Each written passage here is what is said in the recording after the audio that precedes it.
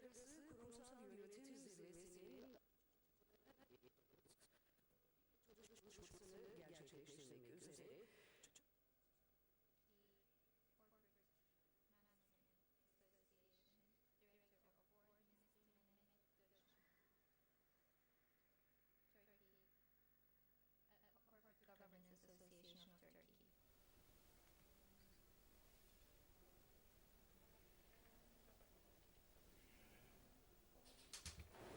Sermaye Piyasası Kurulu'nun saygıdeğer başkanı, Borsa İstanbul'un kıymetli başkanı, Sayın TÜSİAD Başkanı, değerli Türkiye Kurumsal Yönetim Derneği üyeleri, basın mensubu arkadaşlarım, hanımefendiler, beyefendiler, 7.sini düzenlediğimiz Kurumsal Yönetim, Uluslararası Kurumsal Yönetim Zirvesi'ne hoş geldiniz.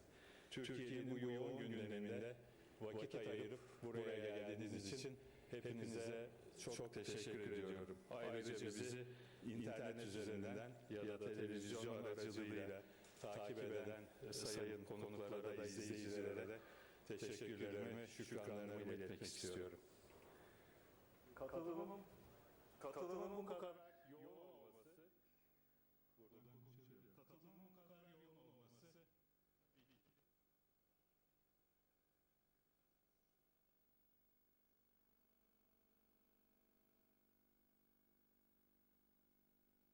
Geçmiş bir kısmını görüyorum salonda. Onlara şükranlarımı sunuyorum. Böyle bir temel attılar ve bize devrettikleri için. Yani enkaz edebiyatı yapmıyorum. Özellikle övgülerimi ve şükranlarımı iletmek istiyorum.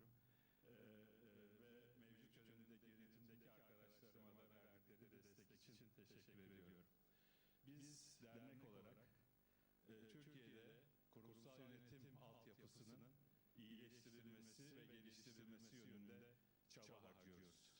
Sermaye Piyasası Kurulu'yla yaptığımız ortak çalışmalar, mevzuata fikir olarak katkı sağlıyor olmamız, sermaye piyasası ve lisanslama ve eğitim AŞ ile yaptığımız eğitim faaliyetleri, sermaye piyasası aracı kurumlar birliği ile yaptığımız faaliyetler, Türkiye'de bu farkındalığı yaratmak ve hızla değişen mevzuat paralelinde ilgili çevrelerin eğitimine katkı vermeye çalışıyoruz.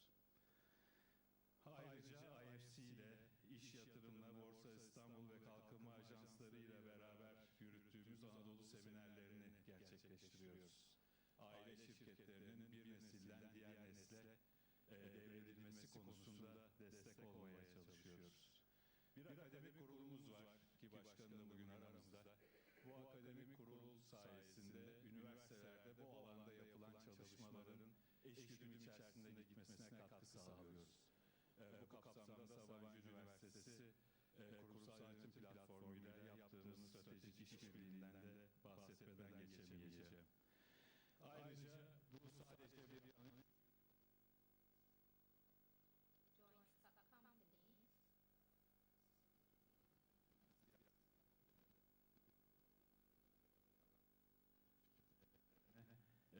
destek olmaya çalışıyoruz. Bugün bu zirvenin 7.sini gerçekleştireceğiz. Elinizdeki programlarda da yer aldığı gibi uluslararası boyutta çok önemli 3 konuşmacımız var. Biraz sonra açılış konuşmalarından sonra zirvenin başkanlığını yapan Profesör Mervyn King'in de konuşmasını izleyeceğiz. Kendisi Endekar Raporlama Konseyi'nin başkanı, aynı zamanda da Global Raporlama İnisiyatifi Başkanı'dır. Daha sonra Amerika Birleşik Devletleri Barolar Birliği Başkanı'nın konuşmasını izleyeceğiz. Ve OECD Şirket İşleri Komisyonu Başkanı Matt Isaacson bizle birlikte. O da öğleden sonra görüşlerini bizimle paylaşacak. 3 panelde iş dünyasının değişik kesimlerinden liderlerle konuyu tartışacağız. Ekonomik değer yaratmaktan şirket değerine kadar konular tartışılacak. Umarım hedeflediğimiz faydayı sağlamış oluruz. Kurumsal yönetim genellikle az bilinen bir kavram. Ve maalesef Türkiye'de az bilinen kavramlar çok sıkça konuşuluyor. Kurumsal yönetim bunlardan bir tanesi. Bir başkası işte Türkiye'de belki söylenmesi bile zor olan bir kavram. Bir de sürdürülebilirlik diye bir laf var. Bu ikisi de birbirine paralel gidiyor genellikle. Kurumsal yönetimdeki muradımız ne? Sorduğunuz zaman anketler yapıyoruz. İşte biraz önce belki bahsetmeden geçtim. Kurumsal yönetim algı araştırması yapıyoruz. Türkiye'de herkes kurumsal yönetimi biliyor. Bilmeyen yok. Burada bilmiyorum diyenlerin toplam oya oranı %5 bile değil. Ama ne kadarını uyguluyorsun dediğimiz zaman bu oran tersine dönüyor. Demek ki bilmekle yapmak arasında bir boşluk var. İşte biz dernek olarak ve hep beraber sizlerden de alacağımız destekle, bu arada ben sevgili genel sekreterime de mesaj vermek istiyorum. Bugün buradaki katılımcı sayısı derneğimizin üye sayısından fazla. Dolayısıyla bugün buradan gitmeden üye olmayanlar muhakkak derneğe üye olup gidecekler. Kapılar tutulmuş vaziyettedir. Üye olmadan gitmek yok. Dolayısıyla işte bu boşluğu, bilmekle yapmak arasındaki boşluğu nasıl dolduracağız? Acaba kurumsal yönetim tam olarak algılanabiliyor mu? Ve bunun faydası içselleştirilebiliyor mu? Ve bunun yarattığı değer ne kadar satın alınıyor? Bütün mesele aslında burada. Peki kurumsal yönetim çoğu zaman işte Bursa'da en son sevgili başkanımla beraber gittik, araştırma yaptık. Yani benim de kendi şehrim olduğu için tabii İbrahim Bey için daha kritik bir şehir. Çünkü onun eşinin şehri. Hani ben kendi şehrim olduğu için daha rahattım. Orada araştırma yaptık. Araştırmada kualitatif bir analizdi. Söylenen laflardan bir tanesi çok hoşuma gitti, her yerde söylüyorum. Ya bizim komşu bu kurumsal yönetim işine girdi, işleri bozuldu. Hani fason işine girdi, kötü yola düştü falan gibi böyle, yani böyle laflar var. Yani nedir kurumsal yönetim? İşte bir müdür aldı. Müdür aileyle çocukların arasını açtı. Dolayısıyla işler kötüye gitti. Bir başkası ya işte her şeyi yazılı çizili yapmaya başladık. Allah başka acı keder vermesin. Hani karar alamaz hale geldik. Çok bürokratikleştik. Dolayısıyla bu iş bizi bozar. Koskoca Bursa'da borsaya açık 15 tane miydi? 18 tane miydi? 15 tane şirket var. Yani Türkiye'nin bakıldığı zaman nereden bakılırsa bakılsın ligin 5. şampiyonluğunu çıkartmış. Hani o diğerlerinden daha önemli olabilir diye başa koyuyorum. Sanayinin bu kadar ön planda olduğu bir kentten ve de hani tarih boyunca da bakıldığı zaman İpek yolunun önemli merhalelerinden bir tanesinden 15 tane şirket var. Hani bu diğer Anadolu kentlerine gittiğiniz zaman da aslında bundan farklı bir şey değil. Aslında biz çok yalın bir şey söylüyoruz. Biz diyoruz ki hani bu lafı söylemek zor ama bir daha tekrarlayacağız. Bu sürdürülebilirlik için biz aslında temel ilkeleri belirliyoruz. Nedir bu temel ilkeler? Yani ana değerlerimiz neler olmalı? Çünkü herhangi bir kurumda ya da insanların beraber olduğu ortamlarda kişiler arasında bir takım çıkar çatışmaları var. Hani bir şirkete geldiğiniz zaman şirketin ana hissedarı var, yavru hissedarları var, şirketin çalışanları var, yönetim kurulu üyeleri var, bayileri var, satıcıları var, yetenek olarak işe girmiş yeni gençler var pırıl pırıl ve bazen de bunların çıkarları birbirleriyle çelişebiliyor. Böyle ortamlarda kurumsal yönetim aslında diyor ki 4-5 tane temel ilkeyi uyguladığın takdirde sen gelecekteki bütün başarıları getirecek işlerin temelini atmış olursun. Nedir o? Birincisi diyor ki tüm paydaşlara eşit mesafede adil olacaksın. İkincisi herkes hesap verir durumda olacak. Hesap verebilmek ayrı bir şey, hesap vermek ayrı bir şey.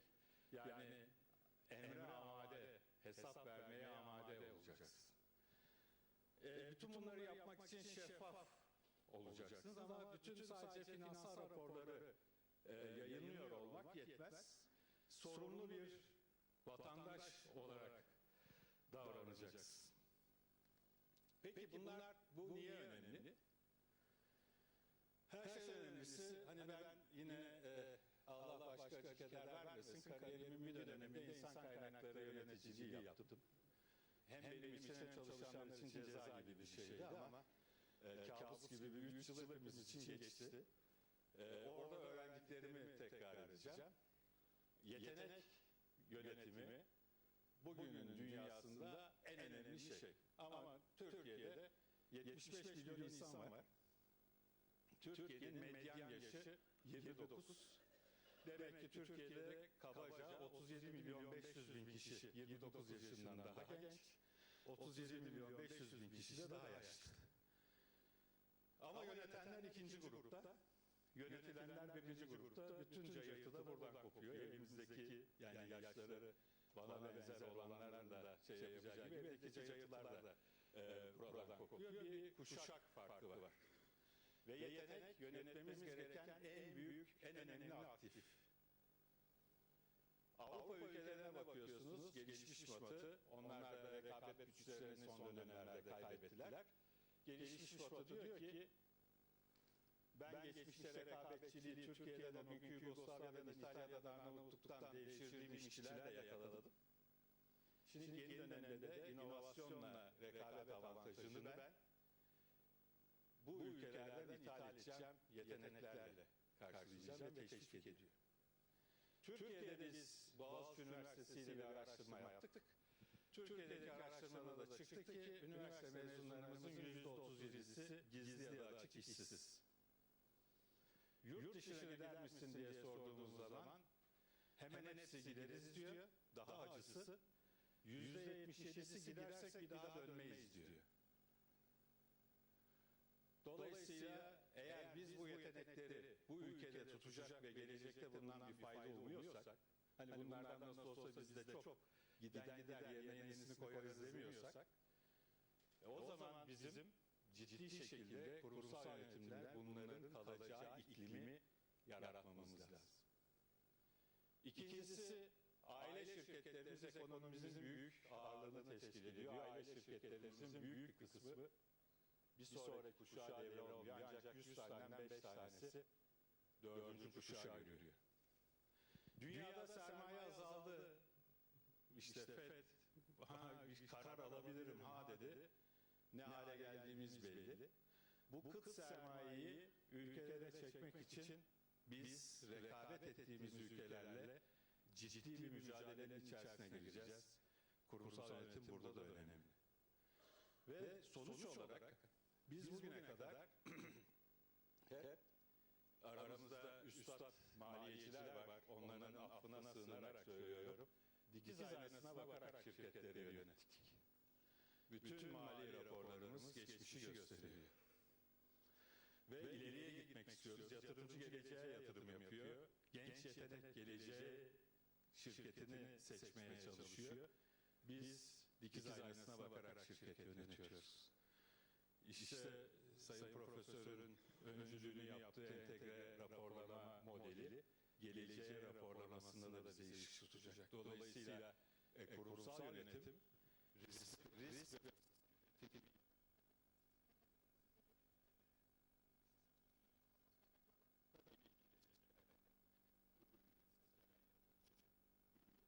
hukuki, eğitimsel ve insan kaynakları ile ilintili, yani etik ve sosyal altyapısıyla da çok ilgili.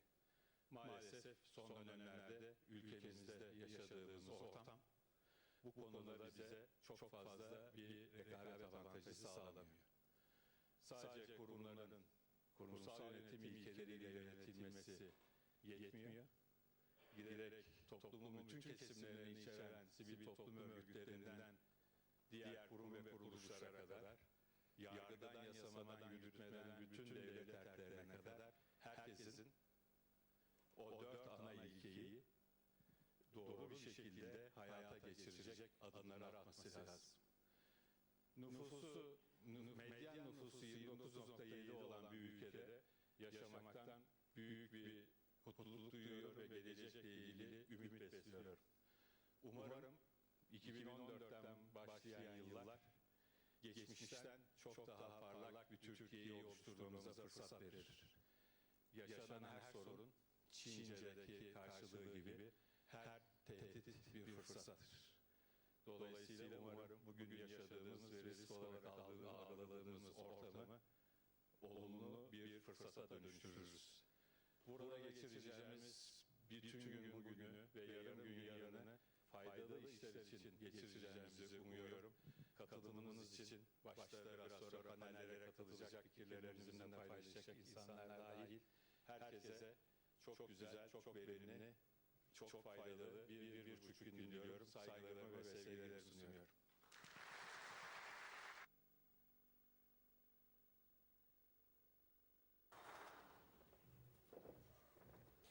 Açılış konuşmaları için Sayın Mehmet Göçmen'e çok teşekkür ediyoruz.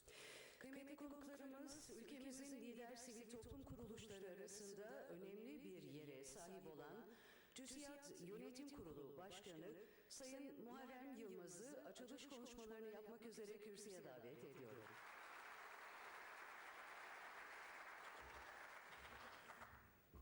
Ben rica ediyorum tanıtacağım. Beni takdim ederken bir eski başkan falan değil.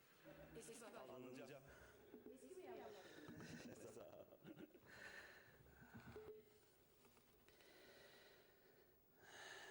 Sağ ol. Sermaye piyasamızın saygıdeğer başkanı,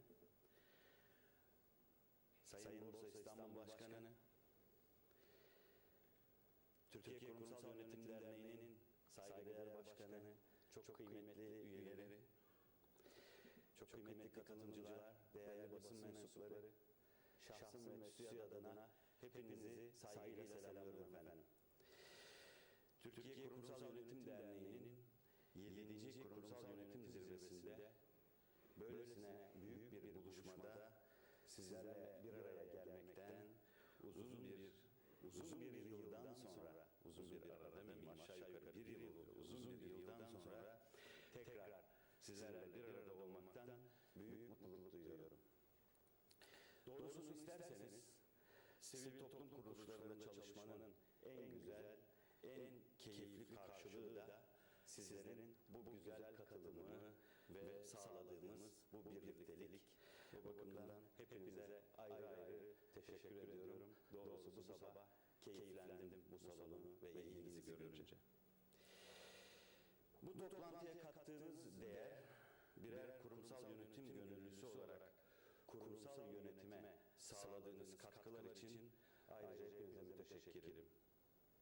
Bunu ülkem için yaptığınızı, bunun içinde yaşadığımız dünyada insanlığın gelişimi için yaptığınızı biliyorum ve sizlerle gurur duyuyorum. Sizlerle birlikte çalışmış olmaktan da ve her zaman çalışmaktan da onur duyuyorum. Beni heyecanlandıran bu tablo karşısında biraz duygularımı ifade etmek istedim.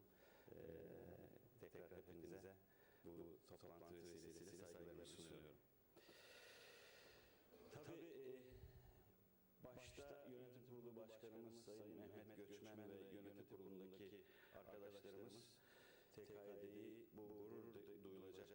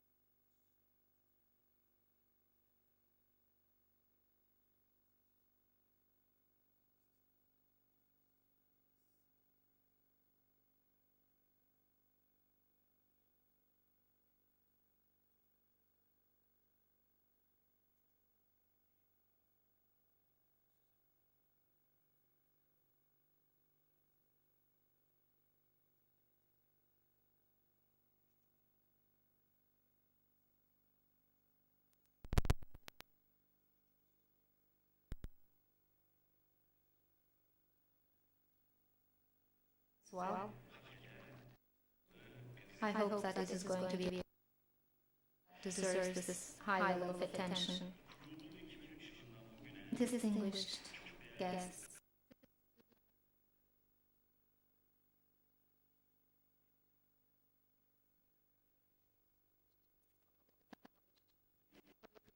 governance awareness has actually carried out very important activities to raise awareness about corporate governance, and it has taken important steps to fulfill its mission.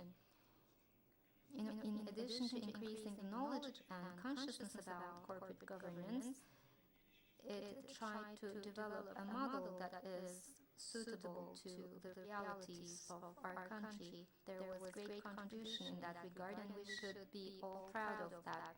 Independent, voluntary,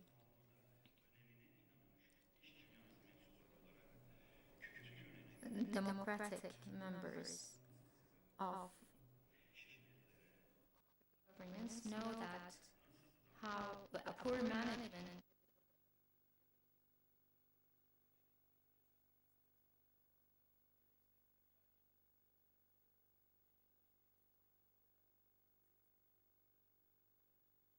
we gain a lot of knowledge, and we see that democracy and implementation of corporate governance principles will beat the poor management. Justice, transparency, accountability, as we make these principles the principles of our corporations, as we internalize the corporate governance methodologies, we will see our companies reach maturity. We will see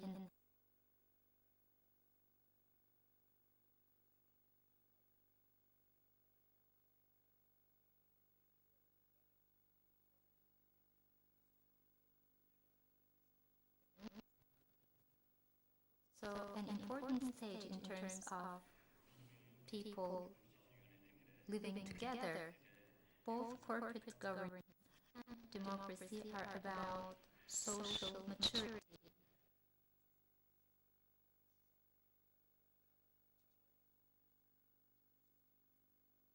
And common efforts. Dear friends, when we look at the evolution of corporate governance in Turkey,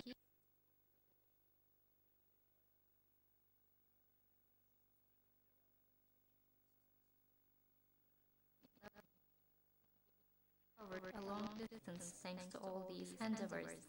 In our law, there is referral to independent supervisory institutions, and there are improvements in our stock exchange as well. So we see that in Turkey, the consciousness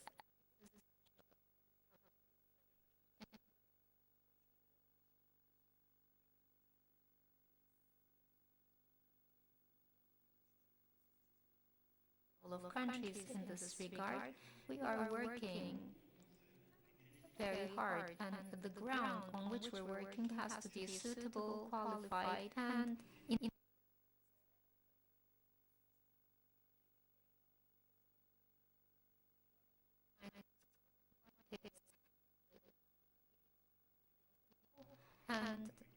macroeconomic stability and micro reforms. These should be managed in coordinated fashion.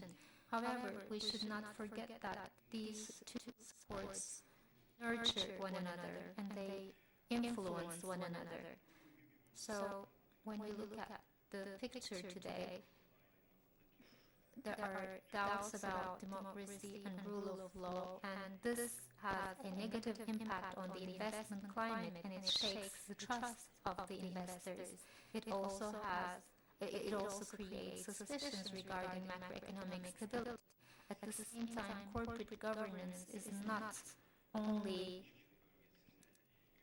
in a rescued region of the country or in a small portion of the business world. This way, it cannot really bring about the benefit that is desired. The corporate governance principles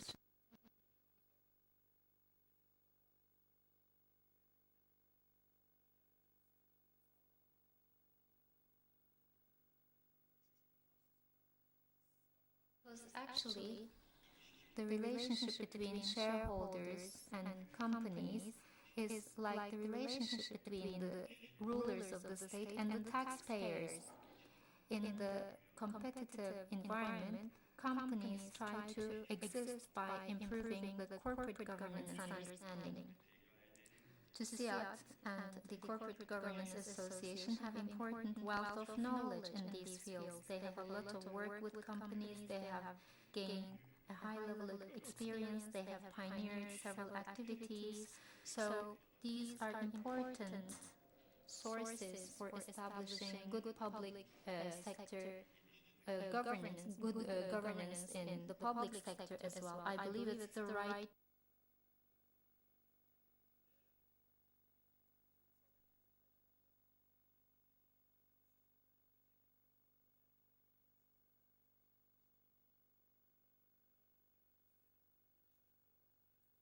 the developing markets, the increase in the number of the publicly listed companies, and we see that the share of SMEs is increasing throughout the world. These are very healthy developments. Actually, in line with these developments, in 2014 April, OECD will update corporate governance principles in order to meet the needs of our times. And in this updating process, SMEs, which are very important in developing countries, new initiatives and family companies will also be referred to. In strengthening economy and in creating employment, SMEs play a vital role. So it's important that they follow the principles of corporate governance for sustainability. And this will also bring a solution to financial accessibility, which is their major problem. At the same time, in SMEs going public, there are certain reporting obligations that are currently a barrier. Reducing these obligations is one step, and increasing the quality rather than the quantity is a point that is emphasized quite frequently by OECD recently. Important developments regarding sustainability should be discussed also within the context of corporate governance, because sustainability also covers the corporate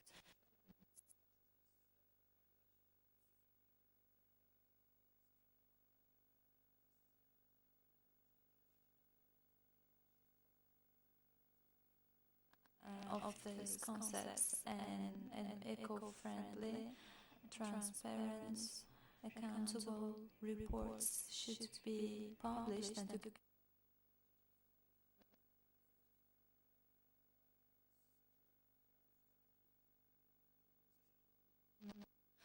arena. And today we have Mr. King. That's an opportunity for us because we will be able to learn more about these areas from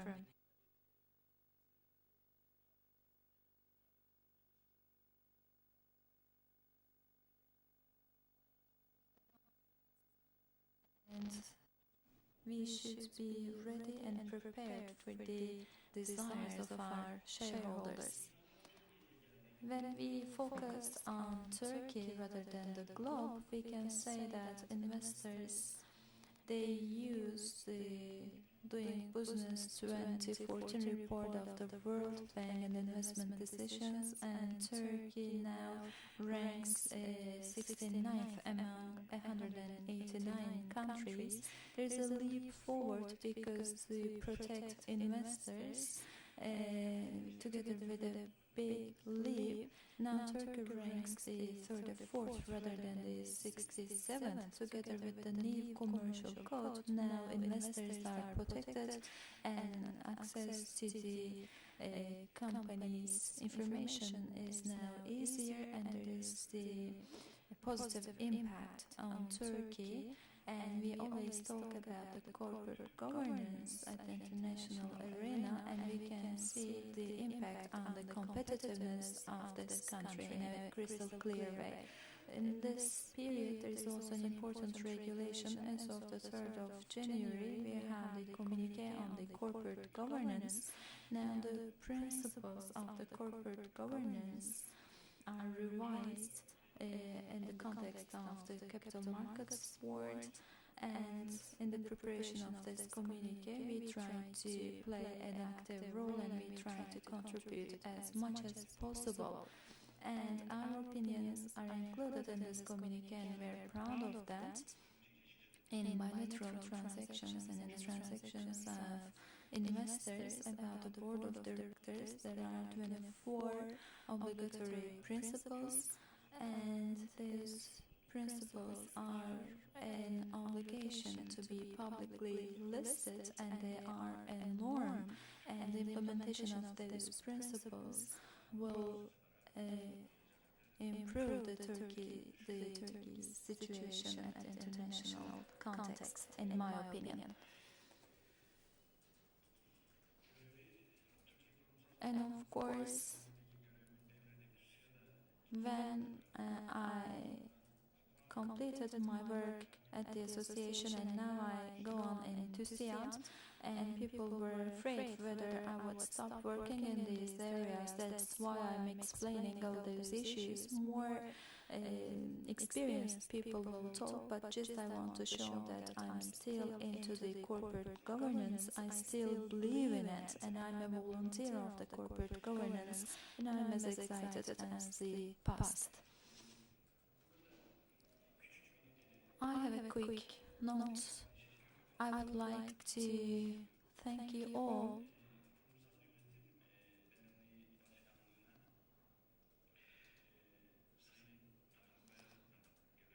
from Typhoon Bayezid. I took the flag and I became the president of the Corporate Governance Association of Turkey, and about the corporate governance at the board of directors I served for 1 whole year as well. And I learned a lot from my friends, but from the President Typhoon, I learned a lot about corporate governance, and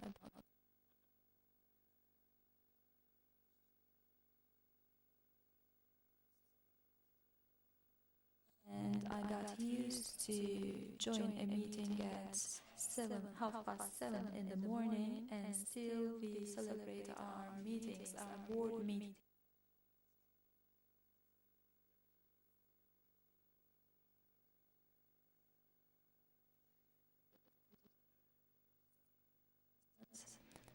Friends, I'm really happy to be here together with you, and I wish you a successful summit. I extend my kind regards to all of you. Thank you.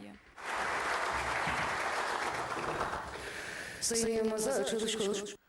We would like to thank Mr. Yılmaz for the opening speech. Now I would like to invite the President of the Capital Markets Board, Dr. Vahdettin Ertaş, please.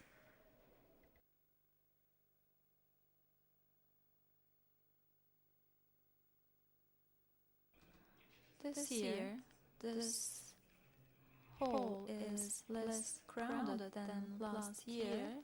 Last year, I made my previous presentation here in this room, but we had a more excited and crowded group, and I wish next year we would have a more crowded group.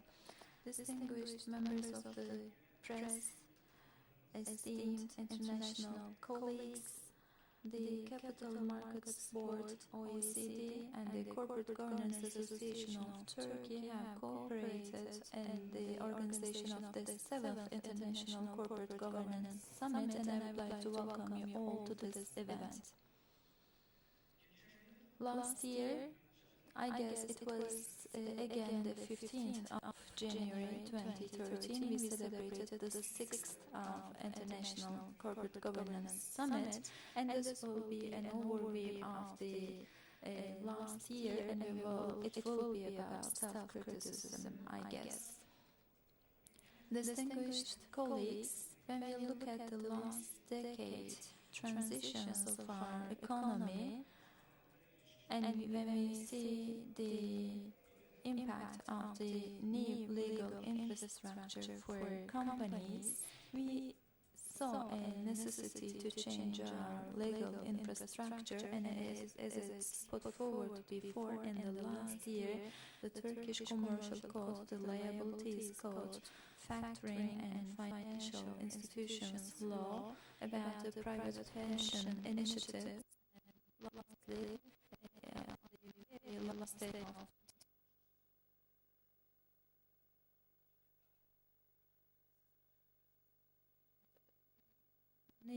the law, we have within 1 year there is an obligation to revise the law.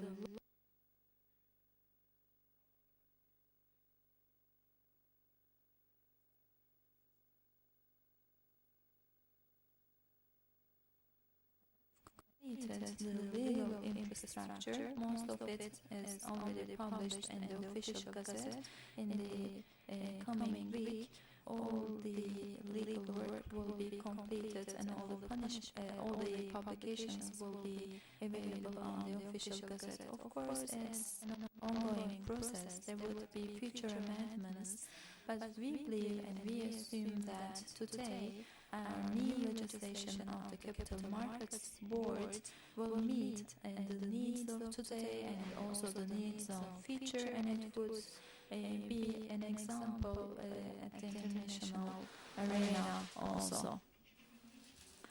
In 2013, when we look at the legal infrastructure, we see some changes, but also we see some changes in the corporate governance.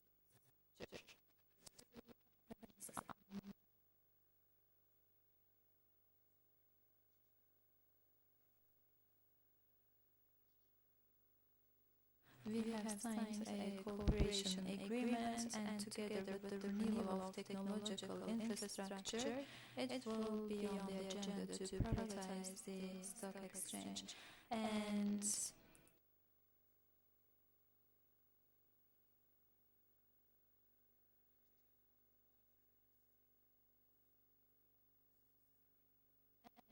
last year, the ratio of publicly listed companies have increased by 44.84%, and it's been a really rapid process.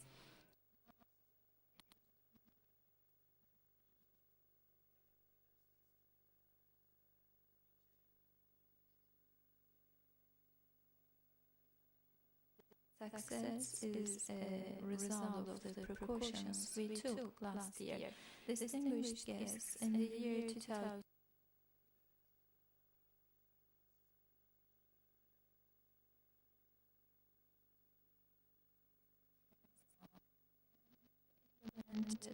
low interest and lots of liquidity, and in 2013 the Fed presidents made a speech, and now we are in a new era. In this new era, there will be less liquidity and higher interest rates, and that's the policy of this new era. Except the US, in other regions also, there is a recovery in the economic indicators, and there will be a similar policy in the coming future. It wouldn't be a surprise for us, and we should be very well prepared for that as of today. And when we look at Fed, when we look at the capital, it's more than $2.5 trillion, and the change of policy is an important pressure for developed and emerging countries. Interest, FX rates, when we look at the previous 5 or 6 years, now this will be a more volatile period. In the new period, the economic indicators should be robust, and there is a huge growth potential.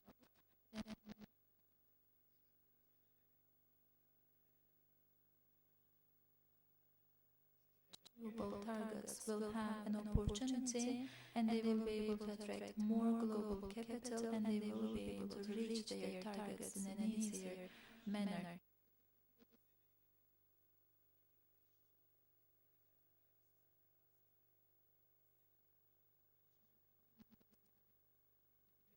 The emerging countries in the year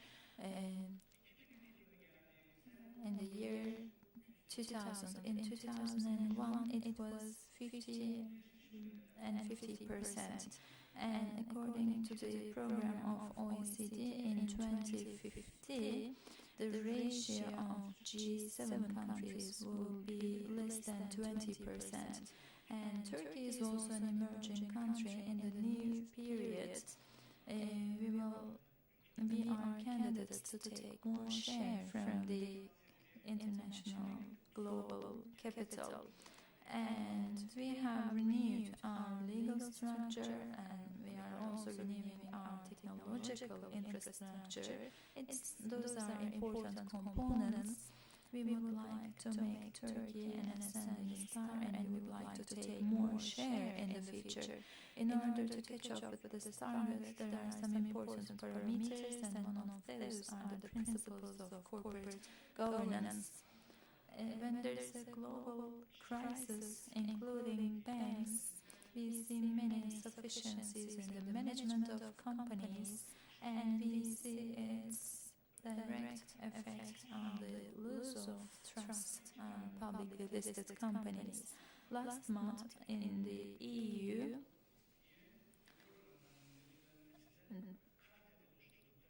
because of carteling the LIBOR ratios, 1.7 billion euros are fined to those companies, and $1.2 million of fine as the result of information manipulation.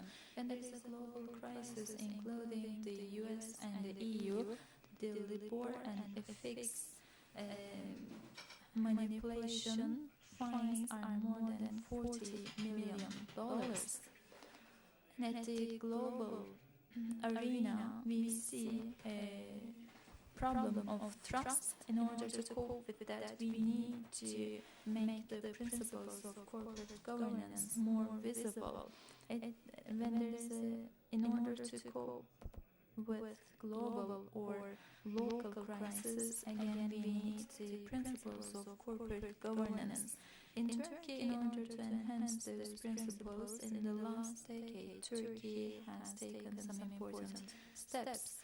First of all, if you publish it, within this fashion, we have adopted those principles, and they are added to our procedures, and in the new commercial code and in the new legislation of the Capital Markets Board, now we have those principles, and now they can be more robust at the legal framework. As a result of the implementation of them in Borsa Istanbul, now we have a corporate governance index, and as of the 31st of August of 2007, we have started to include companies in this index, and now we have 47 companies in that index. So what sort of outcome we would like to have?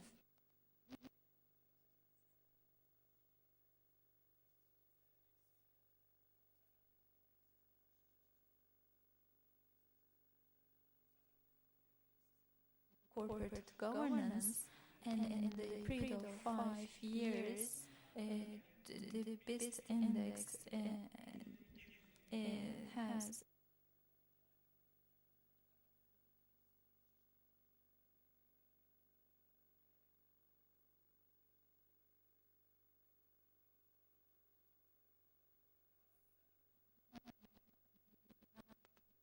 money, and this gives an idea about the corporate governance index.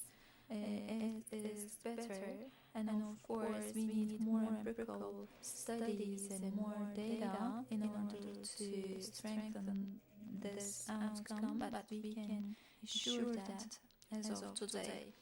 And in order to enlighten more our investors, in order to inform them more, last year in the principles of corporate governance, we also gave place to the bilateral transactions, and now the investors section is obligatory. As you all know, in Turkey till 2023, per capita, there is an income target of $25,000. In order to achieve that, we need to give more place to women in the employment, and we need to see them more in the management. Together with this belief, at the board of directors, now it's not obligatory to include one female member. Together with the new communique of the 3rd of January of 2014, now the female managers at the board at the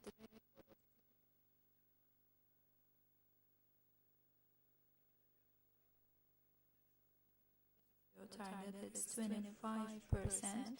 Companies should set a certain date to achieve that target, and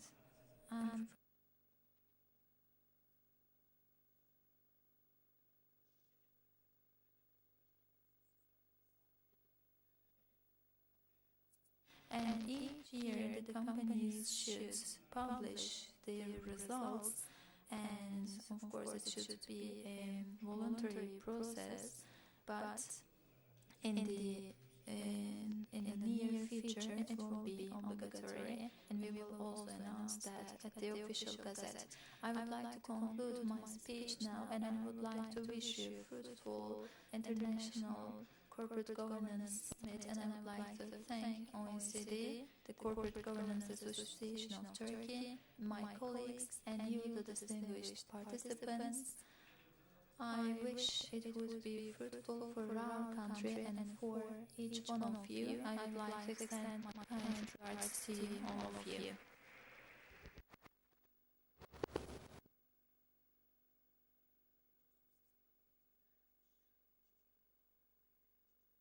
As the opening speech.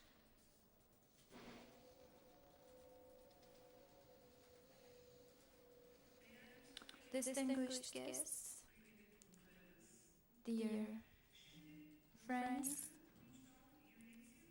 we would like to go on with the 4th Corporate Governance Awards ceremony, but before that I would like to invite once again Mr. Mehmet Göçmen to hear his evaluations.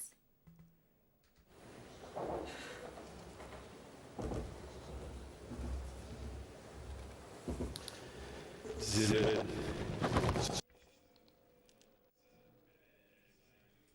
Well, I'm a host because we're celebrating.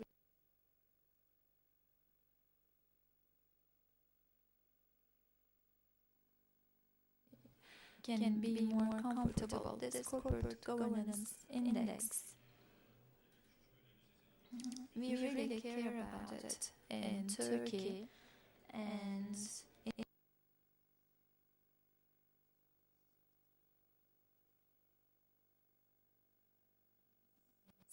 so those awards are really important for us, for our association, for those awarded and not awarded. You are the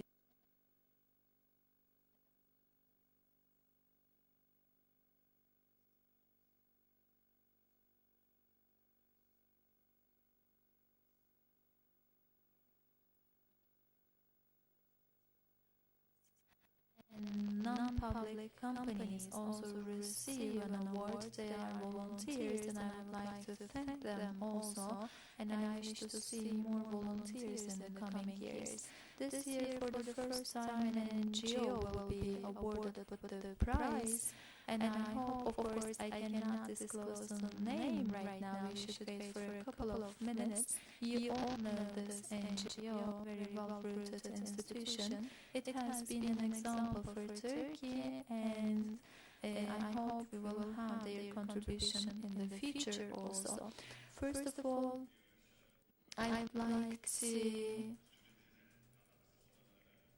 thank all those who have contributed a lot in this awarding process, and previously I forgot to thank to the organizers of this event, including the OECD and the Capital Markets Board, Anadolu Efes, Şekerbank, Turkcell, Tofaş, and Borsa Istanbul. I would like to show our gratitude for you because you have enabled this summit for us, and now with your permission I would like to proceed to the awards ceremony. I guess I will be awarding some of the prizes, and other people would join me who will offer the prizes, because at the very end we will take a family picture. The floor is yours. Thank you very much, Mr. Göçmen. I would like the stage, and I would like to invite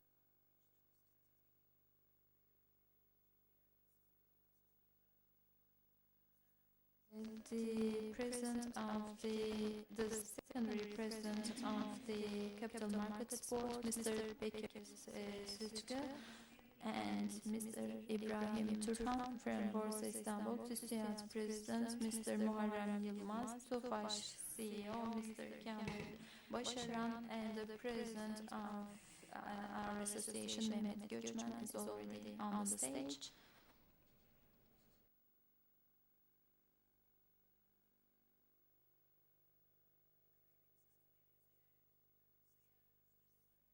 Colleagues, if you are ready, we would like to move on to our award ceremony. I would like to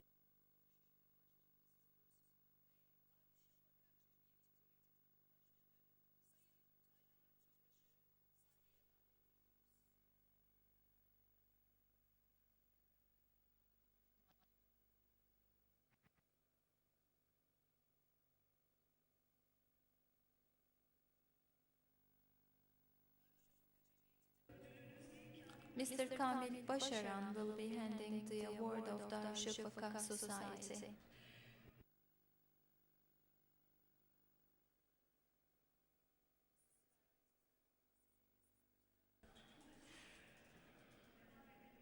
Thank you very much.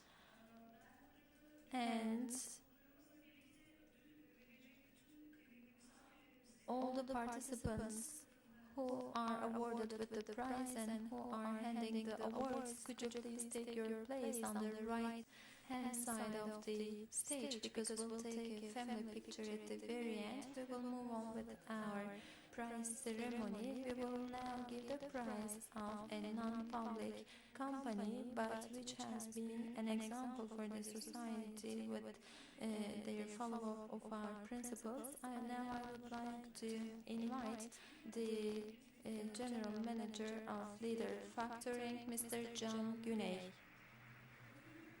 and Mr. Kamil Başaran will be awarding the prize.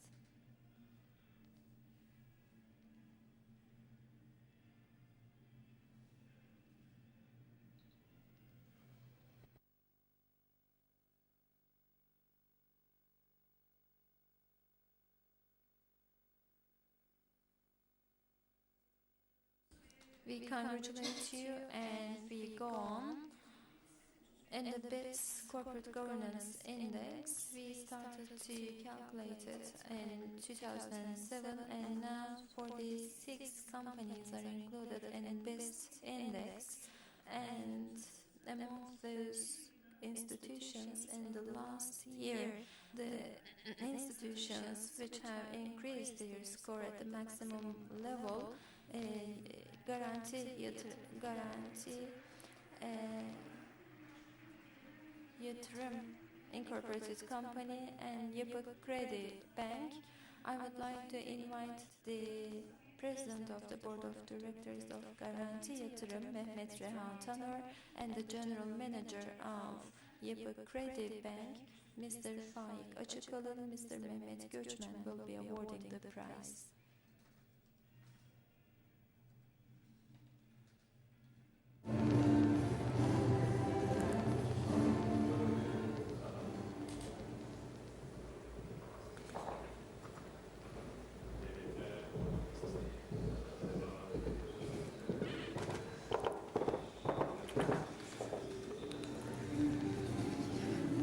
Tekrar tebrik ediyoruz ve We congratulate you once more. guests, and the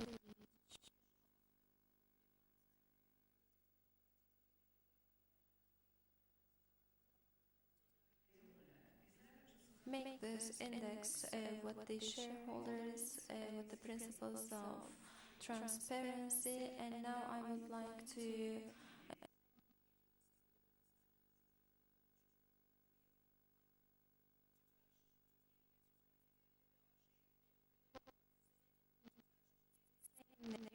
Tüpraş Incorporated Company. I would like to invite the General Manager of Tüpraş, Mr. Yavuz Erkut, and Mr. Muharrem Yılmaz, the President of TÜSİAD, will be awarding the prize of Tüpraş.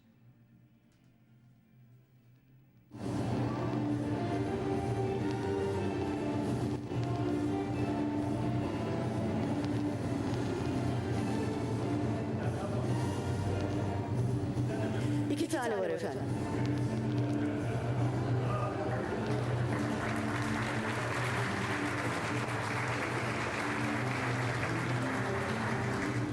Tebrik ediyoruz. We congratulate you, distinguished guests. In 2013, the highest score, the second highest score of the BIS Corporate Governance Index, TAV Holding. I would like to invite the CEO of TAV Holding, Mr. Sani Şener, to the stage, please. And Mr. Ibrahim Turhan, the President of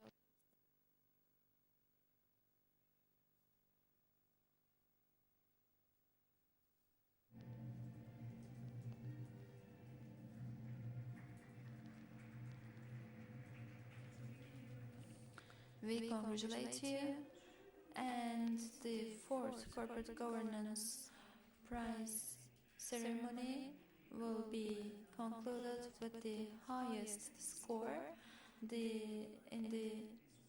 As a result of the evaluation of 4 categories of Best Corporate Governance Index, now I would like to invite the Turkish Industry and Development Bank, TSKB in Turkish letters. I would like to invite the General Manager of TSKB, Mr. Özcan Türkakın. And in the evaluation of capital markets board methodology, our secondary president of the board, Mr. Vahdettin Ertaş, will be awarding the prize for TSKB.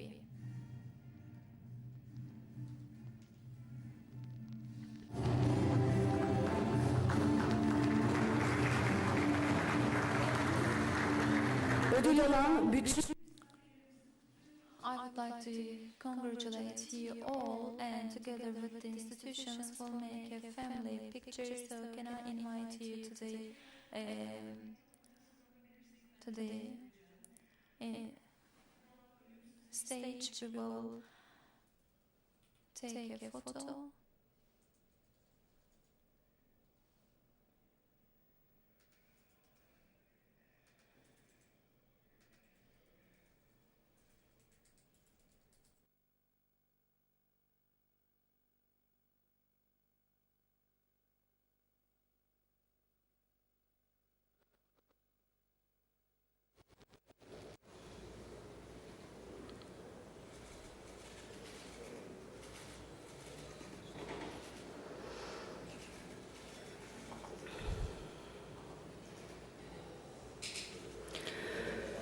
tekrar teşekkür ediyoruz efendim Sayın Başkanları.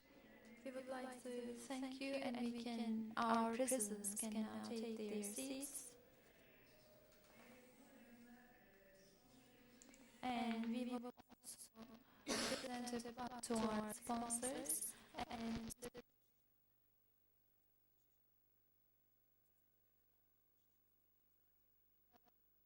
I would like to congratulate once more all the companies awarded with the prize. Mr. Mehmet Göçmen, could you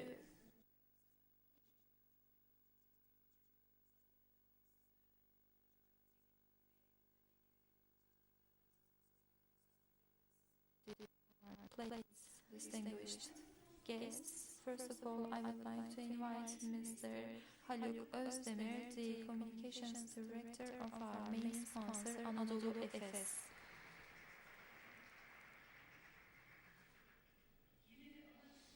Again, one of our main sponsors from Turkcell, I would like to invite Ms. Yeşim Toma from the Investor and International Media Relations.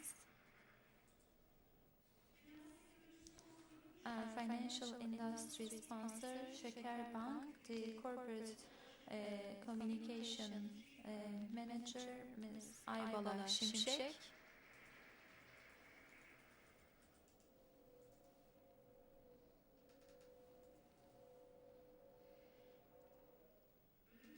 Award ceremony sponsor, Tofaş, the CEO, Mr. Kamil Başaran, please.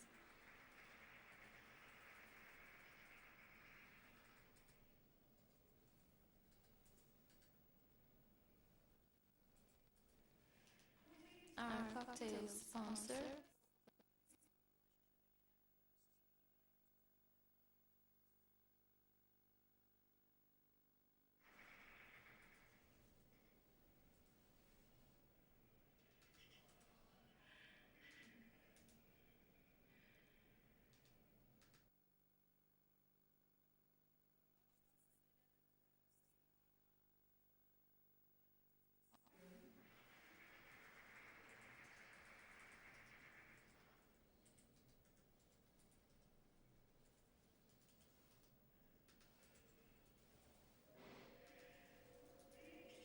and Çimsa General Manager, Mr. Mehmet Hacı Kamiloğlu, please.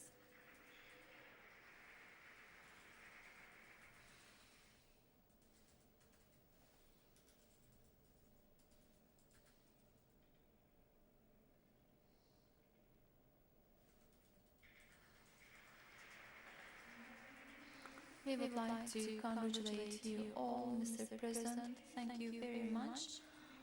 We will proceed to the coffee break of the summit. After the coffee break, we will be listening to the speech of Professor Mervyn King. Enjoy your coffee break. Thank you.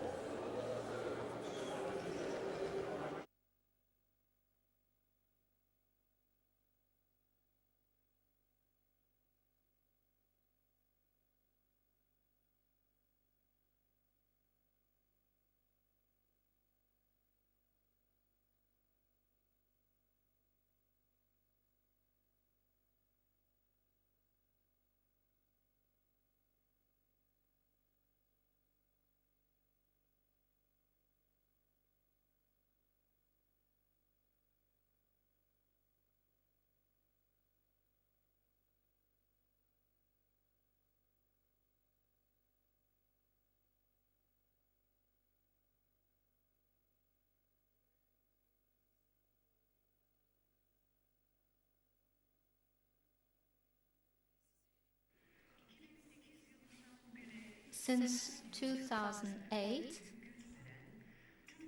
there is a participant who has been attending all the conferences, empowering us, Professor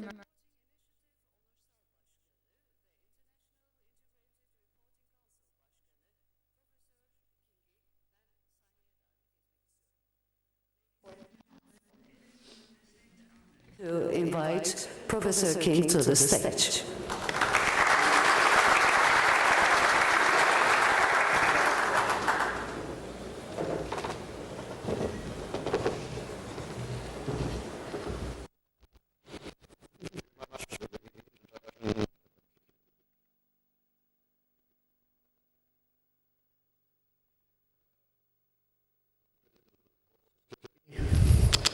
And to the other dignitaries present and colleagues.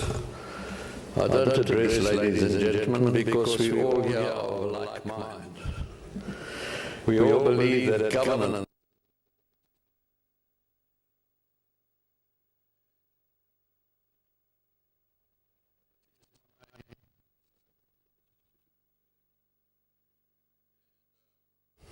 I wondered when standing on the terrace of the top copy Paris, in the 19th century.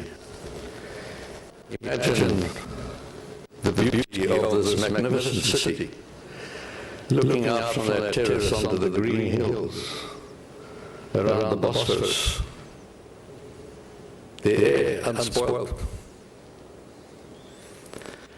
I think in the latter quarter of the 19th century, when the concept of limited liability really took off, and entrepreneurs here in this great part of the world took business, this artificial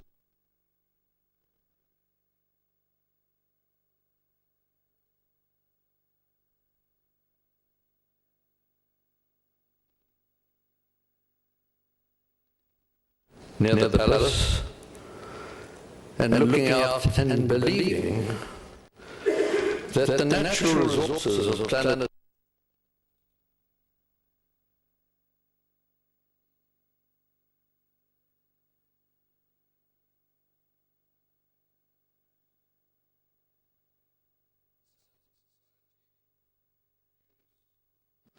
waste put into landfills. We cannot blame them for believing that this earth had an infinite capacity to absorb.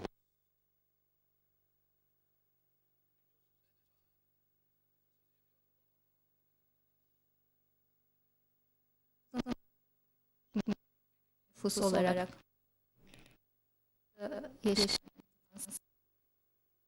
patlamamıştı ve de o dönemde hiçbiri şunu da öngöremezdi.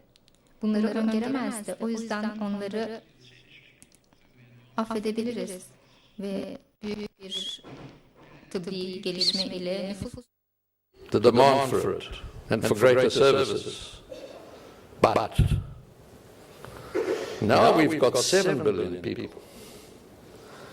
And when you stand on that same hill on a day and you look across, you'll see smog.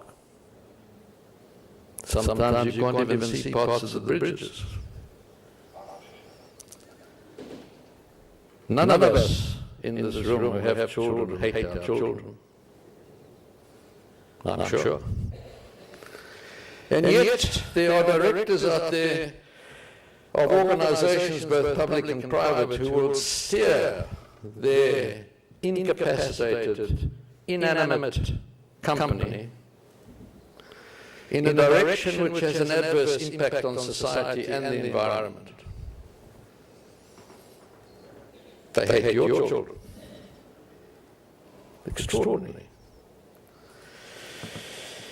The OECD is going to revise its corporate governance guidelines. The basis of good governance is quality. It is not a quantitative, checklist, mindless exercise to tick boxes. I have an audit committee. I have the number of independent non-executive directors. I have a compensation committee. Therefore, I'm practicing good corporate governance. It is not so. You can, in your revision, and I'm sure the OECD will, in its revision, look at things such as diversity, women on boards. It was impactful to see on the stage today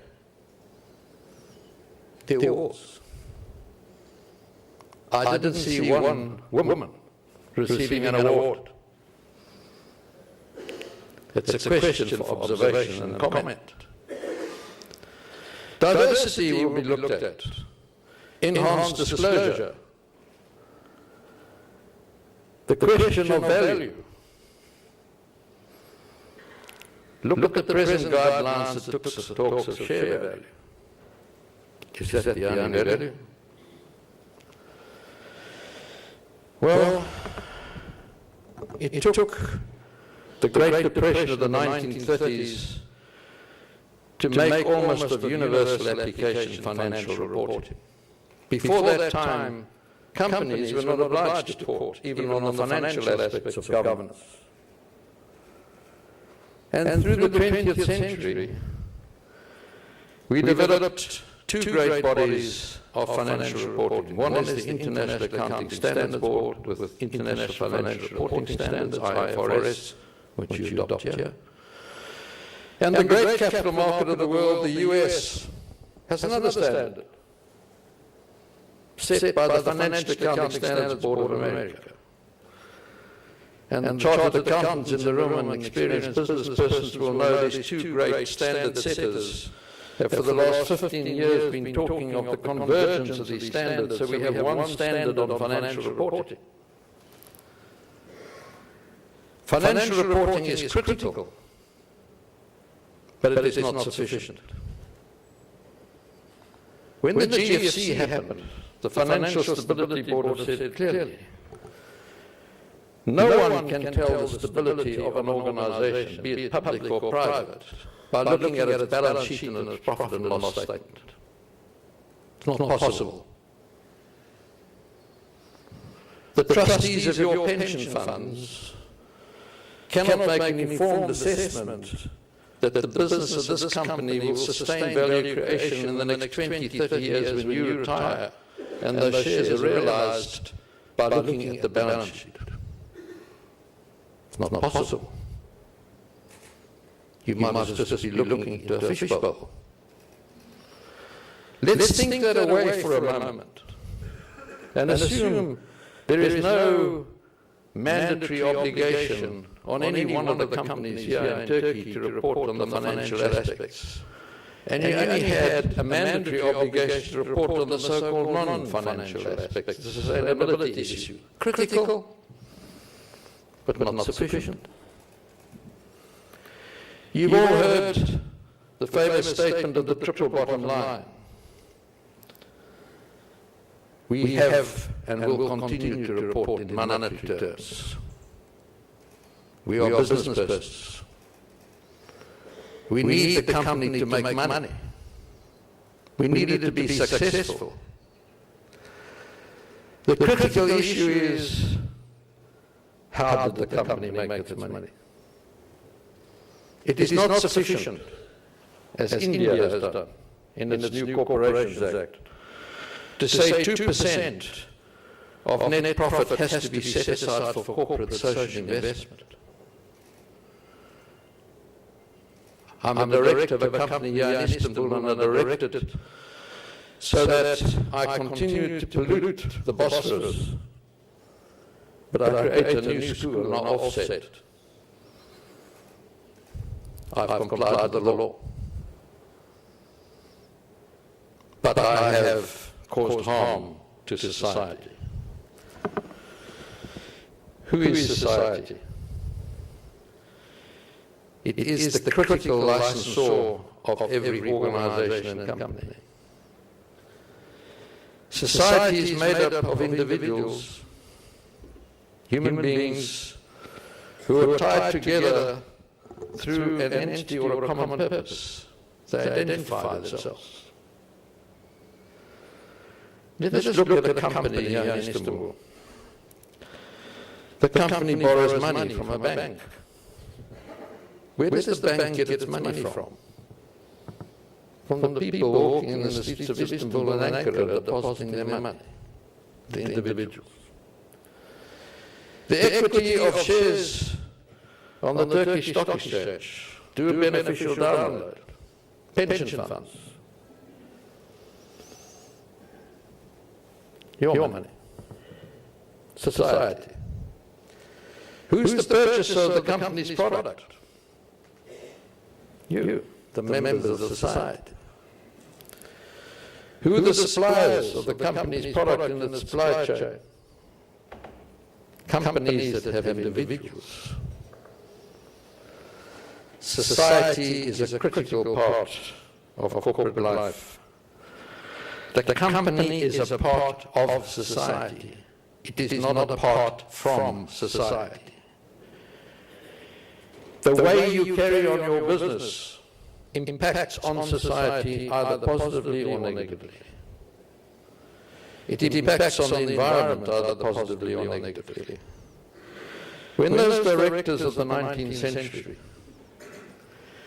they took natural assets, they applied human and intellectual capital, they produced a product which was bought by members of society, and created financial and manufactured capital.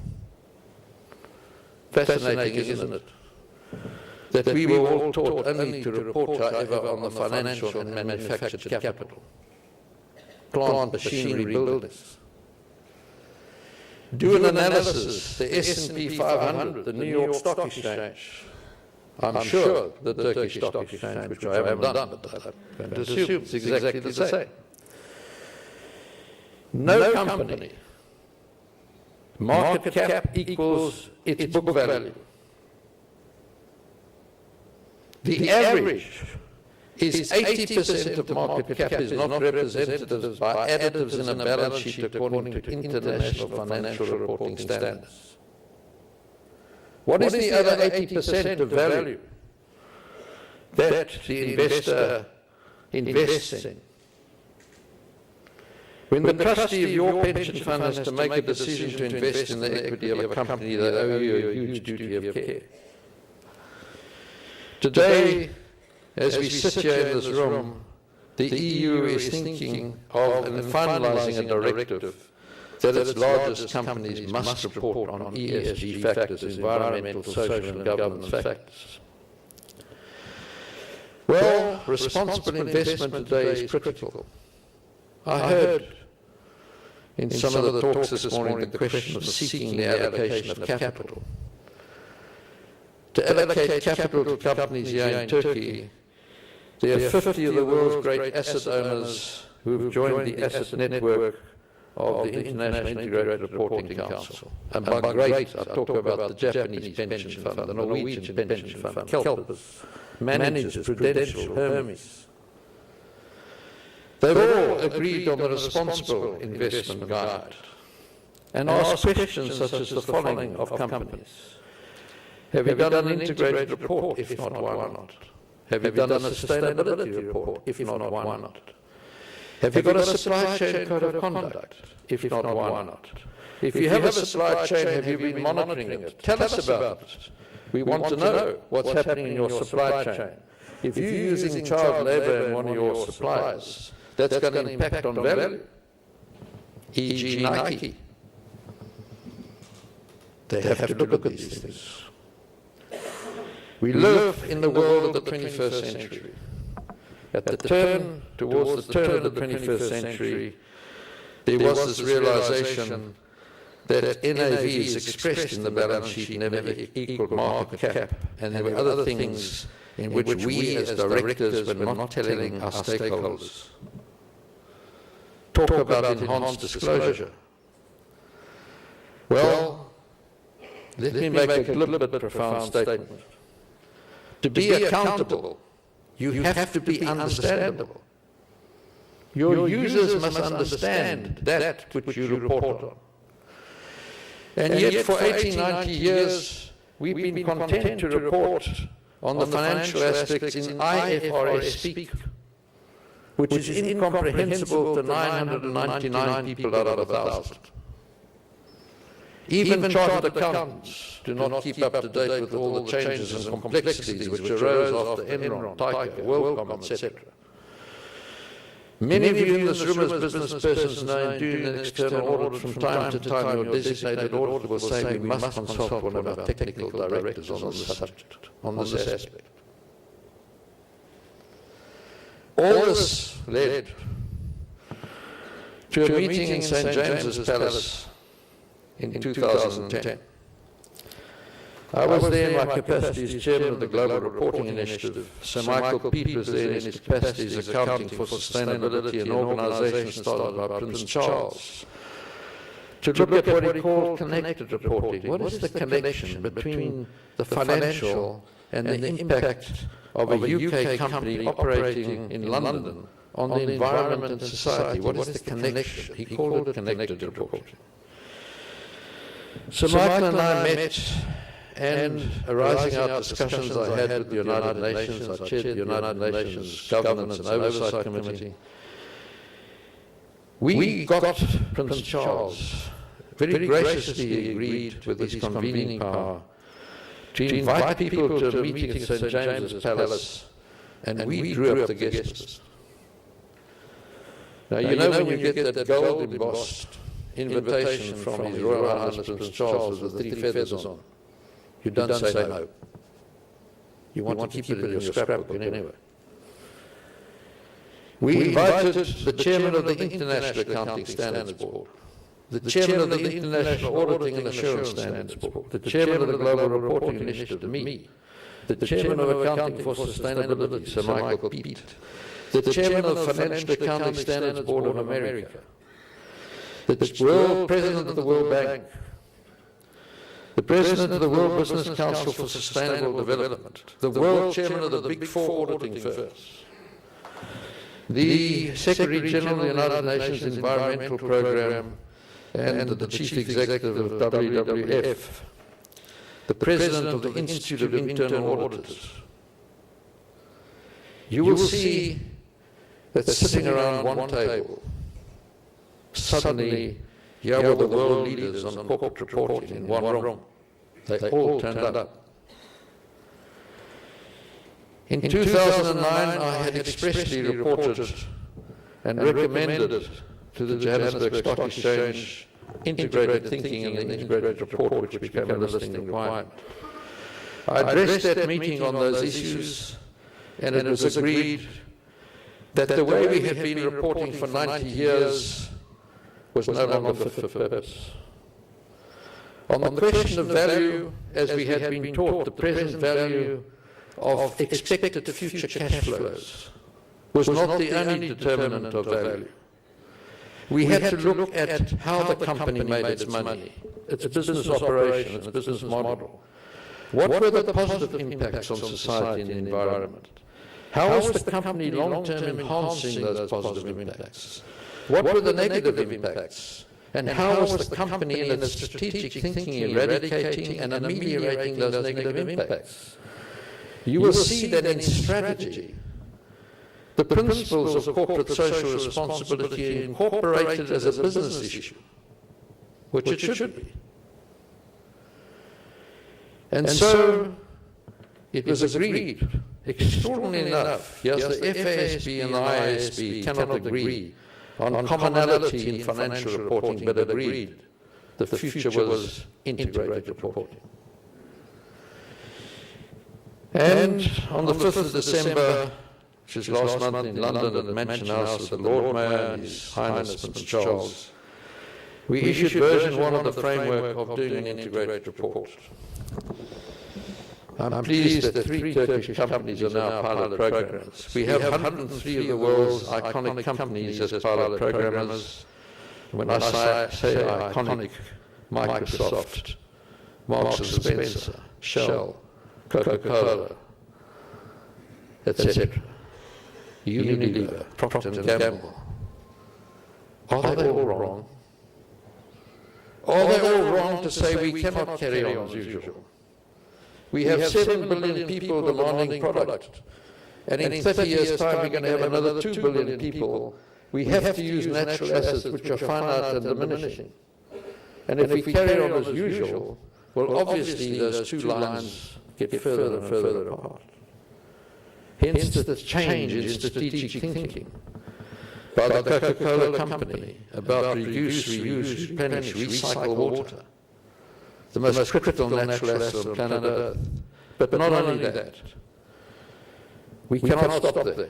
Integrated thinking accepts that you produce a product or a service, and that product or service in turn impacts on the Turkish society and the Turkish environment. Again, I use Coca-Cola. In America, you all know that the accusation has been made by civil society that the Coke, McDonald's, and others have caused the obesity of their children. An accusation. But something that has to be dealt with by the board in discharging its duty of care to the company. And so from the 12th of May 2013, after 100 years of building up the brand and the product of the Coca-Cola, suddenly the board applied its mind strategically to the impact of its product on society. And so its new campaign, marketing campaign, is we will not advertise to children under the age of 12. On all our containers, both bottles and cans, we will have nutritional labelling. We will produce our product with the lowest calorie count as possible. And all around the world, we will support physical activities and try and have physical playgrounds at our bottling blocks.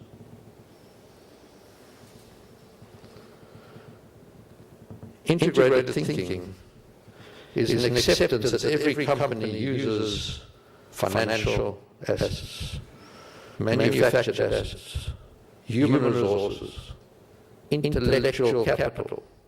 You have to innovate. Natural assets, assets we don't even own, but we use them. Social capital. What is the continuing relationship with your stakeholders relevant and pertinent to your business?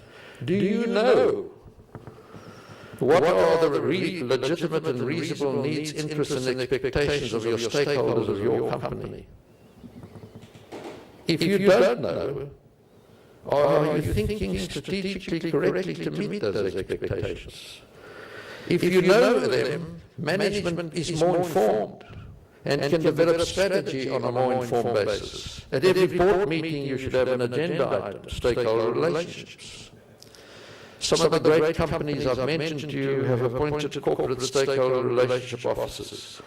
Their sole job is to have this ongoing strategic communication with their stakeholders, internal and external, learn their needs, interests and expectations, feed it into management. Management is more informed, the board is more informed, almost seamlessly is in a position, in the end result, to do an integrated report. We are in the information age. Your annual financial statement, following IFRS, online. Your non-financial reporting, aspects according to G4 guidelines, the GRI, let's say, online.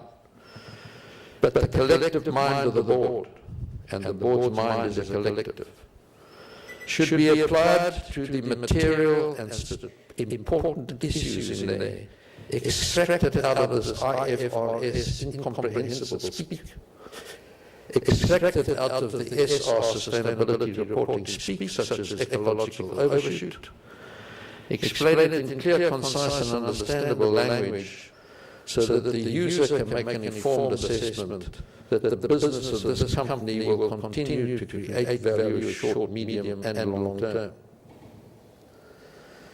Value creation means enhancement of positive aspects and eradication or amelioration of negative aspects, and the embedding of sustainability issues into your long-term strategic thinking. It is not only the thought of share value. Let me conclude with two things. Winston Churchill, towards the end of the war, wrote a 3-page letter to his wife, And in the last sentence he said, if I'd had more time, I would have written you a shorter letter. You as boards need to apply your minds, understand the financial report. An analysis shows sometimes up to 30% of directors do not understand the financial report. Understand the non-financial aspects, the sustainability issues pertinent to your business. Analysis again has shown that sometimes 80% of directors don't even read the sustainability report. Just spend more time, understand and explain it in clear, concise and understandable language. And I'll just give you an example. One company wrote its integrated report last year in one page. The stuff we did well this year. The stuff we didn't do well this year. Next page. The stakeholders relevant to our business. Who are they? How we engaged with them. In 2 pages, look how much you know about the company. Helen Keller, that famous blind woman, said, there's something worse than being blind. It's having sight and no vision. Look around you. What do you see? You see a changed world of the 21st century. Financial crisis, climate change crisis. The use of natural assets faster than nature is regenerating them. Population explosion. Radical transparency with social media. In that context, ask yourself the question, am I discharging my duty of care to this incapacitated, inanimate company that's so dependent on me, heart, mind and soul? So let me conclude by saying this, that none of us in this room should be in a position for the next generation, the young people, your children, other people's children, to say of us that we left undone things we should have done, and we did things that we should not have done. Thank you very much for listening.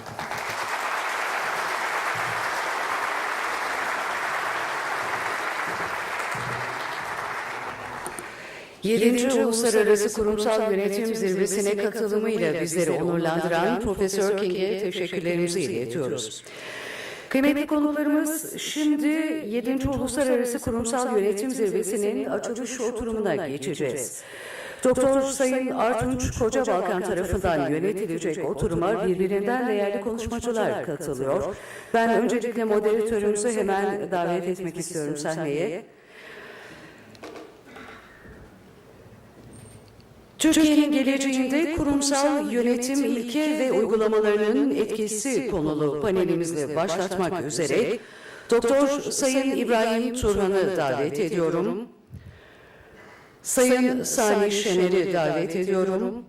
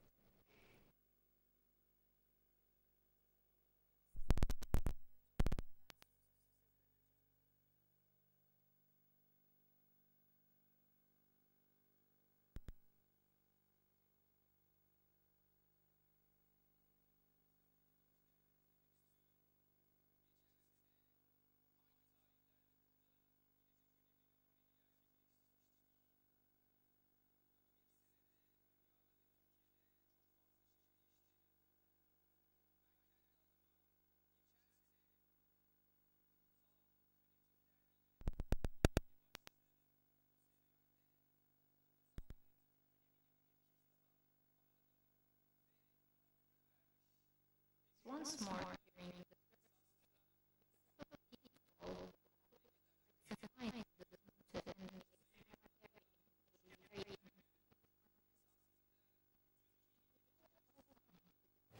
during Dünya ile entegrasyonu açısından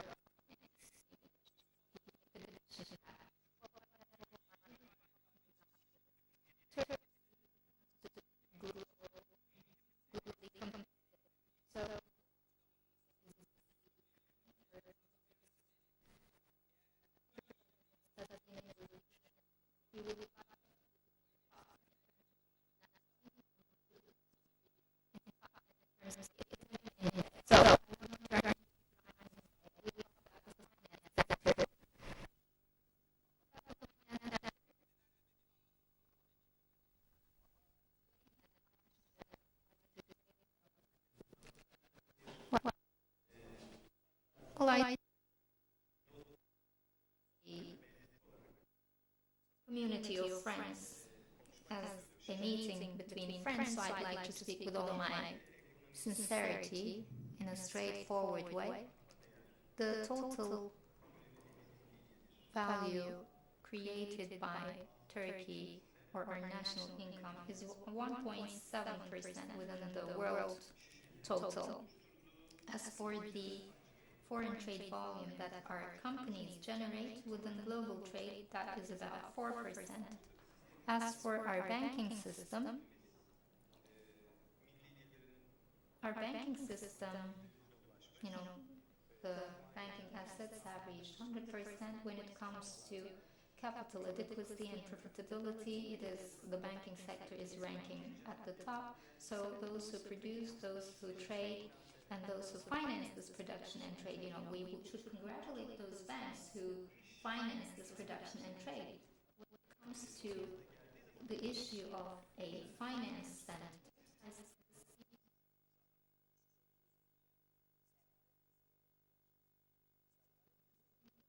capital markets.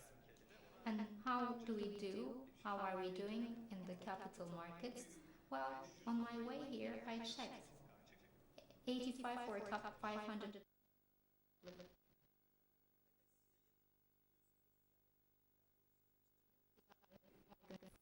Stanley has country index. And I looked at our ways in this country index. In the total country index, it's 2 in 1,000. And when it comes to the emerging market comparison index, it is 1.73%, and there are only 21 countries on that list. So, does this picture fit a finance center? I mean, can we call ourselves a finance center like that? Well, I guess no. So, what should we do? How can we improve the situation then? Istanbul Financial Center is a cluster initiative. We invite all institutions to take the right steps, etc. When I talk this way, they ask me, do you mean those buildings in Ataşehir? Is that what you refer to when you talk about finance center? In banking, this is called underlying asset and product. You put forth something and you make a product out of it. And TAV builds buildings, and these buildings live. There is trade going on, people fly to different countries, so you have to add some soul, some spirit into it. As a Turkish businessman working in Turkey and abroad, is it easier to construct those buildings, or is it easier or more difficult to add this soul or spirit into these buildings? An original question, interesting. I guess you didn't understand the question, but you don't say it frankly. Actually, yeah. I didn't really study my lesson about this. Well, when it comes to our buildings, our buildings represent countries. Let's say there is a terminal building. When a foreigner comes to Turkey, that's the first impression that they have about Turkey. Or the transit passengers, that's their only impression about Turkey.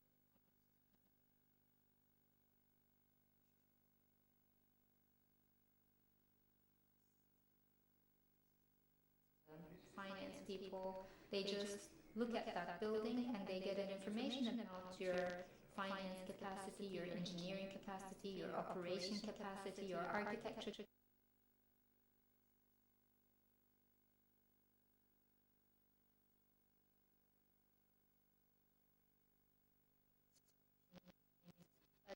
It's also very important to add soul to it, and I think it's very important as well. And it's the people who add this spirit to the buildings. I always repeat one thing. People, companies, and countries have three types of capital. One is physical capital, one is intellectual capital.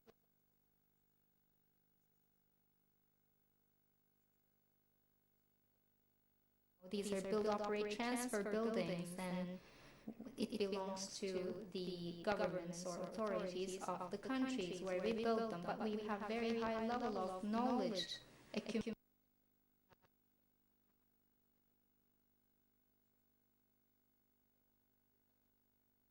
Otherwise, even our cars are leased. Our construction company is the second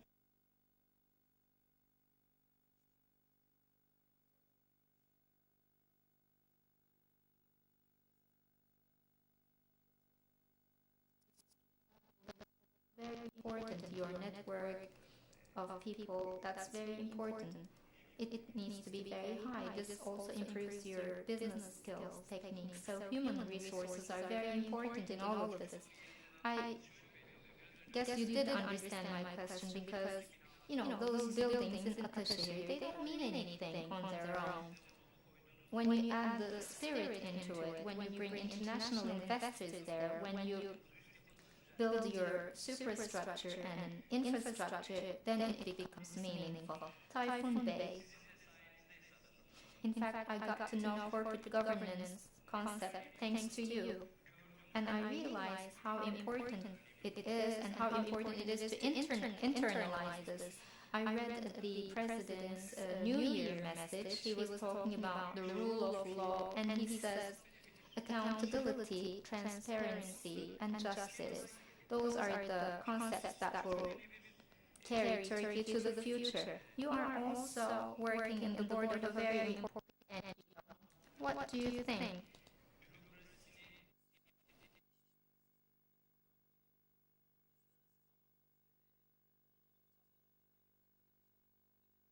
Has or will be able to build bureaucracy, politics, and business world around these concepts? Well, we need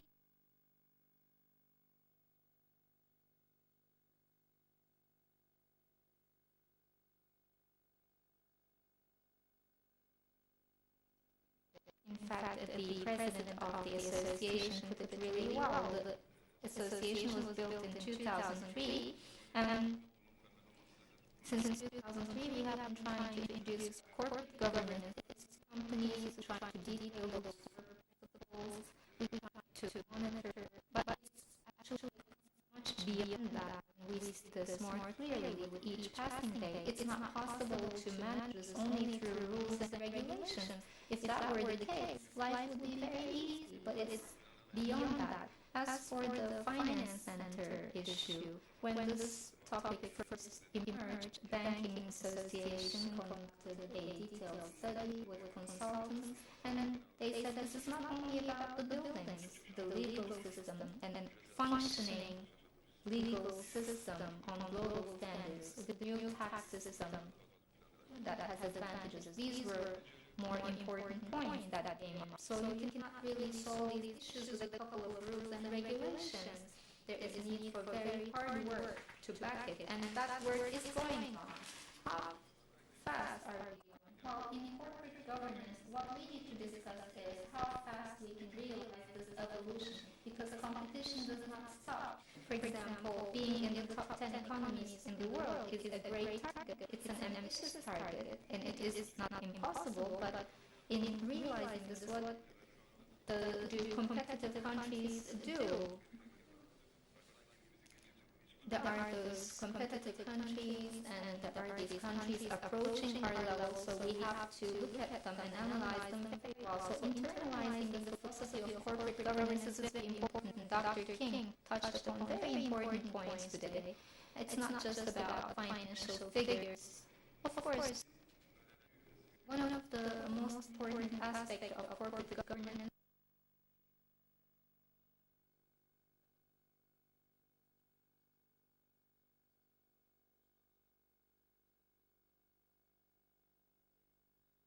As I said, this is an evolution, and we should be the speed of this evolution. I think we're in the right direction, but we're not speedy enough. Perhaps this is the risk premium.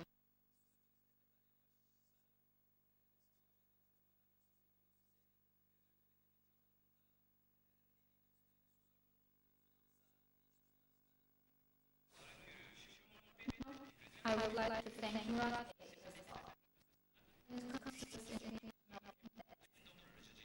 We saw and know how important entrepreneurship is. I believe it was 2 years ago, there was this Obama summit in Washington. There were several entrepreneurs who participated with the entrepreneurs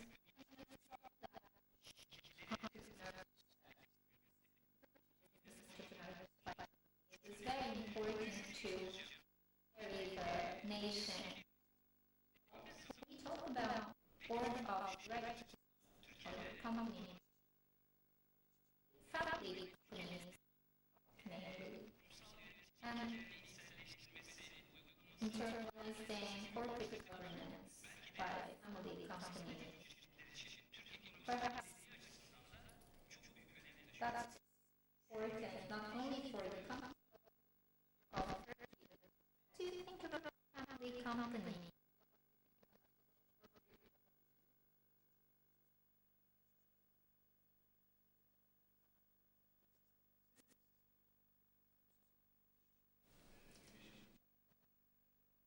Economic past, we see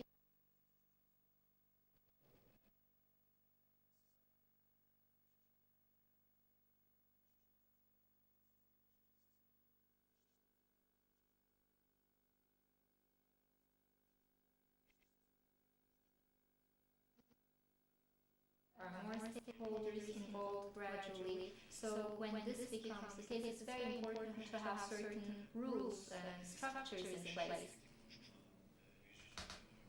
You know,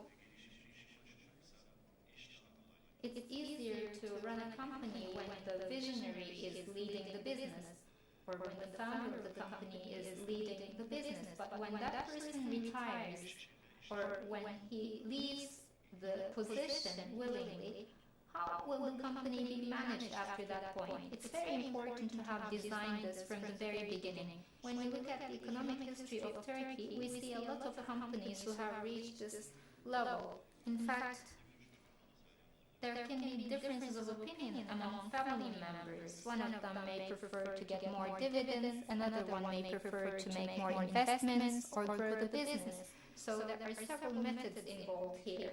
We talk about pruning the tree, they can have the shareholders if the financing allows. Using the stock exchange, some shareholders may sell their shares and they can buy stocks instead of getting dividends. So different opinions are possible, but in order to manage those different opinions, a fair and objective approach is needed for the sake of the company. In order to decide on the goodness of company, dependent members may contribute a lot. When there are some family disputes, they can contribute a lot in the resolution, and all shareholders should have a certain distance to one another, and independent members may play a crucial role there. Again, in order to make the company sustainable, those issues are really important. And also, in order to solve some dynamics, getting some partners might be the answer. And when you look at the board of directors, when there's 100% ownership, we are trying to have the goodwill, and we are trying to follow the agenda of the board of directors. However, if there is 20, 30, 50, 80% partners, then you are managing the company together with them, and we see more efficiency there. It brings more discipline, and we can make some common decisions on some certain important areas, and all those bring some transparency and order to the operations of companies. And at the beginning, that might seem difficult, but in the long run, in order to make decisions, in order to have a strategic view, in order not to change your strategy through daily decisions, in order to make your structure sustainable and robust, those measures make you more robust, in my experience. Those are very important areas, and when we look at the actual situation, there is a certain ongoing financial crisis. Everybody was talking about the solution, but it's difficult, and Turkey is trying to increase its own discipline. So in the long run, we need corporate governance, but we need to be rapid because of the competition.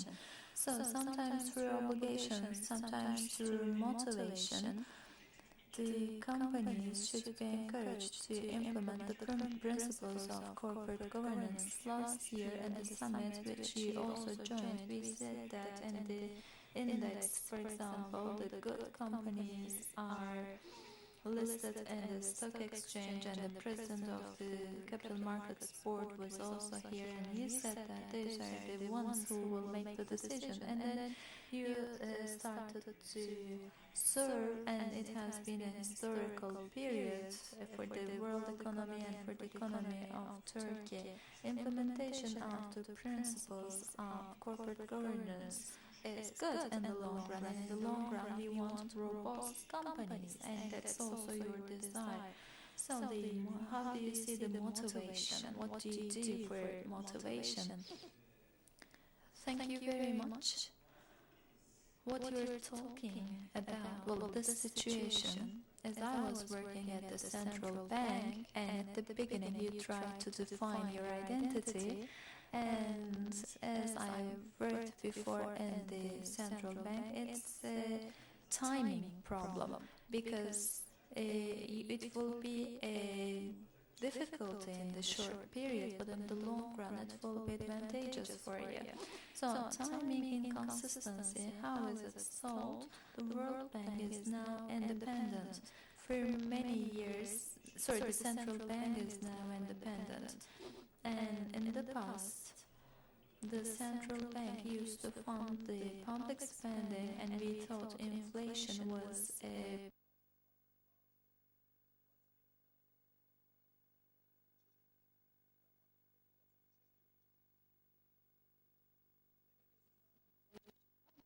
Mr. King pointed out some very important topics. We cannot suffice the results of financial reports. We need integrated reporting. We need that understanding to solve our problems.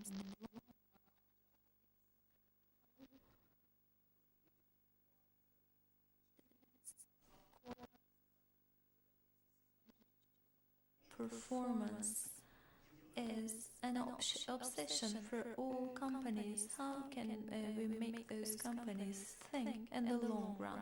Of course, it cannot happen overnight and by itself, because it would seem like a market failure. Then what can we do? The mechanism should be solving it, like the independency of the central bank. Companies should be able to do it by itself. Not only companies, but also institutions should exert efforts for their own sake, for the long-term benefit. When they can understand this value, then they will understand the opportunity also. But in my opinion, the best instrument is the stock exchange. Why do I say that? Because there was an example. Let's say there is child labor in your company. You don't want to exploit children. Why don't you want it? Because it would decrease your company's value, because it's published all around the globe, and all negative news might decrease the value of your company, and concretely you see a cost afterwards. Then that's a motivation for the company. Otherwise, there are some kidnapped kids in Africa, and if you can profit through them, and if you do not disclose anything, and if you do not see any result rather than the profits quarterly, then you wouldn't mind, or your shareholders wouldn't mind about it. Then how can you combat against it?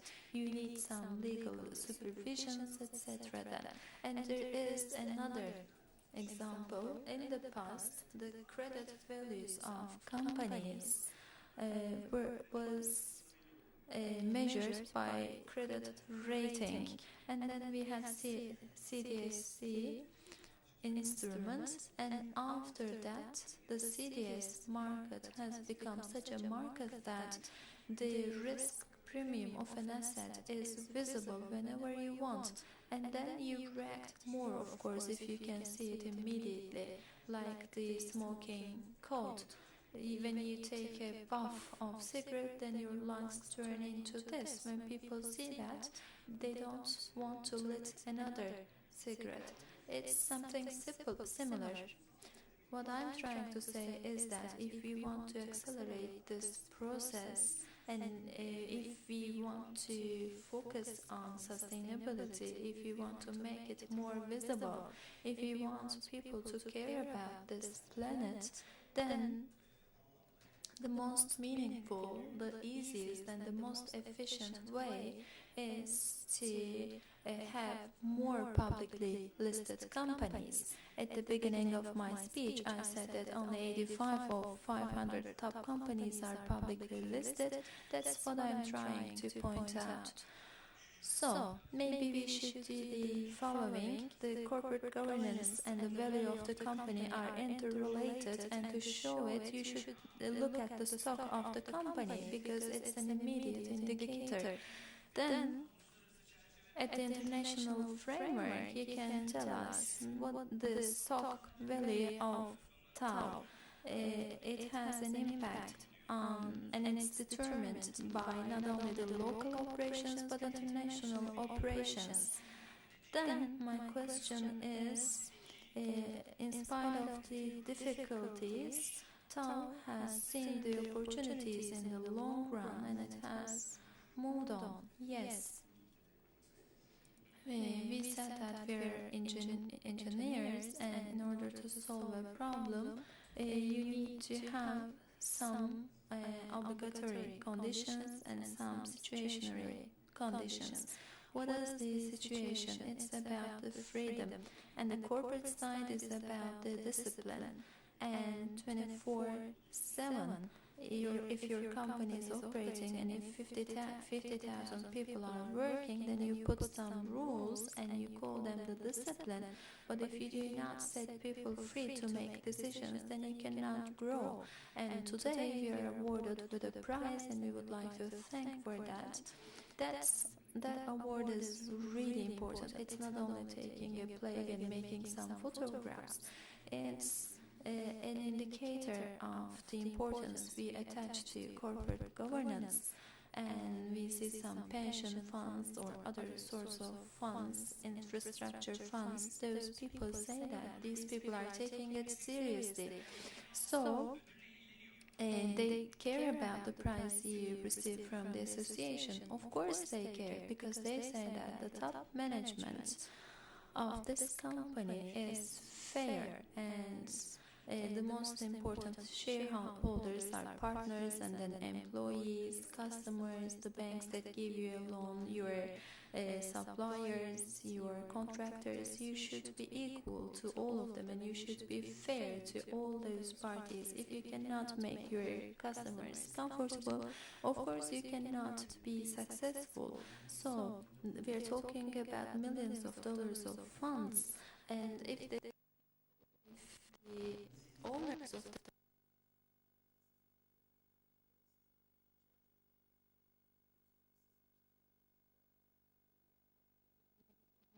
good value of their money to this sort of prices, then the value of your stock also goes up, and you ask something meaningful.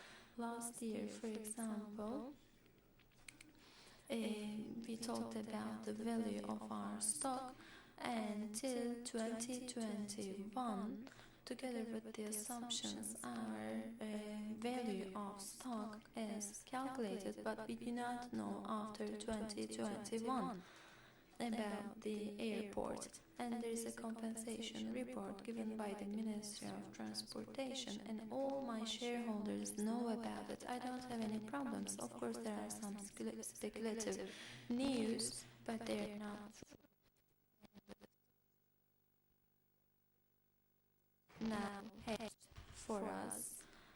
Look at Georgia, look at Tunisia, look at Georgia and Russia. Now they have made peace, and the number of their passengers is increasing by 20%. Their EBITDAs are very high, and we have have started to operate Medina, and now it's a rising star also. Analysts really follow them up closely, and we inform them with transparency. We do not hide any information back. But of course it has some difficulties. There is a certain red tape. Like what? For example, there's a nomination committee, and my friends asked what it is. The independent members are appointed, and the CEO is appointed, and our CEO was asking, are they going to replace me? So those are of course interesting pieces of information, but I will take the floor later on. 3 joined also. Yes, he is also independent. He is an independent member of the board, and he published the decisions that can be made by the independent members. And another CEO said, no, it's not suitable for me. And this nomination committee is really interesting story. And yes, that was me who said it doesn't fit us. Typhoon, what do you say? Does it fit? Well, it looks, it has fitted.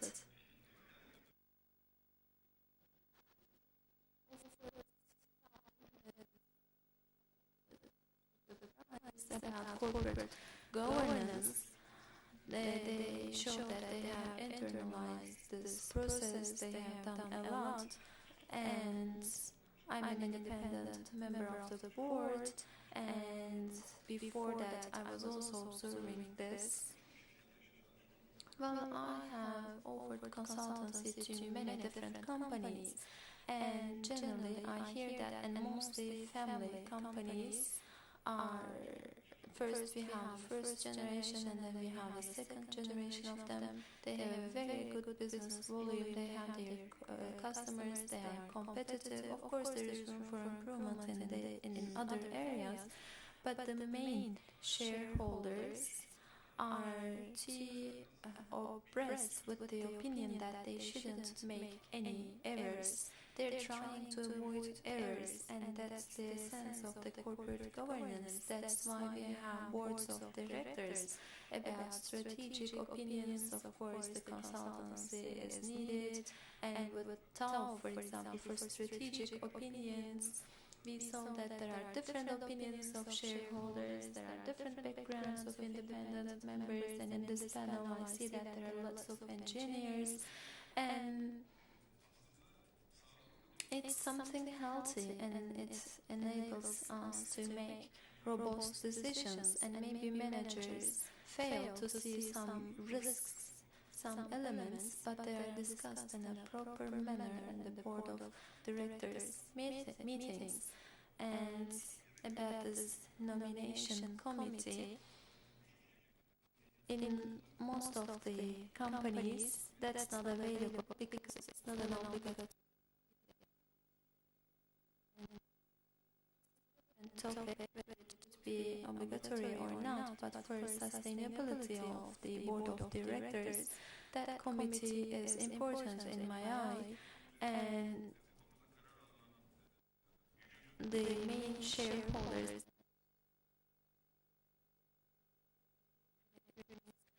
their decisions, and the president of the capital markets board said something very nice. There will be a 25% quota for female members, and now it's something voluntary, but it will be an obligation in the future, and companies should have a strategy and vision accordingly. That's something really right to do, because the more diverse the board of directors, the better for the company. And not only for competences, but to broaden the horizons of companies. That's really needed. And the nomination committee, so 2008, about pricing, we discussed a lot. We made some serious decisions, and in lots of developed countries, especially in the financial industry, there are regulations. It's because of the different balances. Time will have different norms, but for the sustainability of companies, those are really important, not just a fantasy. Okay, let me give you an example. Without corporate governance, how can we manage ourselves? 38% of them are airport departments, and 80% of them are of winch.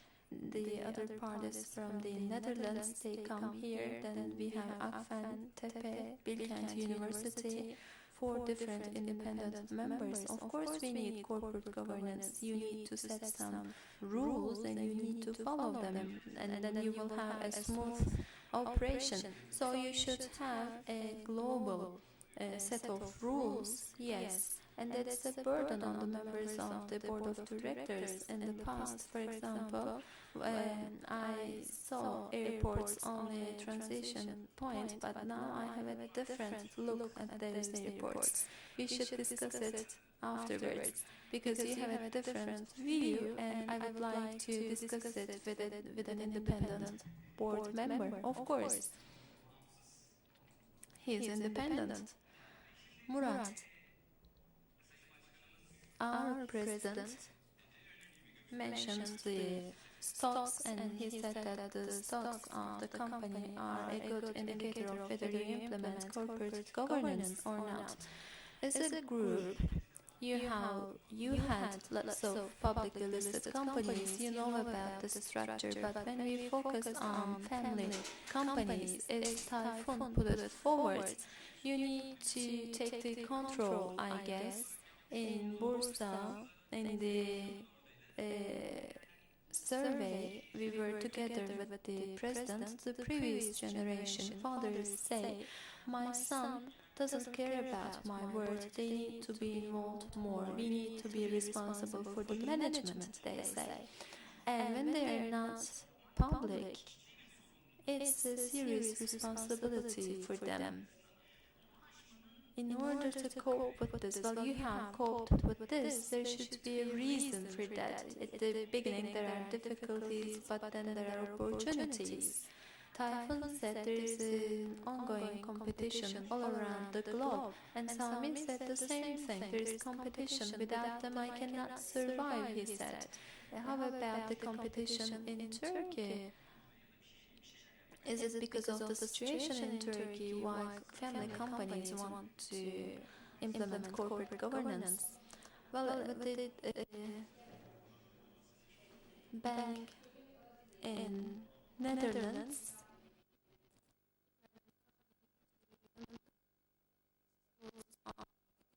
central bank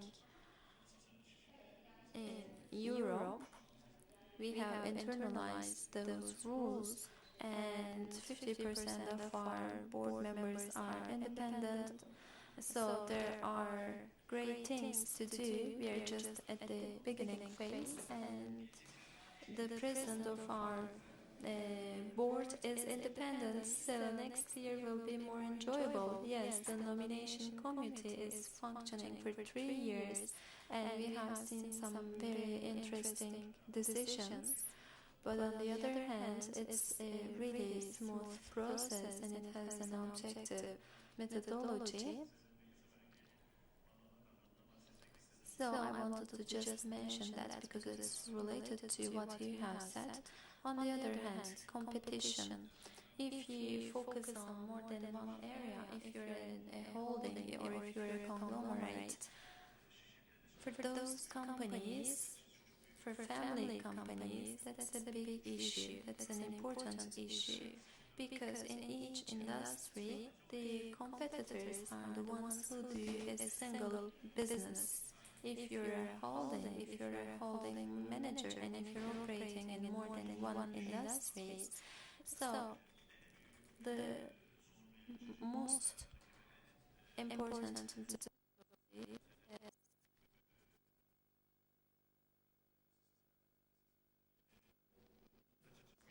the issue that wakes you up and in the midnight is having the competitors who are focused in a single line of business, you need to focus on different lines of business. So those people have a huge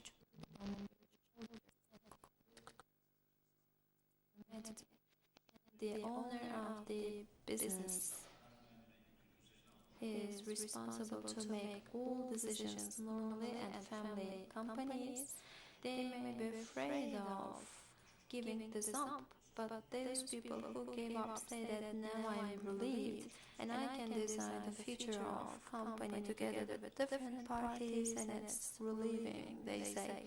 So, as a management, what do we do? Let me give you an example. Why do we focus on more than one line of business in spite of all difficulties?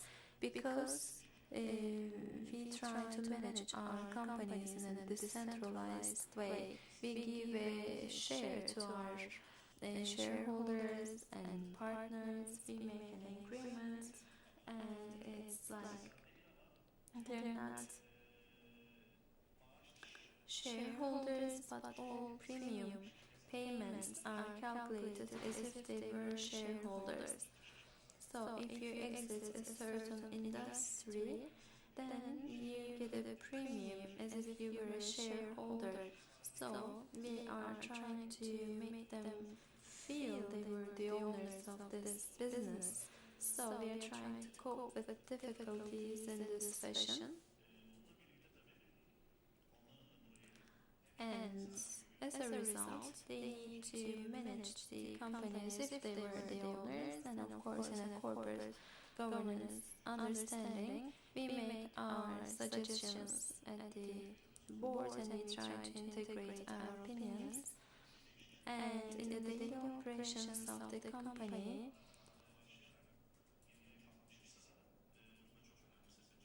if those people act as if they were CEOs, then of course it would be dangerous. It should be within the context of the board of directors.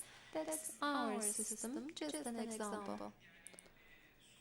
So as a result, when you are managing a big conglomerate, you focus on areas. There are different industries and competitors compete in a single centralized understanding. You need to delegate some responsibilities, and you need a corporate governance rules, and you internalize those rules and start to be on the same page.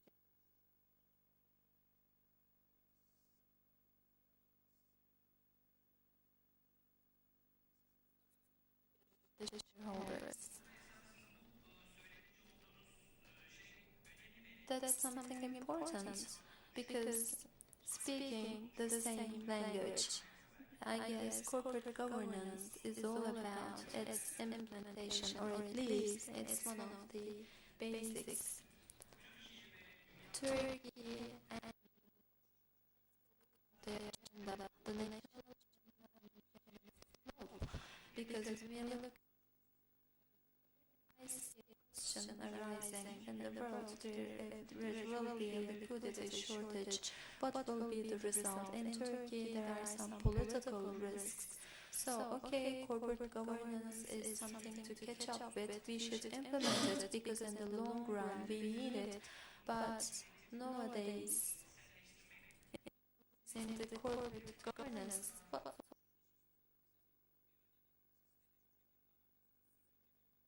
sustainability issue. You are thinking about the sustainability index for the stock exchange, and when you join different meetings, you see that the international norms for some companies in Turkey for the sake of competitiveness. So, Sami mentioned something important. Of course, being corporate is important, but you need to take into account the situations also. Or do you say, no matter what happens, we need to follow the universal rules of corporate governance and we need to accelerate this process? What do you think? Well, I'm closer to the second option. Many years ago, a delegation visited Turkey from abroad, and I was working back then at the central bank. We had a meeting together, and they wanted something from Turkey, and they were seeking our help. And they told us about the situation, and they wanted to solve it immediately. And I said, no, that's not how the system functions. First of all, you should apply, and then at the technical level, the experts will evaluate the application, and only through the technical perspective they issue a report to the senior management, and then there are some independent committees. Those independent committees evaluate the situation, and then they make a decision. And then the person said, no, it's too much red tape, it's too long. And I said, yes, you are right, it takes really long, and it's about red tape, like democracy. Democracy is also like that. It takes too long to solve a problem. There are too many rules. What do you need to do? There will be an election, and there will be a parliament in result, but it might be a fragmented parliament. I mean, if there is not a majority of a single political party, then in order to make a law, you need to seek consensus continuously. So it will of course take time. Those are all true. But as far as we know, well, we know the human history of 5,000 or 6,000 years, but that's the healthiest system. Other systems take shorter, but what is the result? So what I'm trying to say is that that's an understanding, fair, transparent, and Mehmet put it forward really nicely, accountable. The accountability is associated with ability in Turkish, so indeed it's a responsibility, and of course responsibility by itself is very important. You should act having this in mind, and not only in the company, not only in the government. Muharrem said that it should be also available in the public institutions. Well, I say we should start it with the families. We should internalize it. It should be the state of nature. It should be like a reflex. And if we cannot achieve to do so, then looking at the geography and looking at the history, in the short run, it may seem like an opportunity, but in the long run, then we would face many big issues. So what I say is, for the moment, the best system is this corporate governance. It's not perfect. There are some flaws, but still growing continuously, no matter what happens. Going up sounds great at the beginning, but look at the globe. You pollute the world by doing so. Right now, think about this. 8 billion people in the world. Can they have the consumption patterns of an American citizen? Would it be sustainable? I guess we all know the answer. So, continuous growth, rapid growth may sound good, but it's not possible, or it's not good all the time. And we had the 2008 crisis because of that. We needed to make use of each and every penny all around the globe, and we wanted to use it up, and then we had the crisis on our spirit, on our soul. It puts a pressure. Sometimes you not values anymore. So it may sound idealistic, but we need to internalize the rules of corporate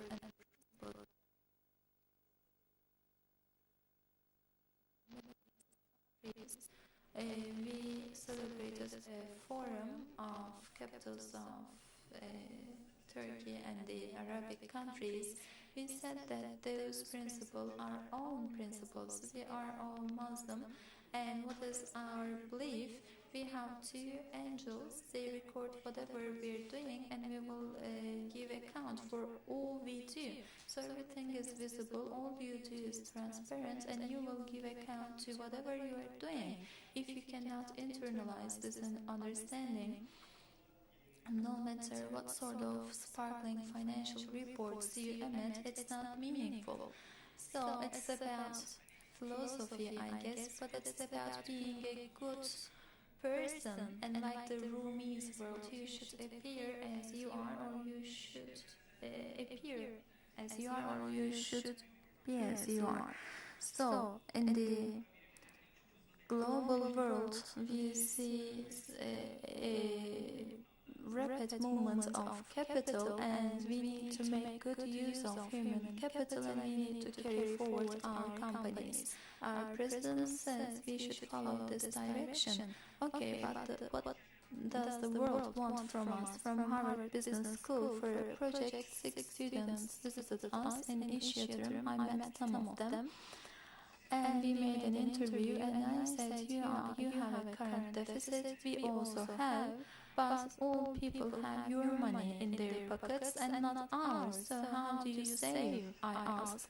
Well, they give some different reasons, some different explanations, but that's the key question. It's not about whether the Turkish money has value or not. For the value of a company, what sorts of competitiveness criteria will stand out in the future? Then how can make a Turkish company carry forward? What does the vision say to us? Very good use of global human resources is our greatest skill. So there are people from 32 different passports working in TAV today. So if you disseminate your resources around the world, you can become a global company more easily. We have another advantage. We really do trust the Turkish human resources. In Turkey, there are very talented people indeed. And through a simple education of globalization, they can actually we can capture competitive advantage.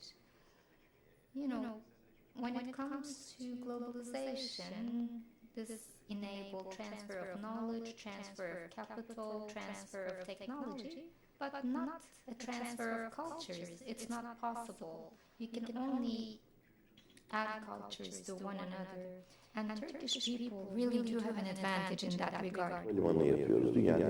We went to Qatar, and we went to Qatar, you know, the big airport, and our partner was the Japanese Taisei company, and there was this American consulting company, and the Japanese employer. The employers from Qatar, and there were fights in all the meetings. Our colleagues went to the US, the American people, and said, don't worry, we understand you, we studied in the US. And then they go to the Japanese and say, don't worry, we understand you, you're also based on a culture of reflect. And then they go to the people from Qatar and they say, don't worry, we understand you, we're also a Muslim country. So Turkish people really do have this integration capability. I mean, TAV really has this capability. So let me tell you the roof in Qatar. We bought the iron and steel from Japan.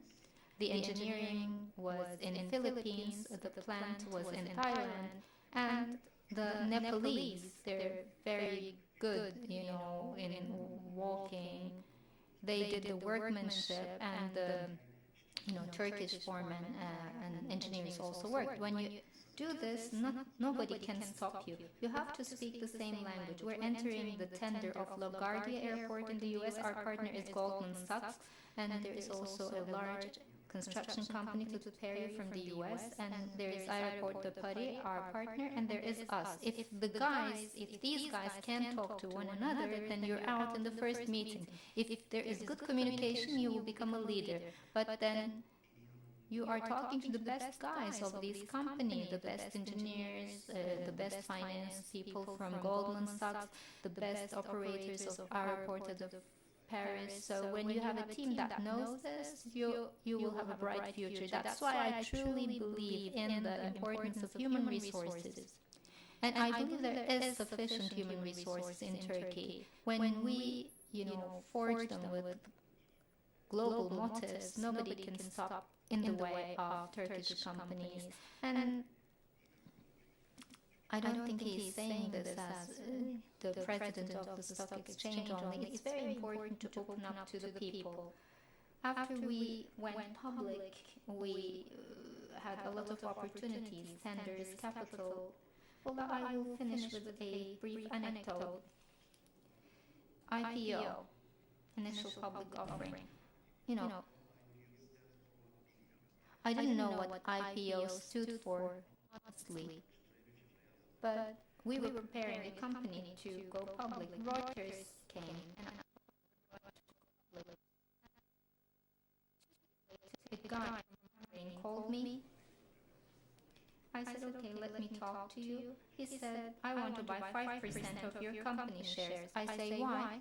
I said, why? Well, I just want to buy your shares. I read about you in Herald Tribune. You said you will go public. I said, yeah, but at what price am I going to sell these shares to you? He said, I'm a fund. I said, what is a fund? I swear, I didn't know. What is a fund? I am the infrastructure fund of Islamic Development Bank. And he realized that I didn't have a clue. He said, so do you want me to visit and explain it to you? So he came and visited me and explained it to me. And he said, I want to buy 5% of your shares. I said, it's $1.5 million. And I'll give you shares and we will top it up. And he sent me $75 million. I really enjoyed that, I said, let me do it again. I want to do this again. And we found an investment house from Kuwait and we sold 10% to them. We sold to Goldman Sachs and we had $450 million and we went IPO. It was this awesome IPO. I had these guys next to me. They also made money. We did IPO at 1.7% and it was above the price that we committed. But I really didn't have a clue what IPO, those letters stood for. That's how it all started. And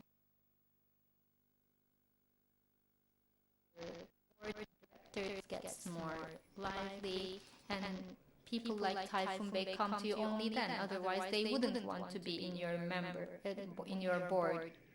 For instance, Zekeriya Bey turned us down. Really? We were about to go public and they told me to find independent board members. I found you and you said no. Sani Bey, please don't have these personal private dialogues here. Sorry. You have to use this part for marketing. You just start with 75 million in 5 minutes. Well, I will say something to support him. With NASDAQ, we have a strategic partnership agreement. And currently, NASDAQ is one of the partners of Borsa Istanbul. It is one of the shareholders. And then we made an announcement about our IPO. Only these two announcements, our partnership with NASDAQ and our IPO announcement. We just said those and given the conditions in Turkey and in the world, from 20 different funds, I'm from finance sector, and may God give you no more grief than that, than being a financer. I knew what fund is, and there are 20 funds. I can't tell you their names, but if I told you their names, you would admire it. And they said, we want to partner up with you. And actually last week, there was this large investor who went out of Turkey in 2004 and they didn't come back after that. And last week they... Why? We heard you are partnering with NASDAQ, that's why. So this is really very important. There is a story, there is a very old guy, plants fruit seeds, Sultan approaches I'm planting fruit seeds. The Sultan says, "You're too old, you won't see them grow up and give you fruits." And the man says, "The previous generations, if they hadn't planted the trees, we wouldn't be able to eat the fruits. So I'm doing it for the next generation." And the Sultan likes that very much and says, "Well done." And based on the rule back then, he gives a bag of gold to him, to this guy. And the man says, "As you see, I started to reap the fruits even now." And the Sultan says, "Well done, guy, well done."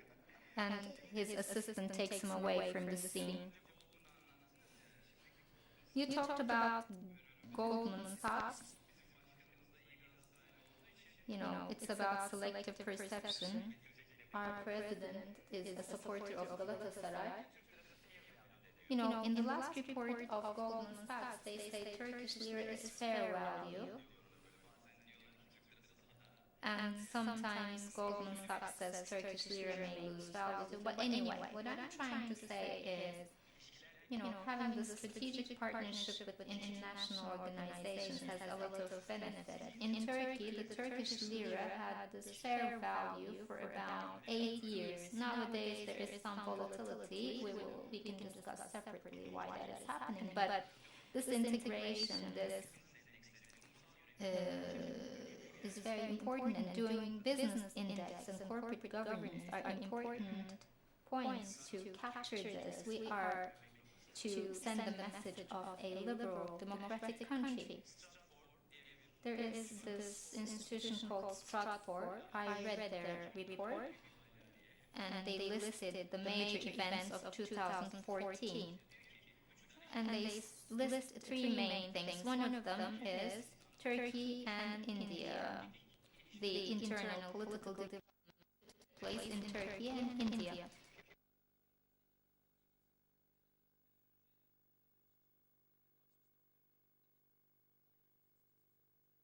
Maybe problems, but there may be time consistency, or it may be destructive construction. We don't know. But can we see the next 10 years from the perspective of corporate governance? What do you think? Bana gelmiş soru. Well, you asked a tough question to me. That's the easiest. I'm asking about 10 years later, Tayfun Bey. Well done.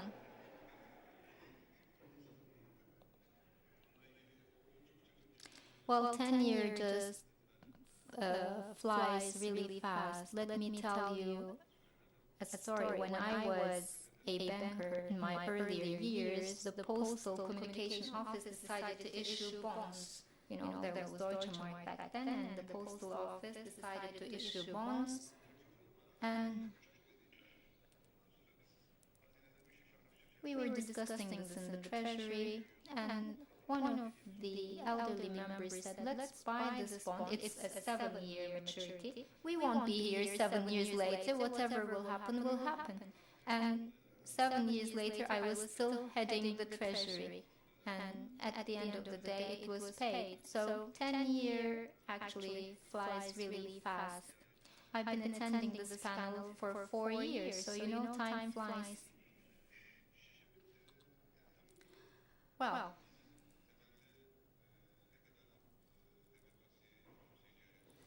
how much are we going to internalize democracy? In 2005, we made a correct step in the EU process. How determined are we to be a nation with the rule of law? I think these are very important questions. Even in the most developed markets and most developed democracies, there may be corrections in the market. For instance, it was obvious that the 2008 crisis was coming, but people, the players, were so much carried away that without knowing the risk, they bought, and they did not implement the corporate governance standard properly. For instance, if Lehman had a proper board of directors, if it was made up of capable people who could discuss the risk properly, Lehman would not be in that condition. So I'm not just saying this because we're in the corporate governance meeting, but you know, corporate governance should be internalized to the smallest unit. I mean, the president said it should be down to the level of family. In a family, it may be difficult who will be the chairman of the board. Things can get confusing there. There may be this, these fights. Thankfully, there are no independent members, right? The neighbors can be the independent members. Well, the president mentioned in the beginning, it's a very young, dynamic, and really talented human force that we have, not only in TAL, but in many companies that are operating internationally. We can see what the managers can do and put effect in other countries as well. So it's important to establish the structures that can transform this to value, and it's important to sustain such structures.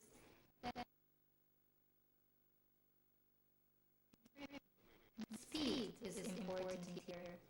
When we look at the growth performance of Turkey in the past, we see that Turkey has the potential to grow maybe 5 or 6-fold, but there are some internal vulnerabilities or external ones, and unless we can reduce those, our growth cannot be potentialized. It's only 3 or 4-fold, and that's not enough to reach our 2023 targets. What will improve things is sustainability, and for sustainability you have to have the correct infrastructure. So making these systems function is more important than anything else. Okay, we're in the last 5 minutes. I'm going to turn to Murat Bey. It's not a tough question. We talked about independent board members and decentralization, and you said that one should not hesitate doing this. This independent board membership is a key element. There are board members who are heading in the same direction, and motivating them and speeding them up and creating synergy is important. And I believe there are a number of criteria there. When this independent membership issue came about for the first time, can one independent member be in the 5 different companies of the same institution, or how about women's participation? So I think that it's going to play a key role in the future as well. So what are the criteria? Can you share that with us? Well, independent board members, every subcommittee and the board itself, there is a certain level of participation in those environments. For instance, if it's going to be some transaction between our group and our bank, and non-independent, I don't like the word dependent, that's why I say non-independent, because every board member is actually someone who should be independent in mind. But when making such decisions, they don't really heed the votes of the non-independent members. Only the independent members can make such decisions. Let's say a holding will issue a bond, and the pricing to the independent members by the board, and the independent member take the decisions on their own. Of course, the approval is still in the hands of the board, but the price is completely set by the independent. Comes to different topics, there are certain important assessments. What are the different qualifications of each member? What are their own areas of strengths and weaknesses? What are their competencies in which field? an independent company, an independent consultant,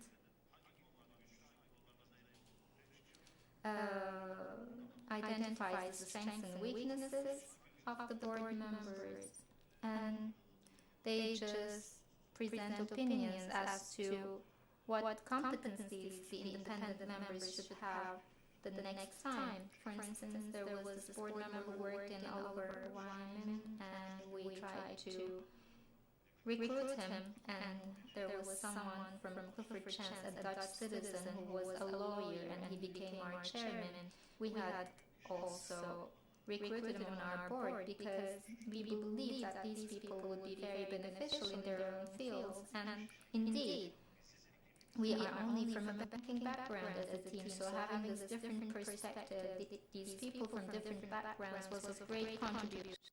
So, thank you. We reached the end of our panel. If you would like to add any issues, any comments, you're independent to do so. Thank you all very much. And I want to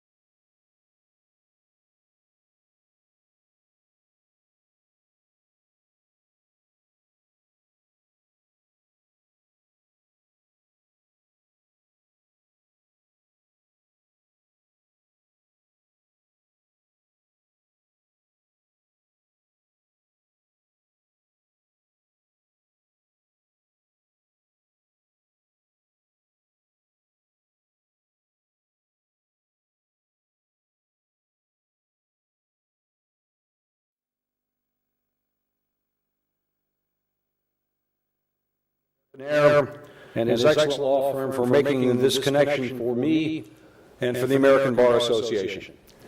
I particularly enjoyed the panel discussion just before lunch. And although I don't speak Turkish, even without translation, I knew everything they were saying. The same jokes as in the United States, the same war stories, the same connections, obviously personally between the participants. I was very comfortable with that discussion, both the feel of it and the substance of it. As many of you know, the American Bar Association is the voice of the international legal profession. We have over 400,000 members around the world, many of them in Turkey. The ABA works on a wide variety of corporate governance and social responsibility issues. We are frequent partners with the OECD, one of the sponsors here, on these questions, on the questions we're discussing today. This is obviously a very interesting time to be here in Turkey, to be in Istanbul, talking about these governance issues. I am tempted to talk about some broader governance issues currently being discussed in the press here in Turkey and that we see on TV at night, every night, current events here in Turkey. But because I am a bit of a coward, I think I will stick with what I was asked to discuss today, which is corporate governance trends in the United States. There are a small number of topics that I want to touch on today, and in thinking through these corporate governance issues, I have wondered how the U.S. Congress would be rated after the recent U.S. government shutdown in the United States. I'm afraid they would not be ranked very highly. The first topic I want to talk about is the ABA and corporate governance generally.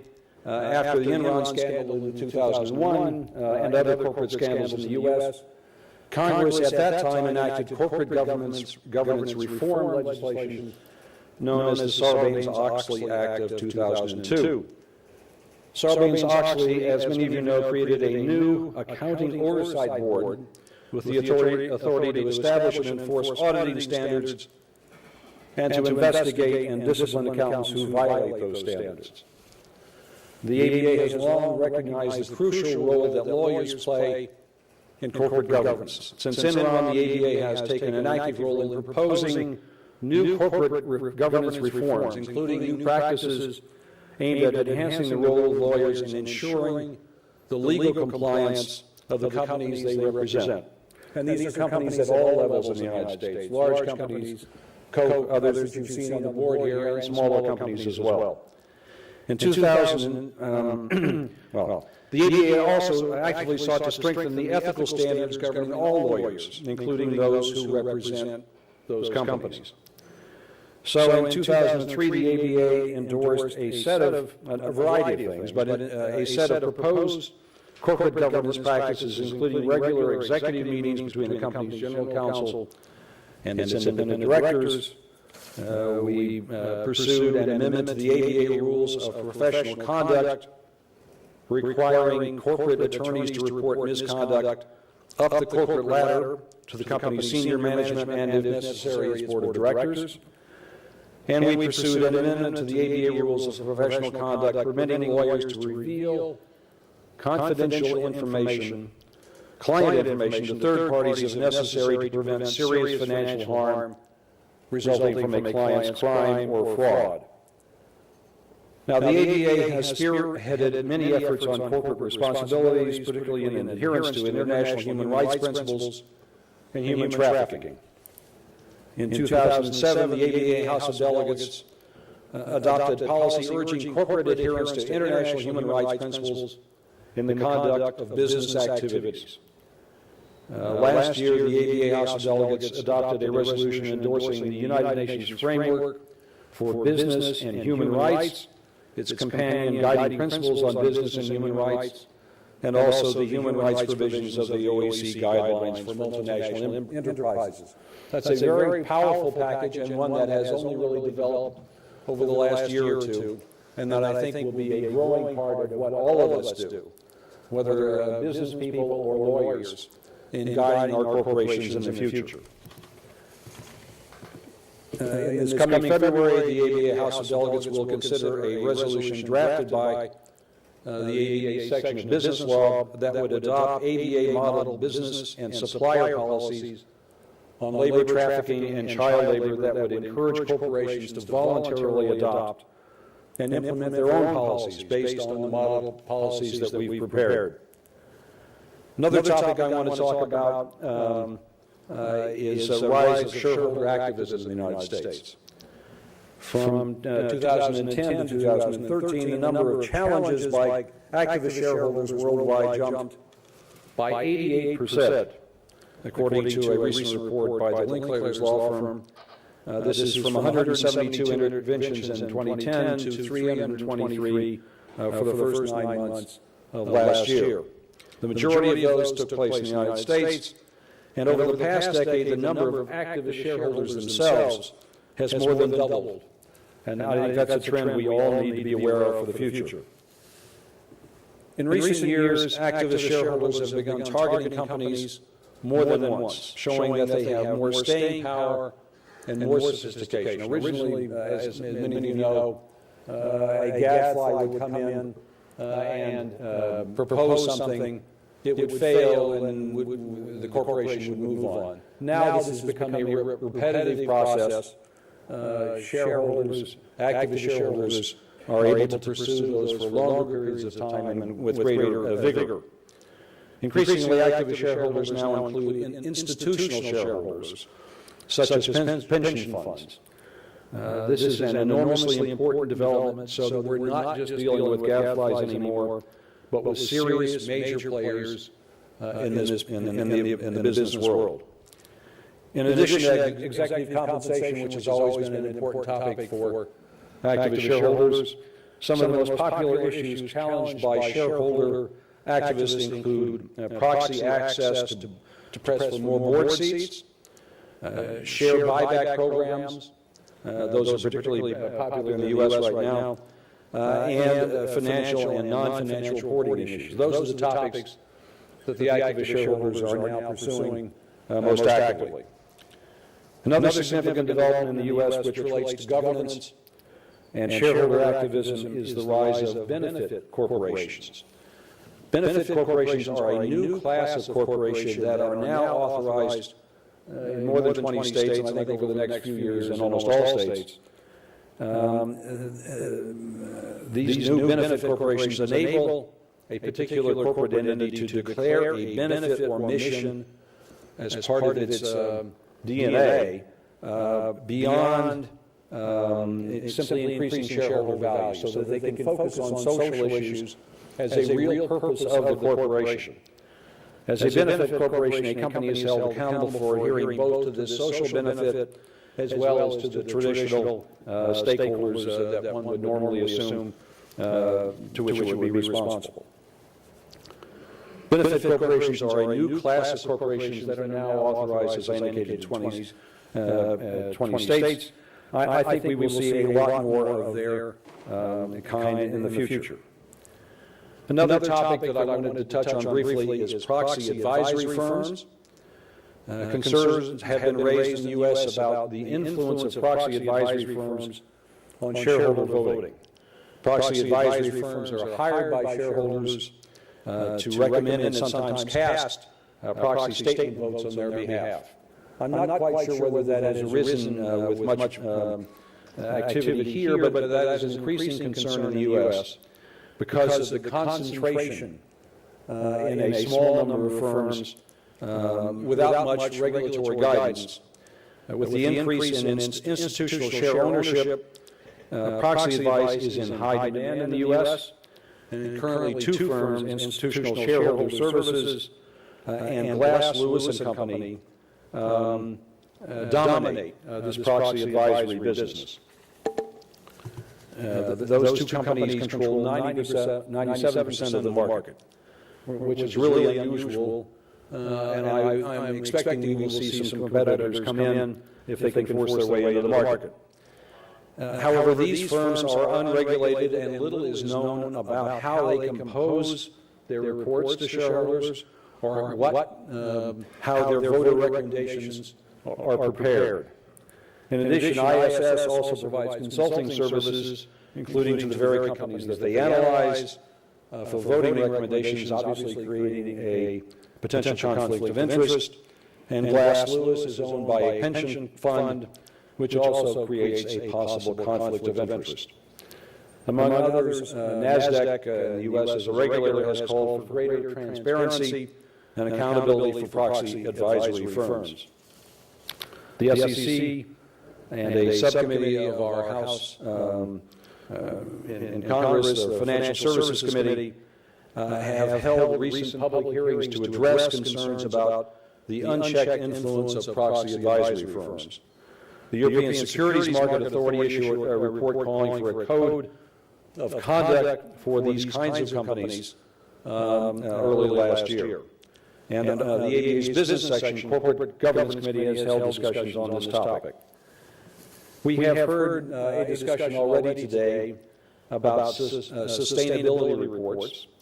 Investors are increasingly pushing for companies to focus on sustainability issues, calling on boards and management to combine long-term profitability with ethical behavior, social justice, and environmental responsibility, among other sustainability issues. This means that when corporations consider and integrate sustainability, they must consider four key areas. We've talked about that already today: economic issues, environmental issues, social issues, and governance issues. I'm not going to repeat some of the really thoughtful comments that we had earlier on that topic. Recent developments in sustainability reporting aim to promote action and transparency. We heard about the Global Reporting Initiative publishing its new G4 standard, which further promotes accountability and stakeholder involvement.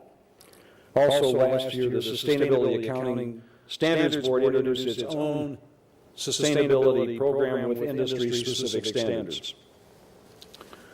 And finally, I want to say a word about board compensation issues. This is, I think, of interest, looking around the room, of personal interest to a number of you. The makeup of boards has become really an important topic and a complex topic with concerns about diversity, independence, and director tenure. Board turnover has grown increasingly stagnant, I think. At 20% of the S&P 500 companies, the average board tenure is 11 years or more. The boards of S&P companies elected 339 new independent board directors this past proxy season, down 11% from 5 years ago and 14% from 10 years ago. So we're seeing a greater carryover on boards, which I'm a little surprised at, and we're seeing, frankly, an older group. The average age of directors continues to climb in the United States, while mandatory retirement ages, when folks would automatically get kicked out, continues to rise. Meanwhile, gender diversity has become an important issue in the United States, as it has in Europe. In the U.S., women hold only 17% of board seats. That's less than half the number of women that have board seats in Norway. The global leader, Norway, is at nearly 40%. This is a particularly important issue because a number of studies have been done, not just about adding one woman to a board, but it's shown that if there are two or more women on a major corporate board, doing a comparison across major companies in the U.S., the companies that have more than two women on the board have profits 20% higher than the other group.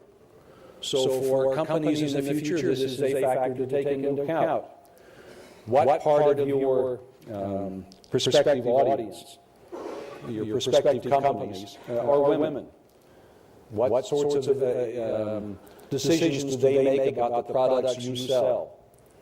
Having women on boards, not just one, but more than one, has had a positive impact on those companies that have made that decision for the future. During 2013 proxy season in the U.S., shareholders submitted 27 proposals to companies seeking to ensure that women and minorities are considered for board positions. And this is up from only 8 such proposals in 2012, so it's becoming a more active topic. This increase in shareholder proposals is largely because of the efforts of what's called the 30% Coalition, an organization composed of national women's organizations, institutional investors, and others who are working towards 30% female representation on U.S. and public company boards by the end of 2015. The ABA has also been active in this area through our Direct Women Project, which aims to increase the number of senior women lawyers on major corporate boards in the U.S. I'm pleased to say that has already shown a positive result.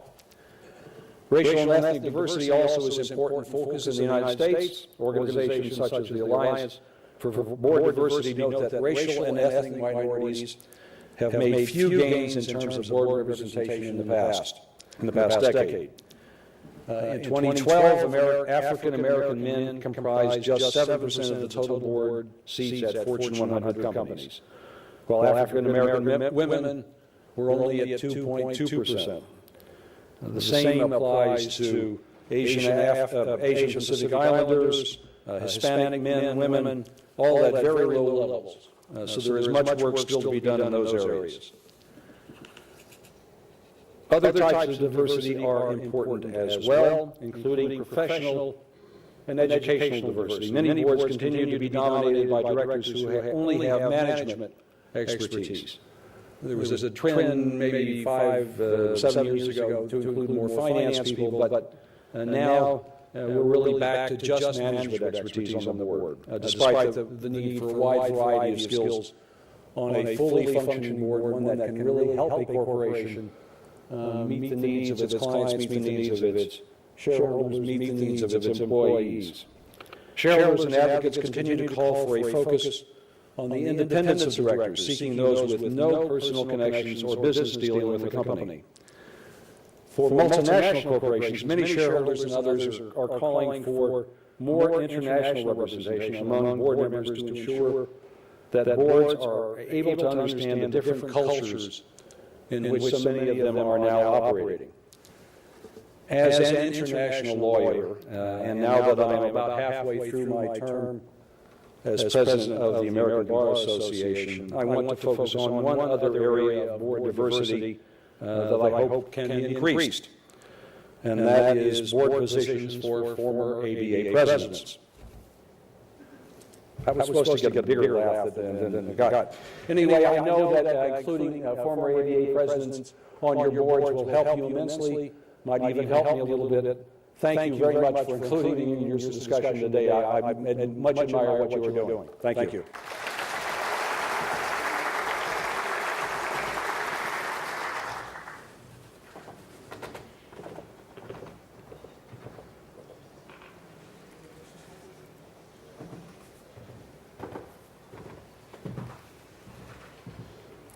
James Canlı'ya teşekkür ediyoruz konuşmaları için. Next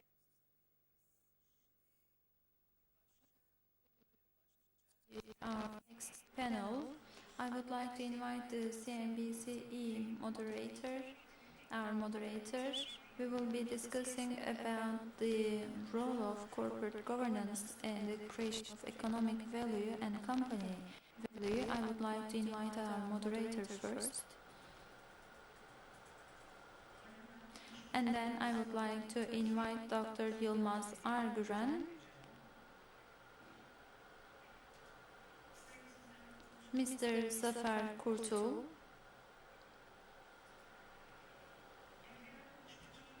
other speaker, Mr. Bekir Sıtkı Şafak, please. And last but not least, Professor Dr. Ahmet Kırman.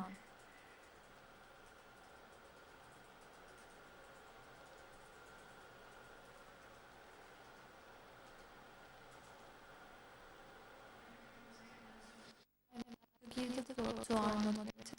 Enjoy this panel.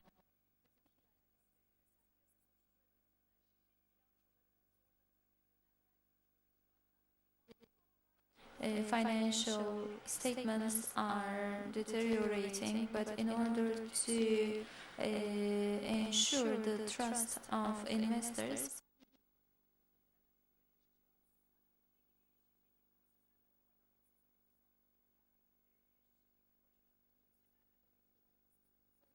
if you have a corporate manager, is it all what you should do for corporate governance? Then you should be publicly listed in order to be governed by the corporate. You know our panelists, but I would like to introduce them once more. We have Dr. Yılmaz Arguden from Arge Consultancy Company. He is also a board member of the Association of Corporate Governance of Turkey. We have Mr. Bekir Sıtkı Şafak from the Capital Markets Board, and we know that together with the OECD they will do different observations and different interviews. We have Zafer Kurtul from Sabancı Holding CEO, and we have Professor Dr. Ahmet Kırman. He is the General Manager of Şişecam. Let's start with Mr. Yılmaz. We have some very common words, and one of the common words is corporate governance. We frequently use it, but it's really difficult to fulfill the meaning. You are a person operating in different areas, so if you have a professional manager at the top of the company, is it enough? What should we understand from corporate governance, and are there any differences at the national and international level? Well, the basic principle of corporate governance is the corporate trust. So, you should build trust not for a person but for an institution, for a company. And there is no end of it. Of course, you cannot achieve corporate governance through a single professional manager.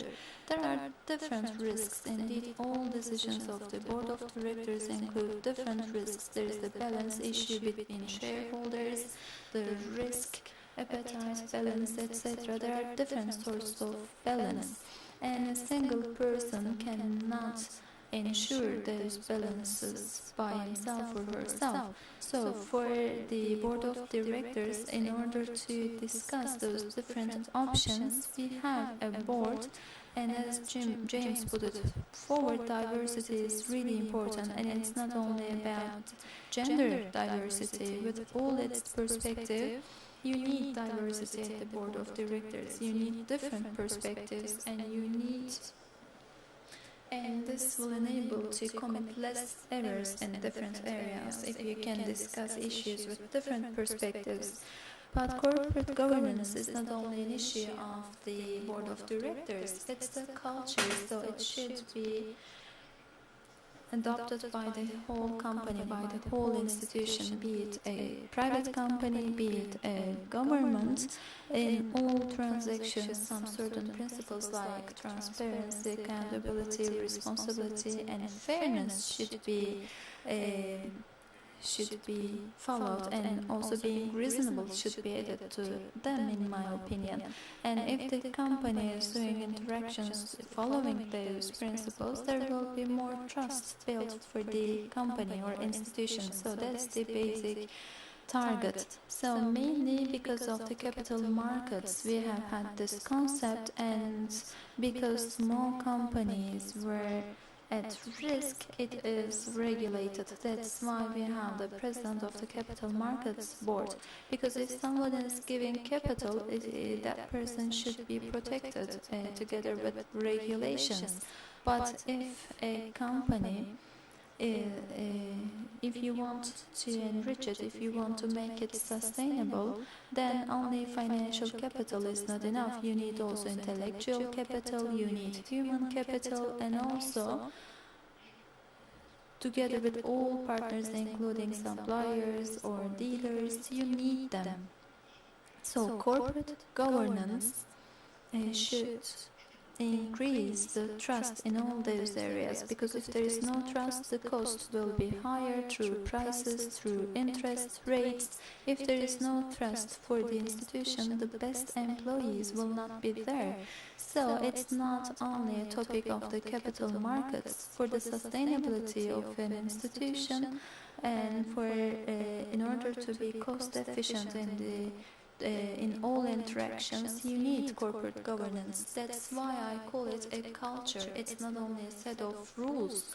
And in our environment, it's really difficult to support it because we are trying to cultivate bananas and in the polar areas. Indeed, this year will be a tough year because there are some companies who couldn't internalize those principles yet, but there are some updates of those principles. So, Zafer Bey, I would like to ask you, there are family companies, like more than 90% of the companies are family companies in Turkey, and what is the most corporate company is? The first comes Sabancı Holding to the mind of people, and you're operating in a broad geography. So what is the most concrete benefit of corporate governance in the business?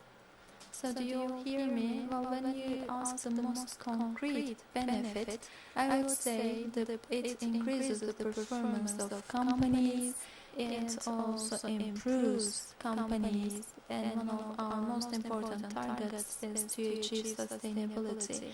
When I say sustainability, it means enabling profitable growth of companies. In the second place, meeting the social responsibility issues, being responsible for the environment. Of course, you may add on in the fourth place, having a good human capital and also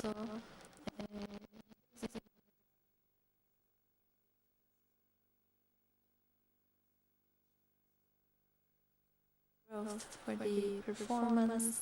You need some financial resources, and how are you going to create them? Of course, in our economy, we have a liberal economy, and in the capital markets, savings should be used and distributed well. We need investments, and those are also important areas to achieve all these targets.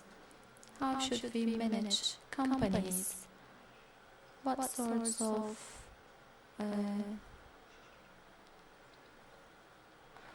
people or committees do we need? What sort of a system do we need for corporate governance?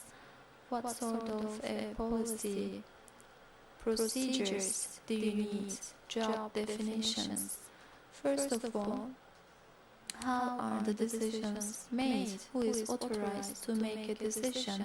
And how are those decisions followed up? How is the awarding system? How is performance management? Can you do it properly? Can you set proper and reasonable targets? All those, when you look at them with a systemic view, if you do them properly, you will increase the performance of the company, and the company will achieve harmony with different shareholders, I mean stakeholders, shareholders, managers, customers, of course employees. And when I say managers, I mean all employees, suppliers, your harmony and relationship with all those parties, establishing a good relationship. It's really important for the success of a company.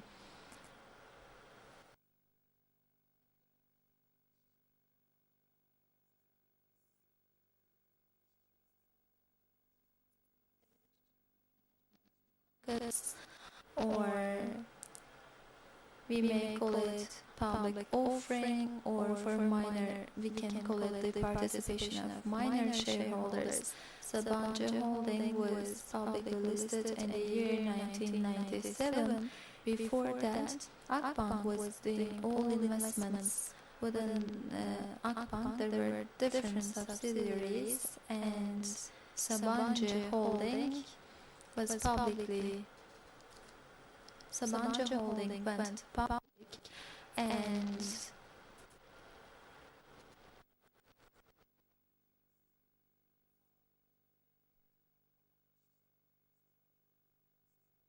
subsidiaries became a part of Sabancı Holding, and Akbank could be an institution of the banking industry only. For many companies, this going public is a real milestone and contributes a lot in the growth and improvement. And of course, there is the issue of foreign partnership. In order to build a partnership with a foreigner, rather than the financial contribution, there is an issue of transferring technology, know-how, and also if you do not have a good corporate infrastructure, it's impossible to be involved in a foreign partnership. And when I say corporate governance, towards the implementation, we cannot say, okay, we are done, we are perfect, we have established a great system without any flaws. It's impossible to say. It's open to improvement and it requires improvement. 2008 was a milestone. After the global crisis, there was a necessity for a renewal, I guess, Bekir Bey, right? Because since then we are talking about the update of the principles. And this will be the year where we will take some concrete steps, and we are a country who just copy-paste those rules and principles, and you actively take part in the updates. So what will be different in the principles? In 1999, those principles were published by the OECD. Just in 2004, there were some minor differences. And after the crisis of 2008, different meetings were held to see if there is a direct link between the crisis and those principles. Then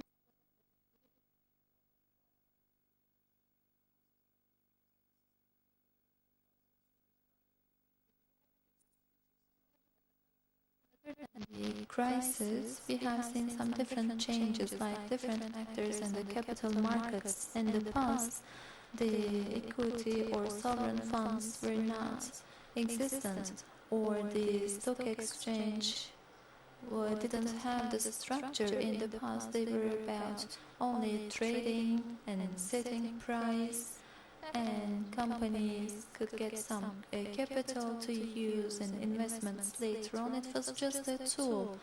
But in the developed countries, the stock exchange is now dependent on technological buying and selling, and it's an automated system for the companies. It doesn't create that much of value anymore. It's a marketplace now, and there is a different change all around the globe. Now, emerging markets are still growing. They take more share of the global GDP, but the capital markets didn't evolve that much in the emerging markets, and there is still a necessity for the capital. So from this perspective, and also after the first launch of the principles of corporate governance, because of some crises we had them, and in Anglo-Saxon countries or in the European countries, first we saw the rules, but in the last 4 or 5 years, including Turkey, in emerging countries, there are different regulations of principles. So rather than the copy-paste, we are going one step further. We are trying to build trust in the capital markets, especially in the Far East and in emerging countries. We see those efforts. So the update decision of the principles of OECD was made as a decision as a result of the involvement of capital markets. So what will be new in the update? So we have just started to study, but there are some available documents as a background on themes regarding countries, how is the regulations, how is the controls. Those are studied, but what is more important is there are some ongoing studies, and especially between the company and the capital market boards in order to create a value? How are the relationships? How can we improve those relationships? We are studying on them, and in March we will start with the concrete study, and we attach great importance to the effect of emerging countries on the capital markets in New York or in London Stock Exchange. Almost all companies are coming from the emerging.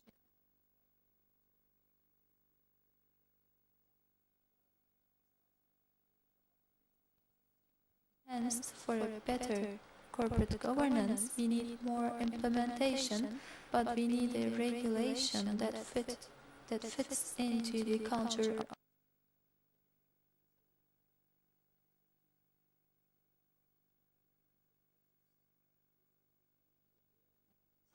Those principles should be reflected on the current principles, because up until now, rather than partnership, the managers, we were trying to avoid the fraud of managers, but now we focus more on the emerging countries and the corporate governance, so we will see more.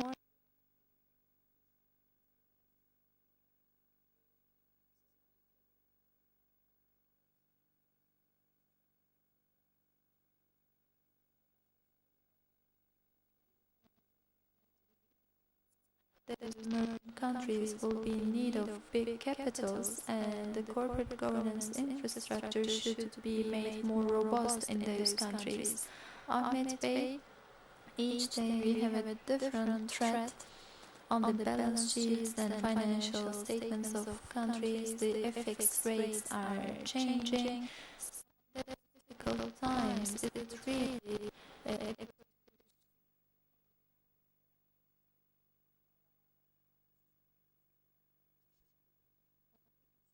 of this governance. First of all, I would like to offer you two different perspectives. Why is that? Because for many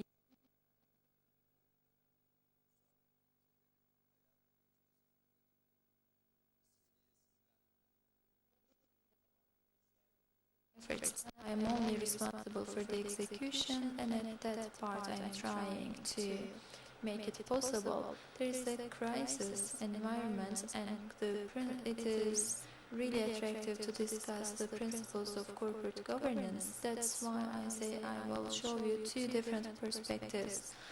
The strict rules of corporate governance, are they make you more movable, or do they really protect you?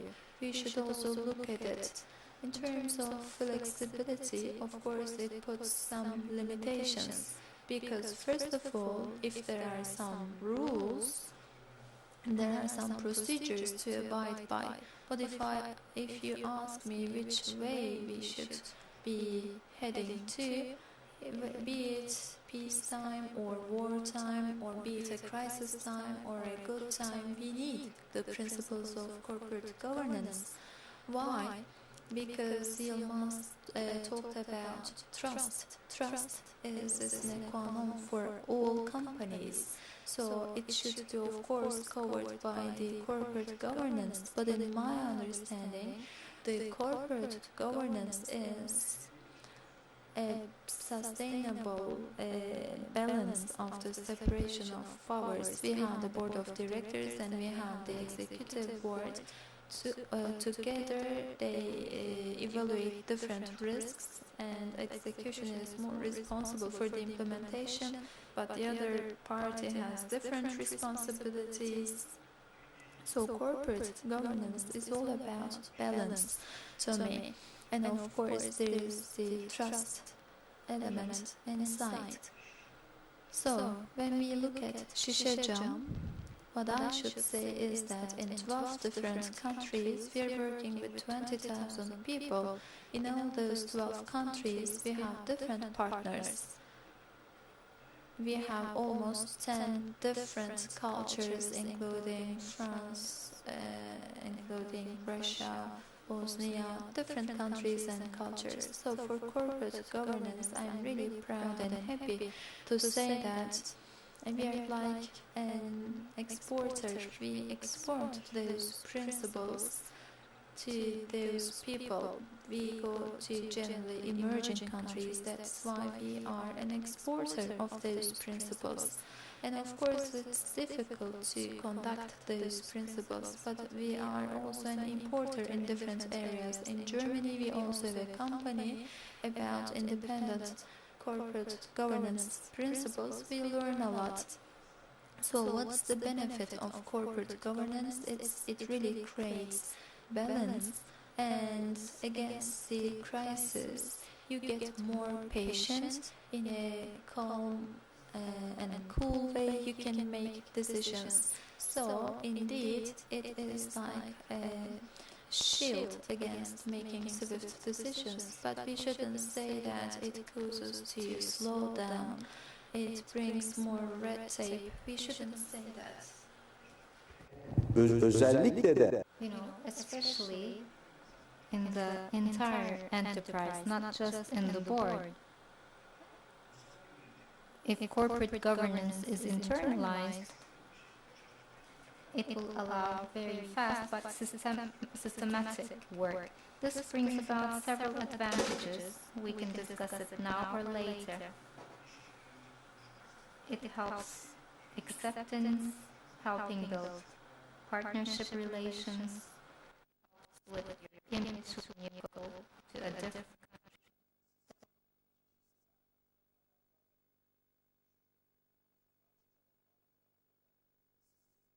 decisions. When the other party perceives that, they evaluate you from a different perspective. This is the case across the world. That's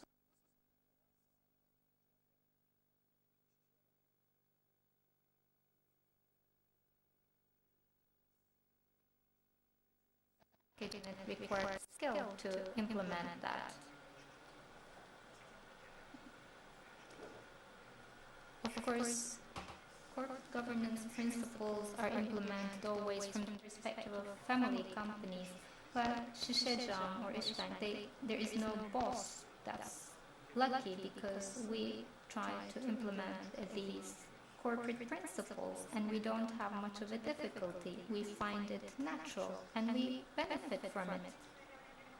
Ahmet Bey said something important. The corporate governance principles can work as a protective shield in hard times, and it actually decreases flexibility to a certain extent.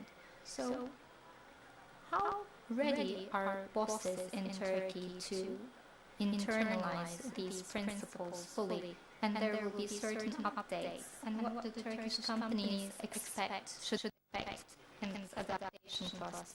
Well, the levels of readiness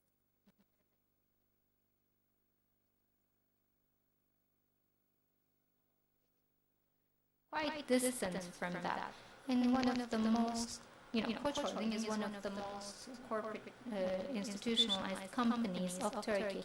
Vehbi Koç was an elementary school graduate, but he had internalized the corporate governance principles.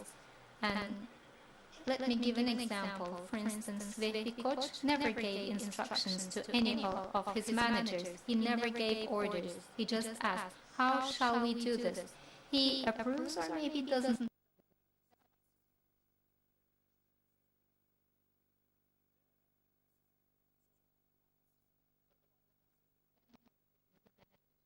And there comes the evaluation of how well the implementation was. So it is the right of management to develop this, and the rest is the right to governance, because no one can evaluate his own proposal well enough. That's why this unit should be independent from management. And Vehbi Bey made sure that the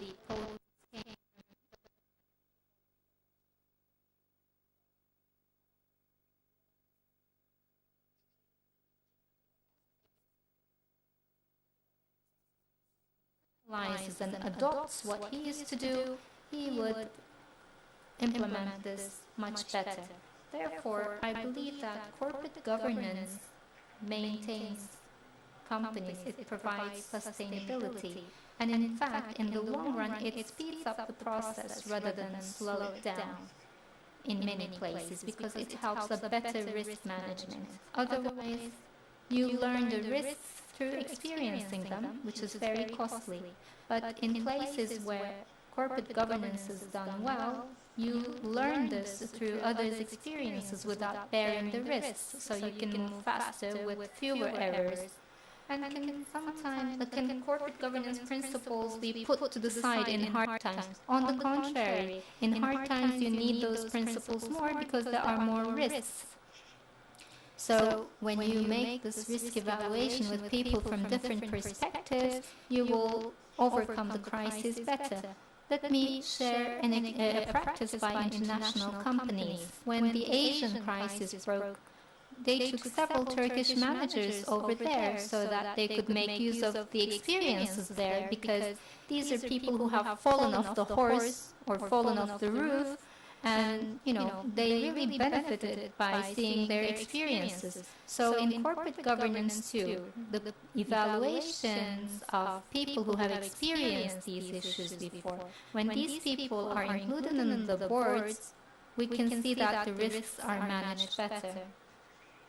So a lot has changed in the last 1 year, not only in Turkey but also in the world. But in Turkey, there was a huge change of agenda. Everybody says 2014 will be a tough year for developing countries. So in such hard times, what is the role of corporate governance? And what is your observation with regard to the internalization of these principles? Where should one start from? I think that the corporate governance principles enhance the performance of companies, and it actually is a major tool for helping companies to reach their goals, because a lot of our companies have reached important levels today. The manager could be a shareholder or could be a professional manager. In many Turkish companies, the manager is at the same time a shareholder. However, be it a shareholder or a professional manager, the management style or adopting modern management principles depends on the person himself or herself. It depends on the manager for the growth and development of the company, for attaining the goals. It's important to delegate the decisions. In other words, the manager should not take the decisions by himself all the time. When that is the case, it's difficult for that company to deal with competition. So there is need for delegation. And in order to delegate the work, there is need for the necessary control structure, the corporate structure, perhaps an audit department, a good audit, a good reporting infrastructure. We work with auditors today, and it's also important to think of the foreign investors and analysts in public companies.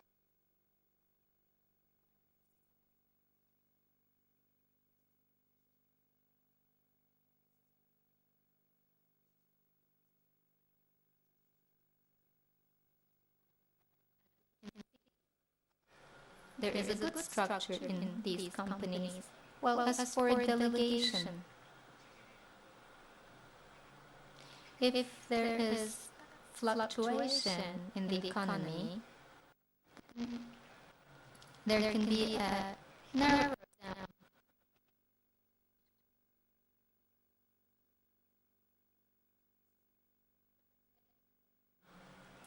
a manager has the authority to invest 1 million, or has the authority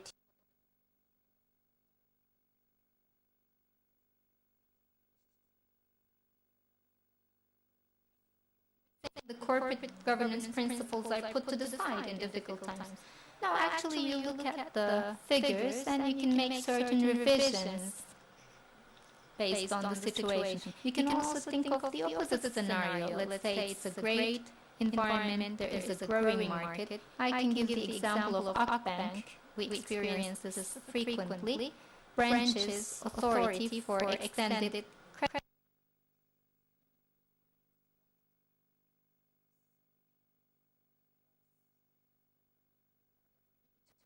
credit, and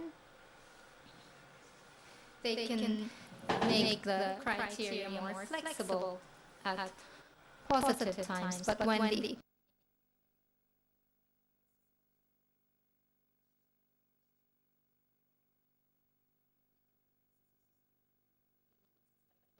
for example, Sabancı Holding makes new investments, our company will make a new investment. There can be certain changes in some criteria when making a decision, but you just have to follow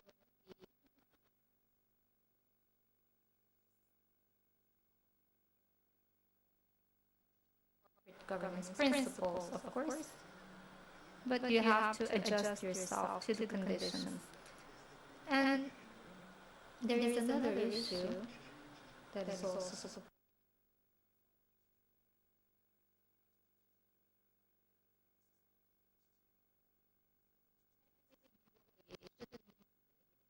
their own company. And we should be able to monitor the performance of every employee very closely. In Sabancı Holding, there are 60,000 employees. We assign targets to each and every employee, and this enables us to reach our main target, that is value creation in shares, sustainability. So, if we can give this profit loss sheet to everyone, if we can monitor their performance in line with the target, if we can evaluate their performance, and if we can evaluate the decisions and control them, then that means we have a strong infrastructure. This supports performance. At the same time, it provides better risk management. Additionally,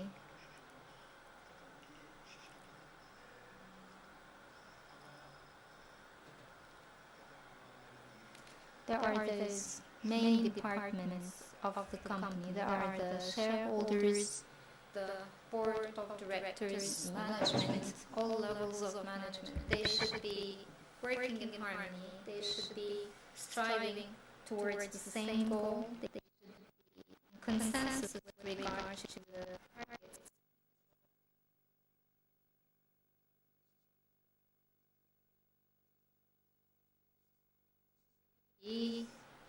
There is this,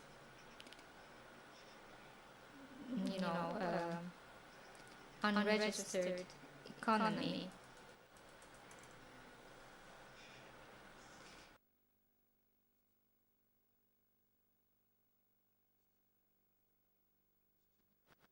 Transparent. We need improvement in terms of transparency. This is very important for the development of companies, because when we talk about the targets of Turkey, we set goals for 2023, 2025. These are giant goals, and that means there will be modern companies who are managed well in Turkey as well. So if you want to achieve this, transparency is a must in public management, in company management. Okay, let's continue with transparency. Should the company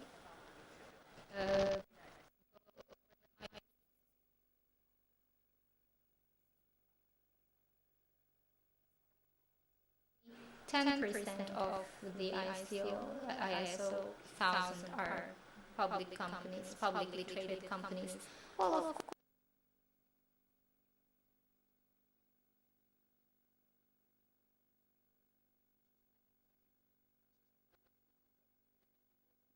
transparent to whom? When you are publicly traded, you will have more stakeholders, so you will need to be more transparent because now you have thousands of partners. You are a publicly traded company, so you are more visible, obviously. But if you're not publicly traded, transparency is still a must.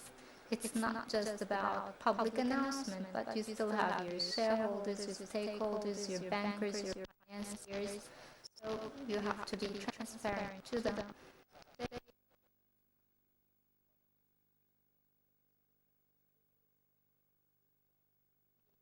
Have to have independent audits, be transparent, you have to follow certain reporting standards and so on.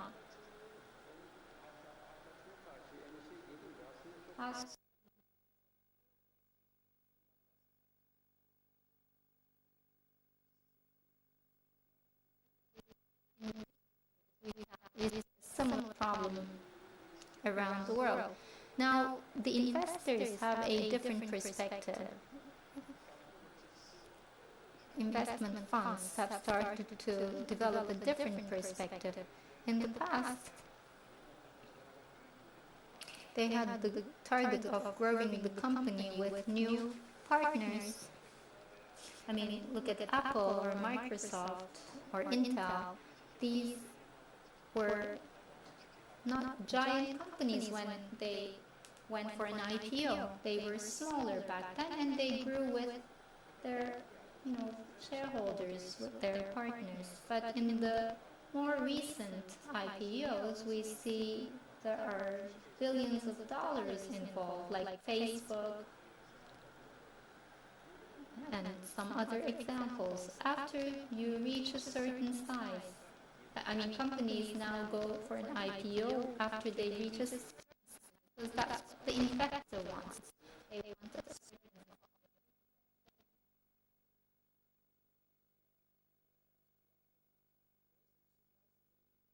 or there is a different dimension to it now. As for our companies, we don't have much of a capital.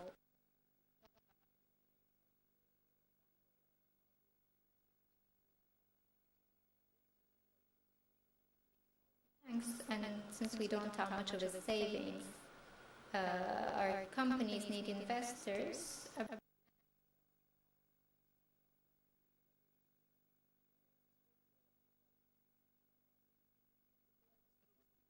Abroad. This is not an easy process, and only the companies who are really in need of that enter this.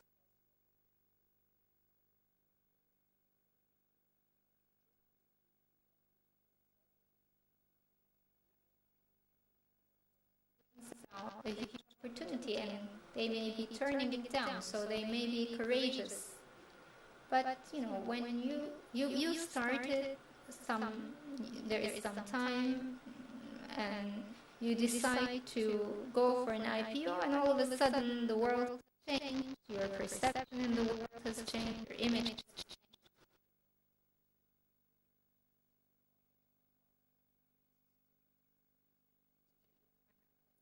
As it used to be. For instance, in China, there used to be a lot of IPOs, but there was some problems regarding pricing vis-a-vis the investor. China changed its rules last year. They kept 700 companies waiting for 1 year, and this year they brought about a new set of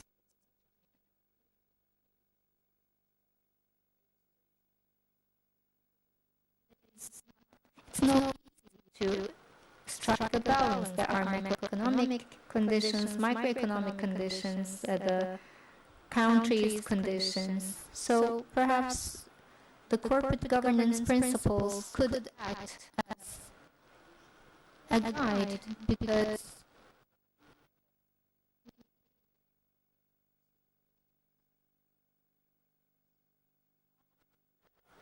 Ahmet Bey, what do you think? Is stock exchange market the first address for institutionalization. As she said, you're one of the few large companies.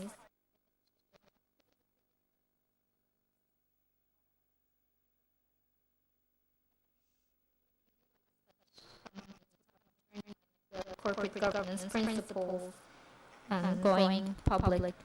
Well, if we're going to have corporate governance, should we go IPO? I think this is the wrong question. For one thing, the company must already be managed by corporate governance principles and then be publicly traded. It should be a management who has internalized the rules. And in such a company, you can open up the company to others. I think that is the order of things. But how do things work? Well, it's the fact that before being publicly traded, before such obligations, companies are not very much interested in these principles. At least there are too few examples. So the companies, of course, when they go publicly traded, adopt these principles faster. So it's the driving force. It's a good thing.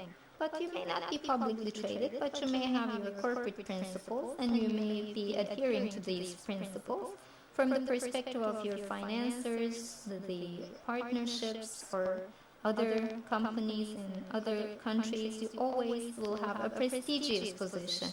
When you want to share the capital with others, your current position will be a plus for you. You can improve it further. You can go higher up, for sure. It's not a correction, but I want to make a comment. Zafar Bey approached it from a different perspective. I believe that in times of crisis, you should definitely not give up on these principles. It's totally wrong. Zafar Bey talked about restricting the level of authority, and I don't perceive this as giving up on the principles. There are still corporate governance principles, and there are certain rights given, and you decide to share or not share it with the team. Let me give an example. Say there will be a tender, and you're going to buy certain goods, or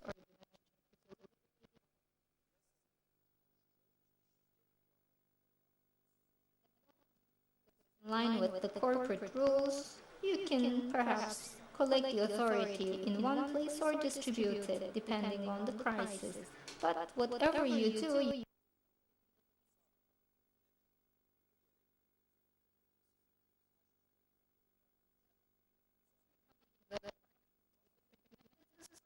giving up on corporate governance principles is another thing. You don't have to give up on these principles as you try to overcome the crisis. That is my approach.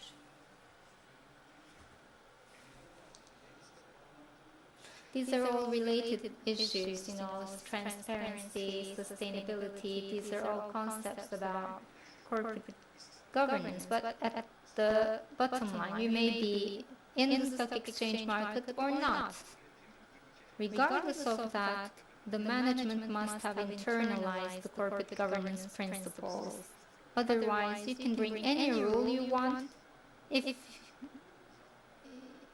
there will be flexibility during crisis or when there is no crisis, you may have these independent members in your board, but if you choose people who are close to you, well, it will just be independent in appearance, but in truth, it won't be a corporate governance. So this should really be materialized. These principles should be materialized. We need to create companies that are really run by these principles. You may be in or out of crisis, or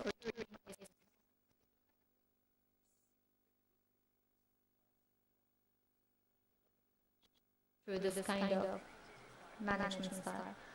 Okay, let's say there is this publicly traded company, it has great profits, it has no debt, but there is some hesitation about corporate governance principles, or maybe because of the global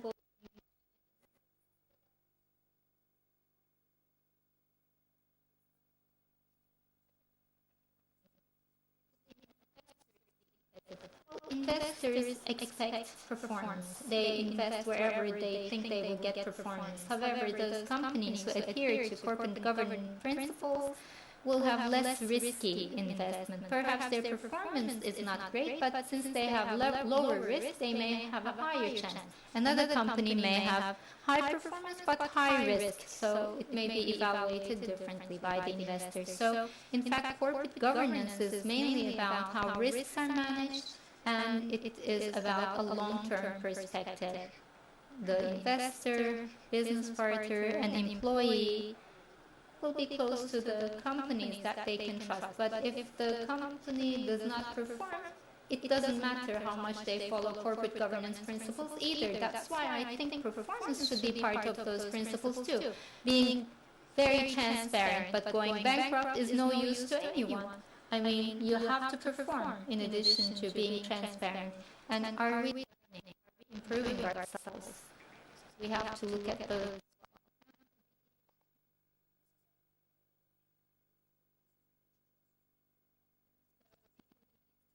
Let me ask a question. In Turkey, who trusts the justice system in Turkey? Can you raise your hands? Yeah, so corporate governance.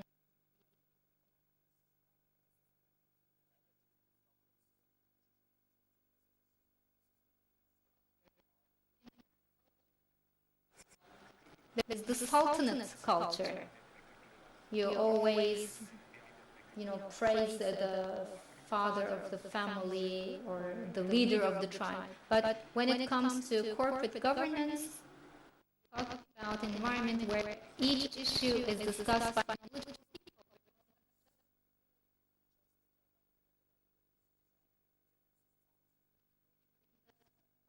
corporation. I mean, we should be realistic. It's not easy to do this in our culture, but we see that in our culture there are corporations.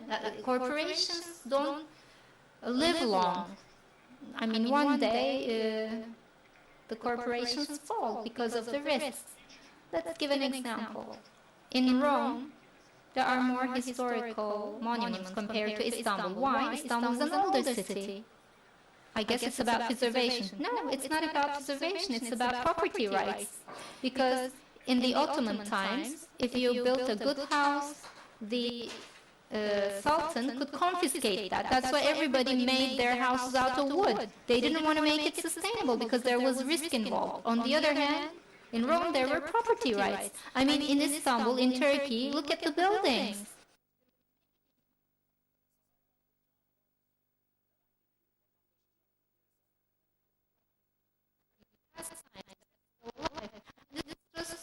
Not the buildings, it's also true for institutions. If Microsoft was in Turkey, I'm sure that our government would impose a tax. I mean, they wouldn't let that money be rest in the hands of that company. So let's accept that things are not easy here. It's a matter of culture. It starts with education. This president said it should run in the back first. Yes, it's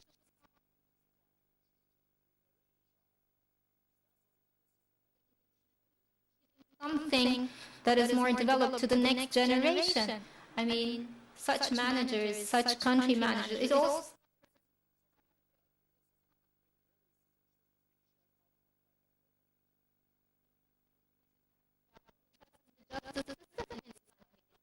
maybe one or two people. Well, in such an environment, when we discuss corporate governance, it's like, growing bananas in the polar region.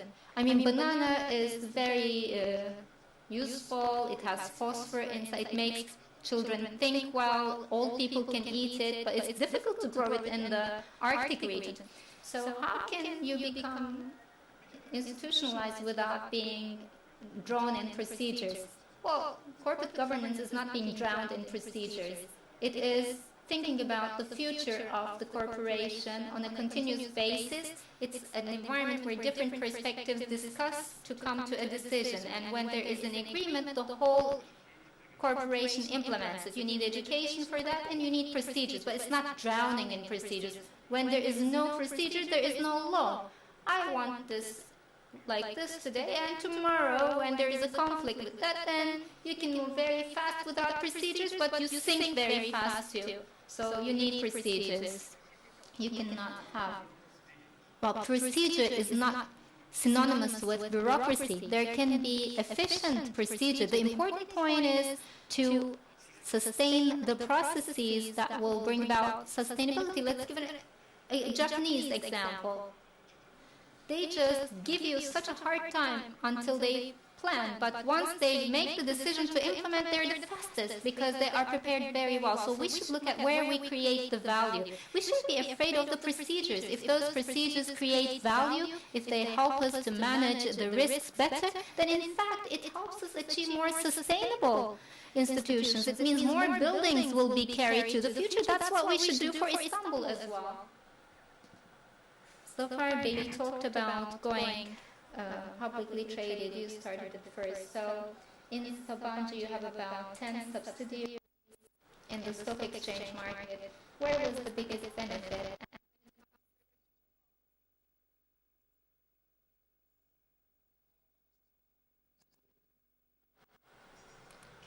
Public offering.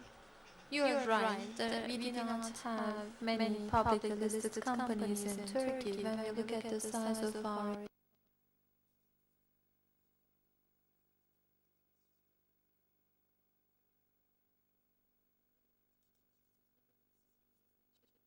2,000 companies indeed, and there is a good study about that. So why the people are reluctant against going public? Maybe because of the red tape. It brings some red tape, it's true, and it brings the necessity to be accountable to the shareholders. You should be accountable. In the third place,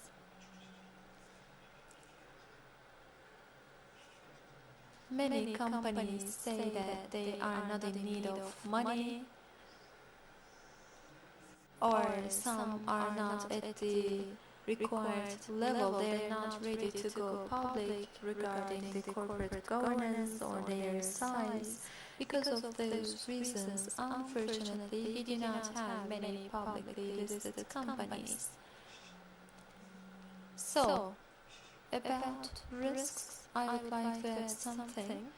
And in order to increase the importance of corporate governance, well, we have had many different in the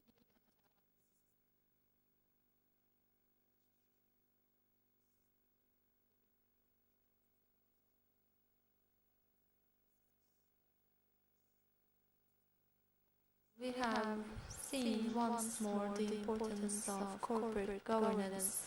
Many countries took some precautions in their legislations.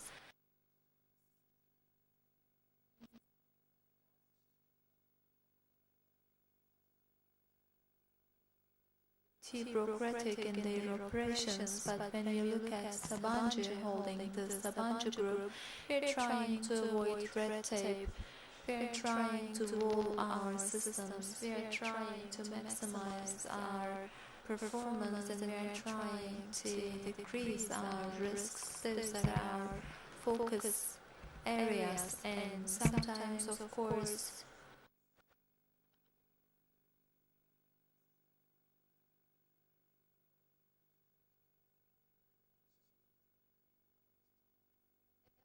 public offering. In order to make use of capital markets, well, when you make use of it, there is a great impact on the economy, on the society, on the fight against unemployment, current deficit, growth, income distribution.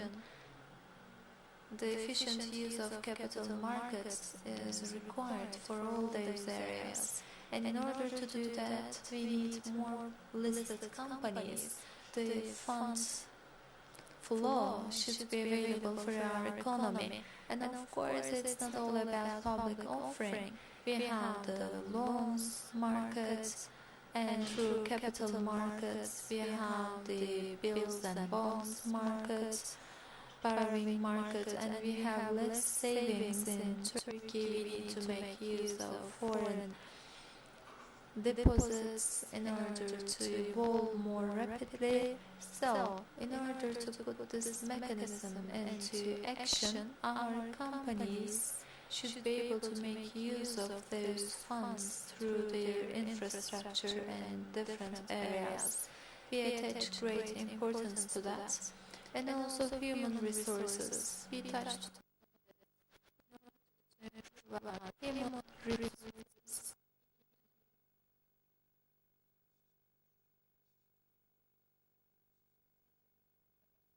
Thousand employees, but there are no written procedures, policies, really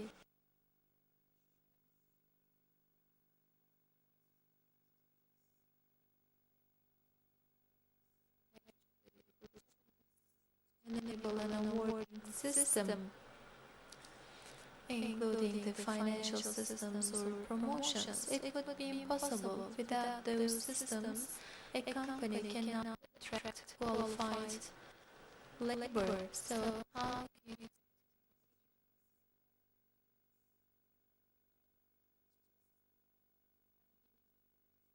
at the local and also international level, because now we are a global world. And it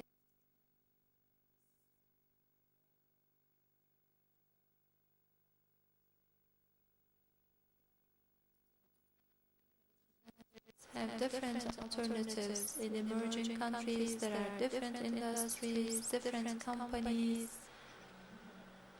They are doing a great evaluation to make a decision, and we hold some meetings.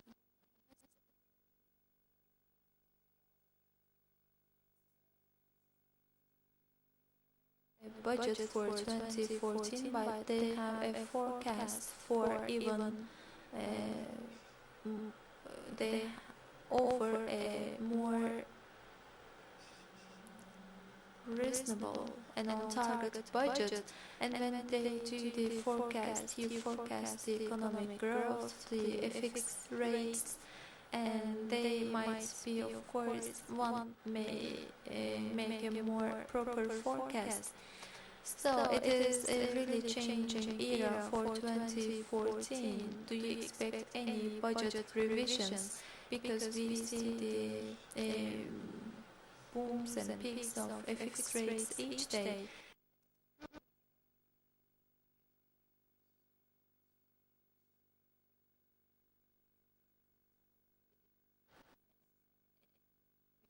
That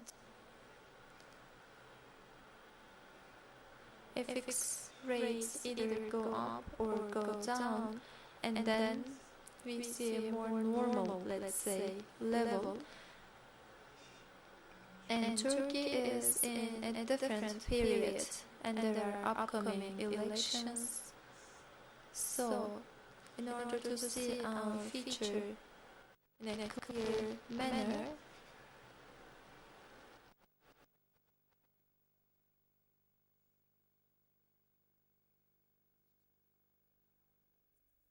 about the same issue. People say the business world was doing the forecast without proper figures, but how is the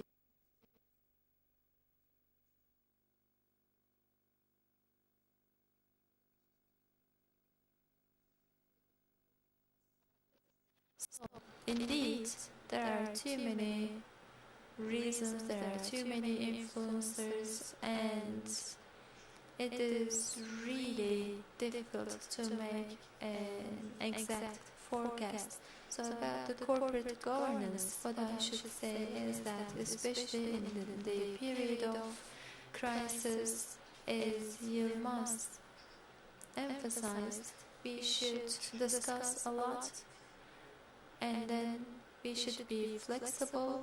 We should try to position ourselves swiftly, I mean the production or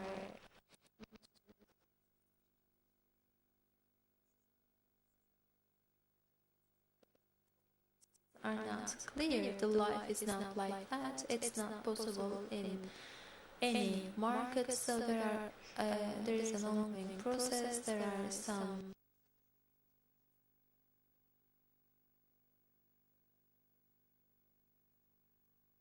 we need some written rules. I would like to share a short anecdote. We are all together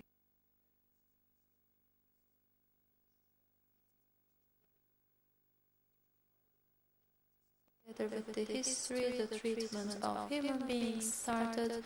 We corrected the system, so the oldest profession is ours.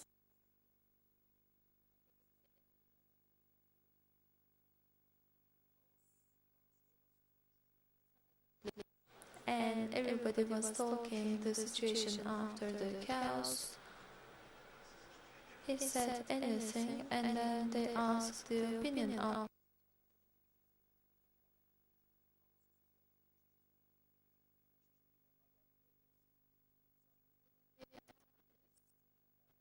the creation of the principles of corporate governance. I guess the crisis, the chaos environment was created. You asked about offering, you wanted to add something, I guess. First of all, if people are reluctant, one of the underlying reasons is that, of course, it's not the only one. They wonder how the public institutions will intervene, so NGOs are really very important. Of course, we need some principles to protect minor shareholders, but if the rules keep changing and if those do not fit into the culture, they wouldn't work. Of course, it should carry the company and the society forward, but they should be reasonable. For example, in Turkey, there was an institute which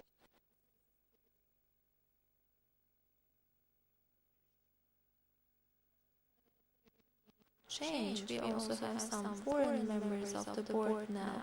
For example, independence stops in 6 years. It's a state of mind.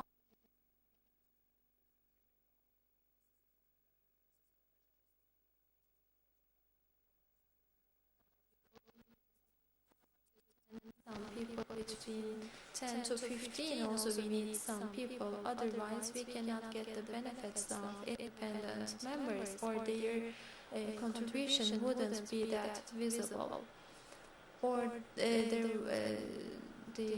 independent members were authorized too much, and then I'm working with those people and then the boss gets scared of them. They should look independent, but they should be dependent, indeed they say.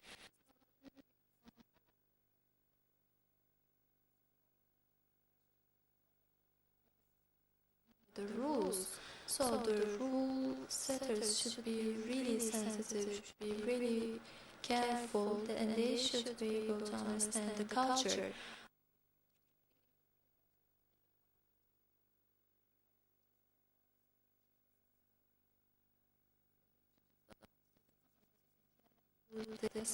It's true for the world. For example, in Italy, there are too many rules about, for example, reporting systems. If there are too many rules, then people spend all their time on the checklists and they cannot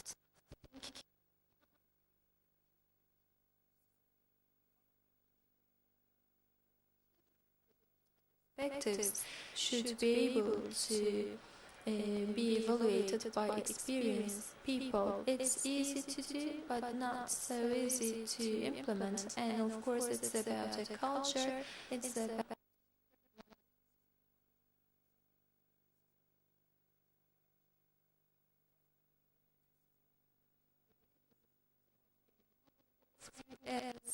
having too descriptive rules, so we should be prudent about that.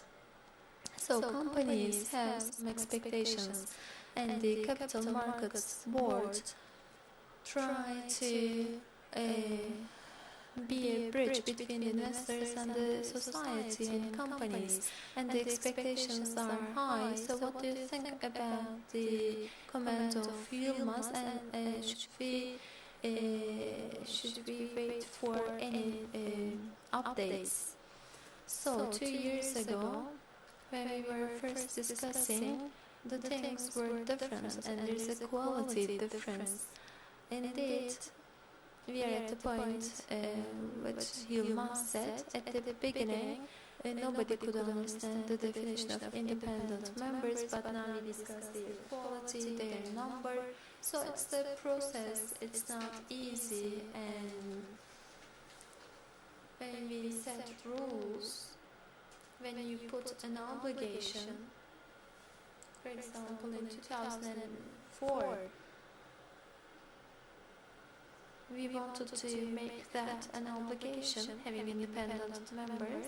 Nobody cared about it, but when it was obligatory, people started to discuss which one is better, which one is not. And it's a result, indeed, independent members of the board. And it's about bilateral transactions, and as Yılmaz, you had a question, the performance is good, but we cannot attract investors. Why? The company might be profitable, but if it is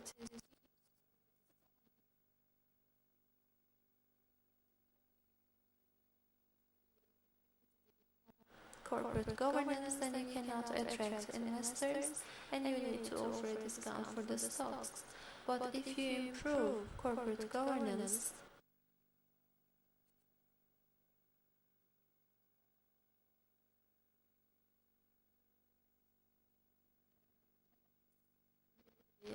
S&P cannot do that. It wouldn't be logical. But if there is a member who would offer some experience and some guidance to the company, it would be good to build trust towards the company, and then investors would be interested in the company more, and then the performance of the stock will go up. So those are very well connected. Having only independent members wouldn't mean anything, but it's an outcome. So we need a job definition for them, and procedures are of course too long, and after the crisis it's different. Before the crisis they want to avoid rules, but then you have too many rules, and after the crisis we say there are too many rules, let's do some deregulation. But because of the nature of human beings, when we turn to be more greedy, or when there is bad intention, we see the deterioration of the markets, and then we see crisis, and then we again have more rules. So it's a process. I've seen this a couple of times in my own life, and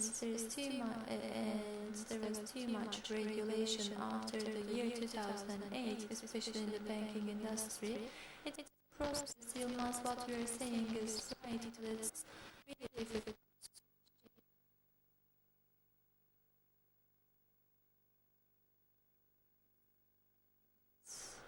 We are trying to just come up with a solution. I would like to just add on something small. It's not important to set rules.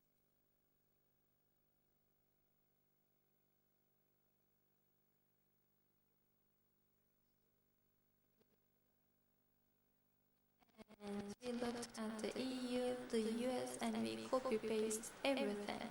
And for this CMB, we see the similar thing. So there is no problem with bringing the regulations, but you should take into account the realities of the country. And the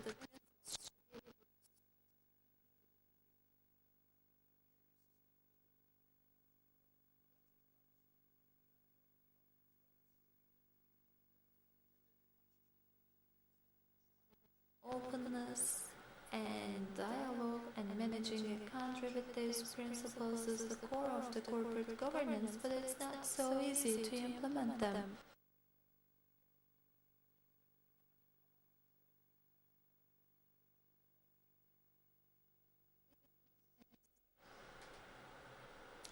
About listening to the industry. So you should listen to the industry at the beginning. Corporate governance is really vital for public institutions also, and you talked about bureaucracy, red tape, and it's too much. It just damages the trust. So, of course, there is a necessity for debates, for discussions. The decisions, of course, shouldn't be made overnight. Okay, but as a culture, we have a draft for 1 month, we do not discuss it, but when you publish, then people start to criticize. The same happens, well, it is again about football, soccer, but about, for example, foreigners, we had a rule, it was established 1 year ago, there's no criticism, but after the implementation, so you say the companies react late. Yes, not all companies, but most of them, the investors or other industries, including public institutions, about drafts or regulations, they are not proactive, or they do not react immediately when you launch a law. With the new law, we have many different regulations, and the industry shared their feedback for 3 or 4 months, and now we are doing the regulations, and we do not copy-paste the regulations. We take into account the situation of the country, but of course there are some EU norms or other international rules to abide by, and of course they are a framework for us. But of course we also take into account the local standards, and we do local adaptations. But of course not everything is perfect. There is always room for improvement, and the President gave some clues about it in the morning. So let's make a last tour, or if there are any questions from the floor to our panelists, you can use a microphone, and there is a question, I guess. Could you please hand the microphone?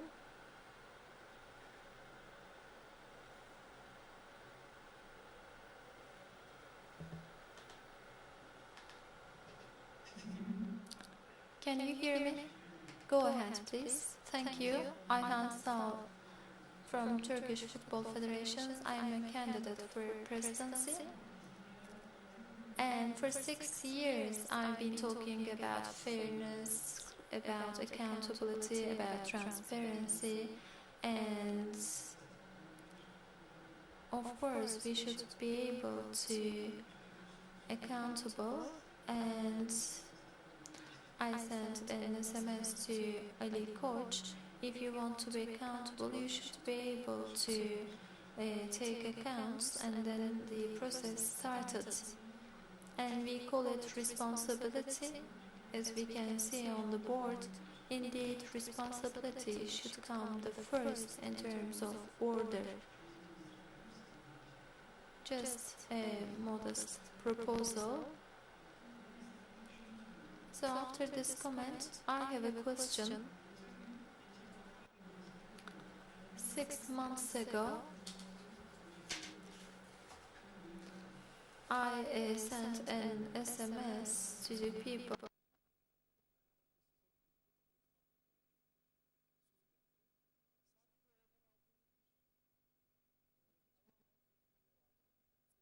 They used a sentence about ethics, and Mr. Hakan said that. He said, the ethics are in our hearts. I sent a message, and I thanked him. Could you please repeat?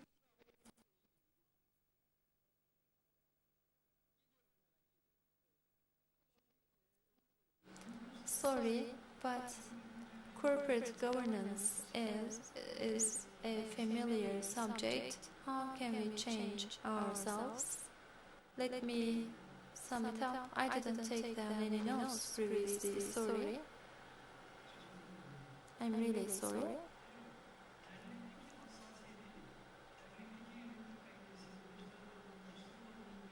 When we do not have equality at the associations, how can we talk about corporate governance? Is it a question? Well, it's a question for all of you. Yilmaz, can you start? Well, the association has launched a manual about corporate governance. The Corporate Governance Association of Turkey has launched a manual. It should be a culture in order to make our institutions more sustainable. It's not only true for companies, but also for institutions, associations, foundations.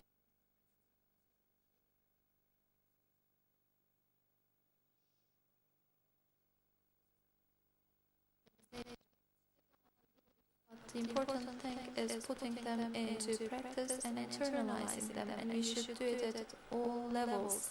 We can have one more question. Thank you. Thank you. You can all hear me, right? I'm an independent consultant. I work with different companies. I also work with foreign investors. Each year I participate in this summit. I really enjoy the conversation, but for the next year, in order to be successful, what are your suggestions for institutions? What are your suggestions to attract more investors? Zafer, we can go on with you.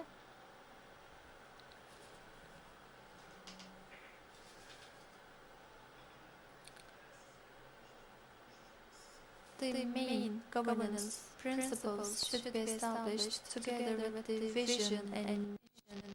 You should start, and in terms of basic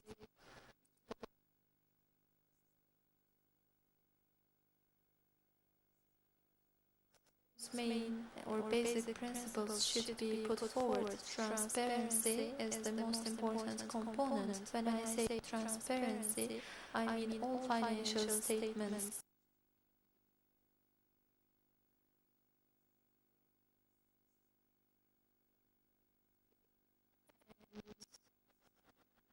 Independent units within the company or out of the company should be controlling those reports and statements. It's something crucial. Second of all, ethical standards of the company should be determined. When we look at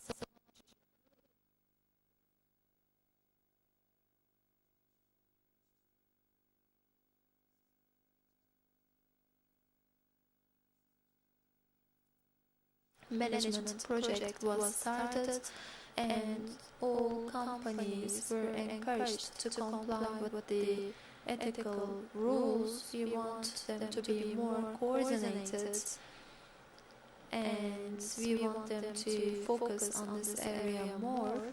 So the determination of international standards is really important, and the way of doing business, the way of making decisions, who will be making decisions and how it will be evaluated.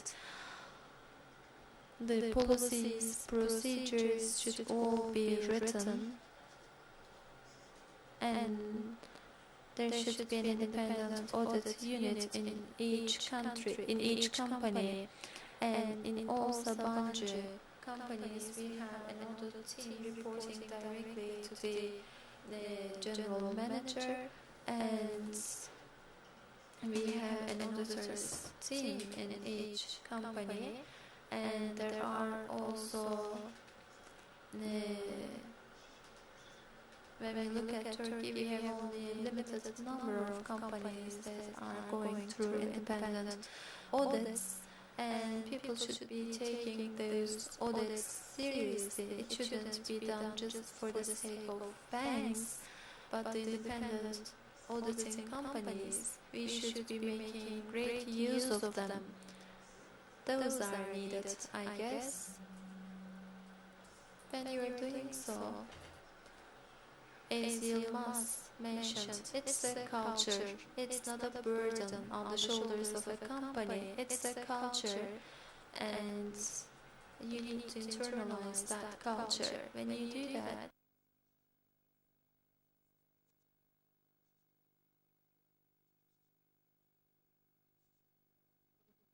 motivated, the company will have a brighter future, and there is a resistance against that unfair competition if the competitors are not transparent.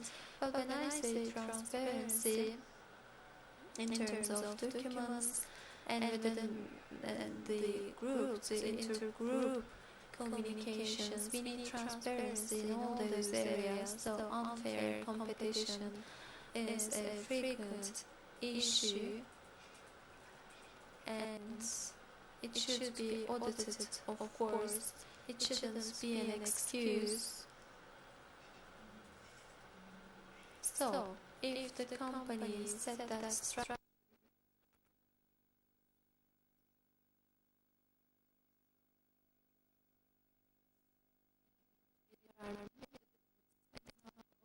the structure should be proper, and we need, of course, good implementation. That's all. Katılımcımızın sorusuna yanıt, tavsiye niteliği. Bekir Bey, what can you say to wrap up as a recommendation for companies? Well, normally in the capital markets, that is the main approach. Someone has a lot of money and wants to give it to companies, but to which company? A company where he believes the money will be used efficiently. And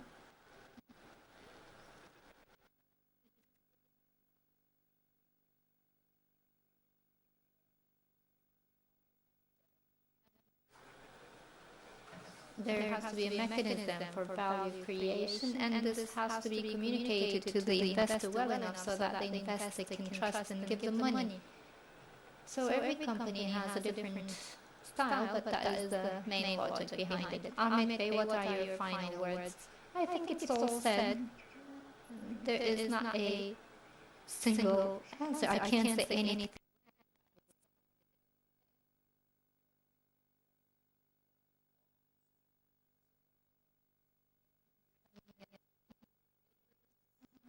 Where else can you go? I mean, we will build trust one way or another. Yılmaz Bey, what recommendations do you have to companies? 2014 is a challenging year.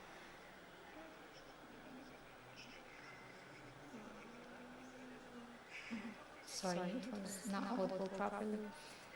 Okay, so even if you are a boss, you have to be accountable, transparency, fairness, and having responsibility just beyond the financial statement. We may be going through hard times regarding our performance, but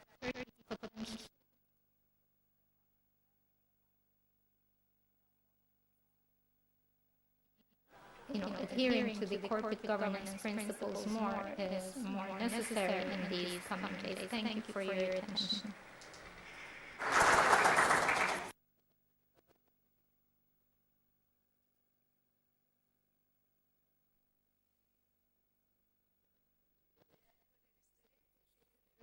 We want to thank the distinguished panelists. We have a coffee break, and then we will continue with Mats Isaksson from OECD.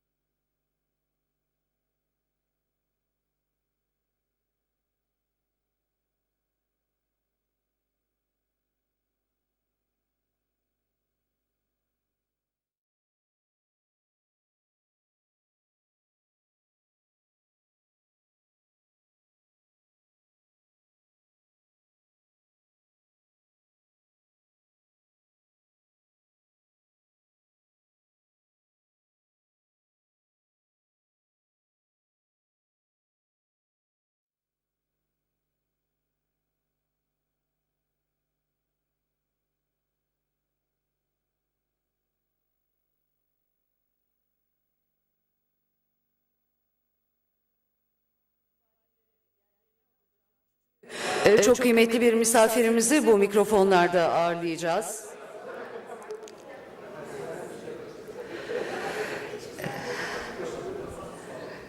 Değerli misafirler, kahve aramızın ardından programımıza OECD Şirket İşleri Bölümü Başkanı Mats Isaksson'un konuşmasıyla devam edeceğiz. Ben şimdi konuşmalarını gerçekleştirmek üzere Sayın Isaksson'u sahneye davet etmek istiyorum.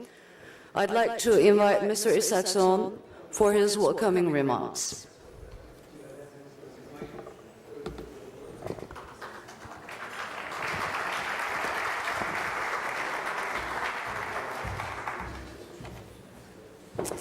Thank you very much for that kind introduction.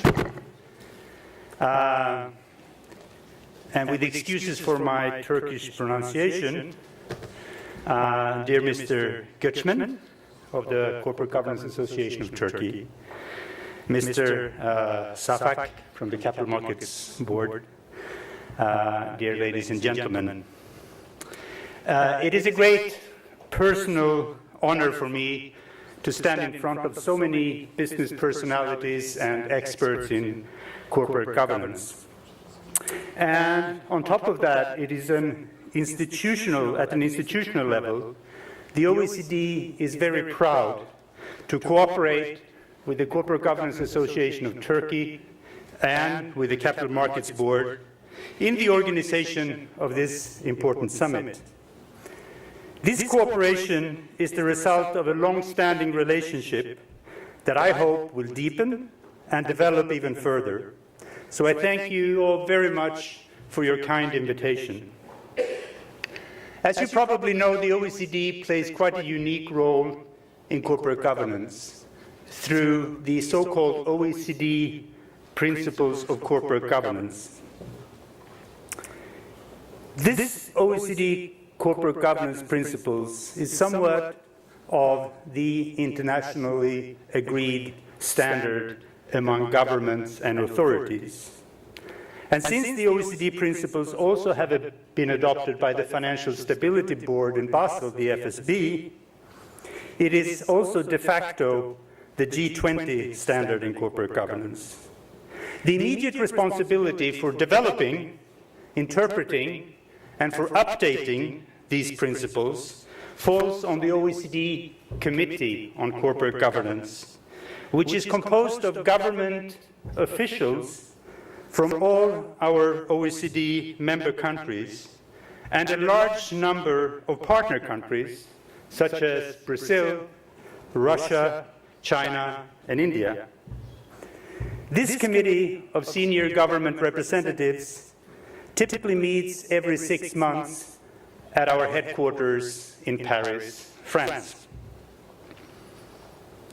As one of the founding member countries of the OECD in 1961, Turkey has always played a prominent role in our work on corporate governance and in the elaborations of the OECD Corporate Governance Committee. Currently, Mr. Bekir Safak from the Turkish Capital Markets Board is the Vice Chairman of the Corporate Governance Committee, together with his colleagues from the United States and Japanese securities regulators. The committee is chaired by Marcello Bianchi from the Italian securities regulator, Consob, who will be with us tomorrow. And if this is, as if this wasn't enough in terms of Turkey's involvement, Turkey also plays a big role in the OECD Secretariat itself, which is the body that supports the OECD committee with analysis, reports, etc. One of the leading senior experts on my team today is Mr. Sedar Selik, who used to be at the Capital Markets Board in Ankara. And before him, Mr. Barış Dinçer, now a leading figure in the Turkish Corporate Governance Association, was one of our leading experts at the OECD who had an important role in developing and advancing our work on corporate governance, particularly in this part of the world. It is important to know that the corporate governance work of the OECD is not at all limited to the OECD member countries. As I mentioned before, the OECD Principles is a truly global standard and is not only used by the OECD and the members of the Financial Stability Board.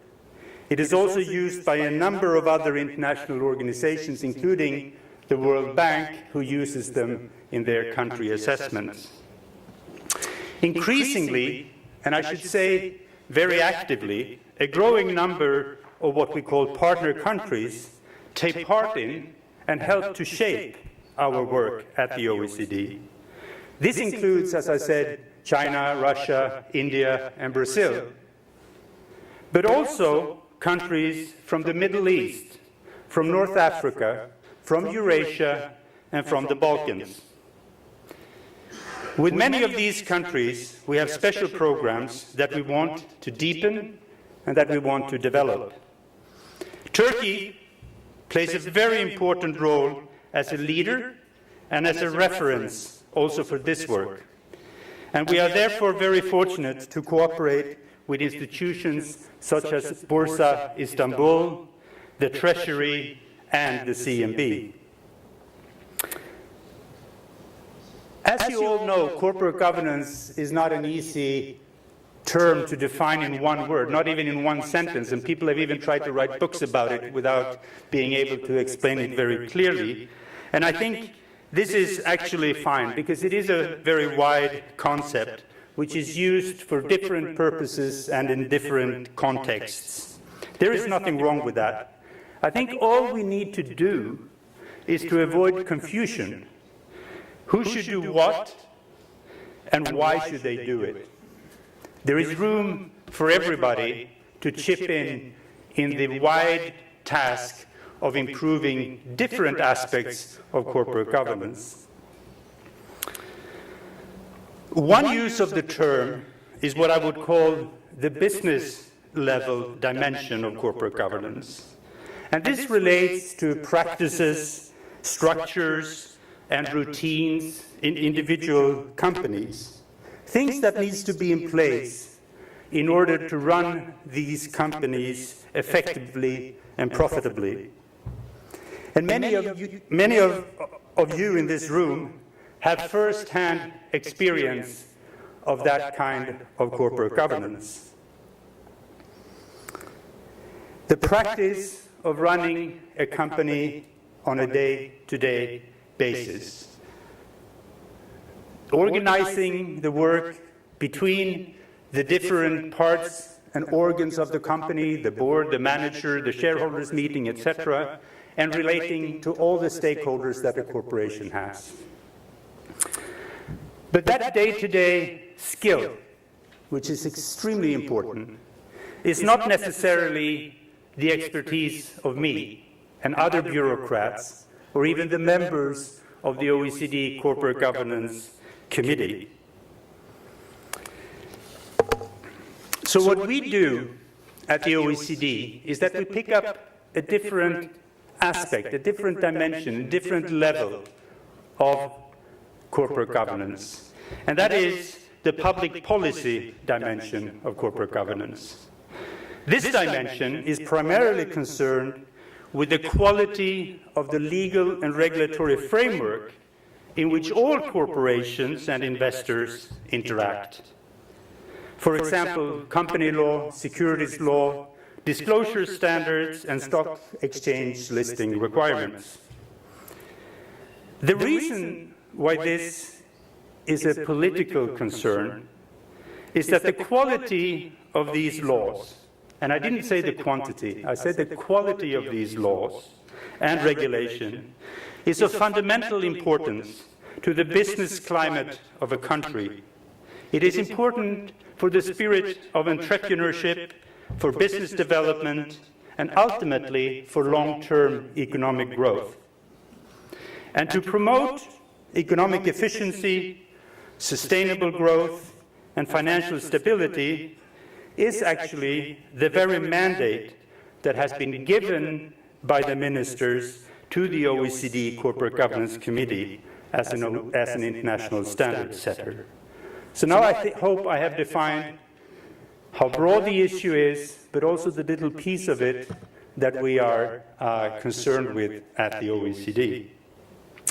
In particular, the OECD principles wants to make sure that the capital markets in general and stock markets in particular work in a way that gives companies access to the long-term capital that they need in order to grow, to create jobs, and increase their productivity.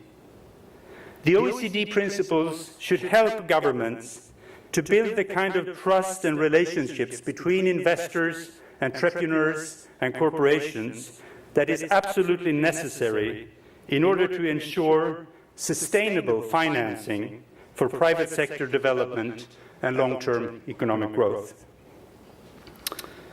To strengthen these institutions that helps to transform a country's savings into productive long-term investments is particularly important in emerging markets, where a number of small and medium-sized companies are depending on loans and short-term credits for their day-to-day existence.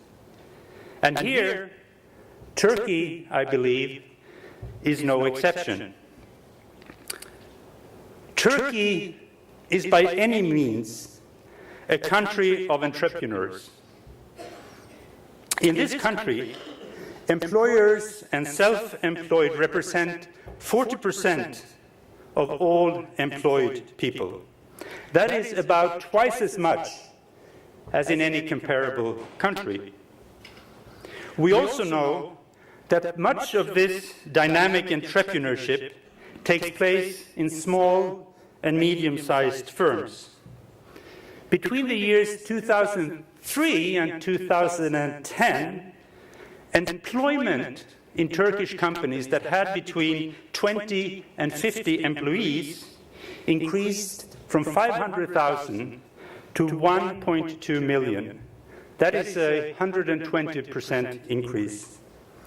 During the same period, employment in Turkish firms that have between 50 and 250 workers increased from 900,000 to 1.7 million.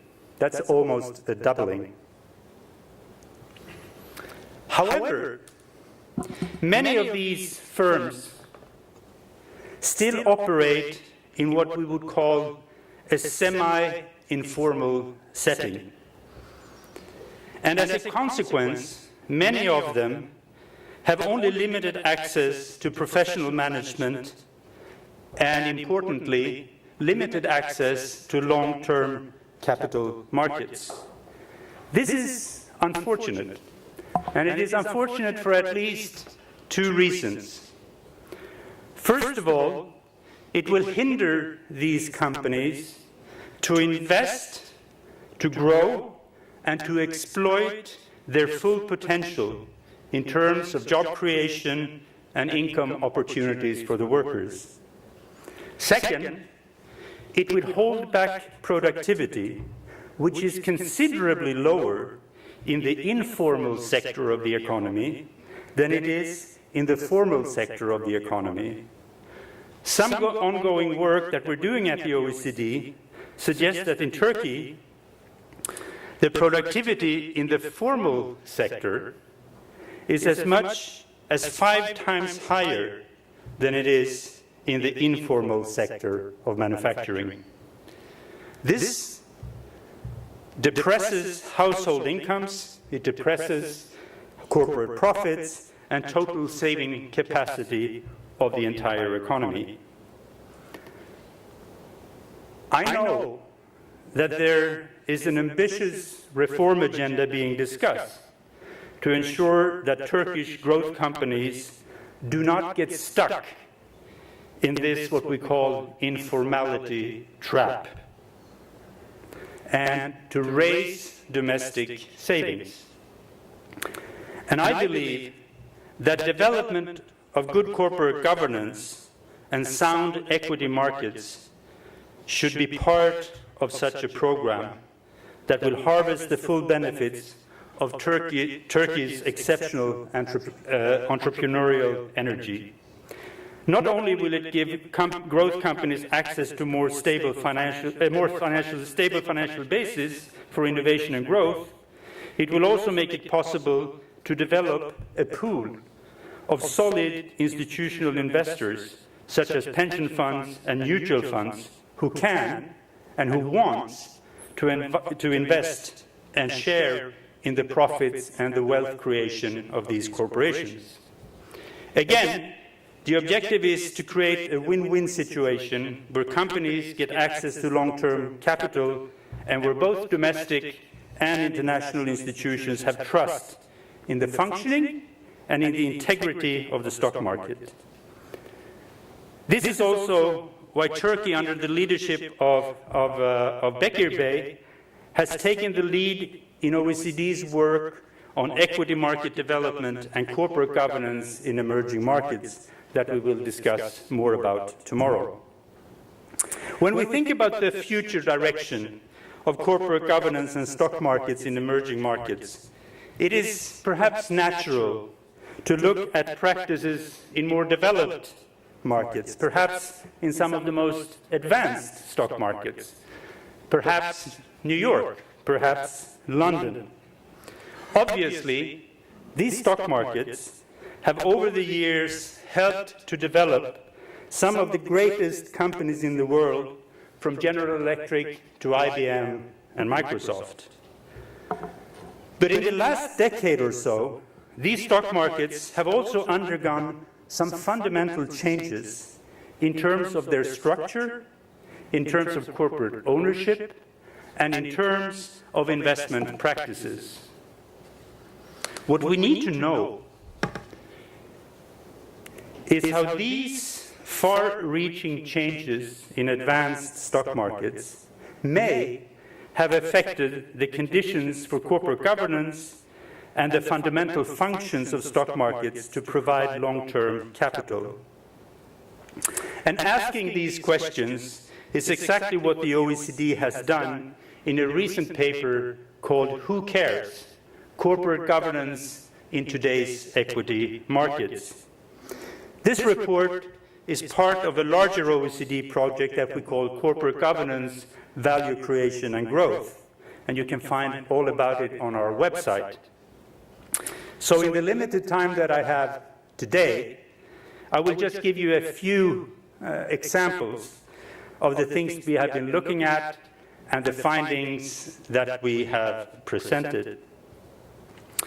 First of all, we have looked at the issue of access to capital, and the proxy that we have used is to look at what we discussed before lunch, IPOs, new introductions. How much money do companies raise, new companies raise over the stock exchange when they are first introduced? And how many companies are actually coming to the stock markets?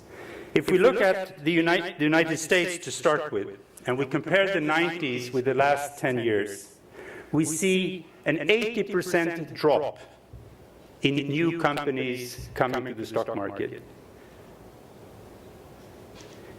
The United States has lost, plural, John. The United States stock markets have lost half of its listed companies in the last decade. Half of its listed. And this is the effect of two different trends, actually. First of all, a lot fewer companies are getting listed. A lot fewer companies are coming to the stock market. And also, then there are that are actually leaving the stock market. So there is no the replacement level is too small. Another observation, there are many observations we make in the paper that you can read about, but another observation is that there are a lot fewer companies coming to the US stock markets, and the ones who come are typically twice as big as they used to be in the old days. Twice as big. So fewer and bigger. So the ones that are losing out or are not coming or doing something else are basically the smaller growth companies. The average size of a company that is coming, the average size of the IPO, the money raised in the US today, is about $250 million. And I usually make the analogy that when Intel was introduced at the stock exchange, it was a $5 million or $7 million IPO. That is about $30 million in today's dollars. $30 million in today's values. There are very, very, very few IPOs of that size today because institutional investors just won't look at them. So, that is one observation. I can also give you maybe the situation in the UK, the other big one, is a bit more complex. There has indeed been a number of new companies listed in London in the last 10 years. And since 1995, if you look at their statistics, there have been about 3,000 new companies coming in.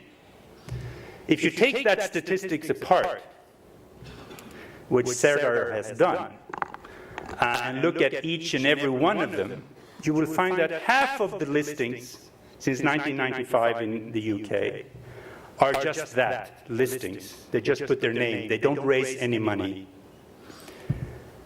The other half, 1,470, something like this, are private placements among a limited number of pre-selected investors. There remains, since 1995, about 30 introductions with a proper public prospectus to the general public to raise money.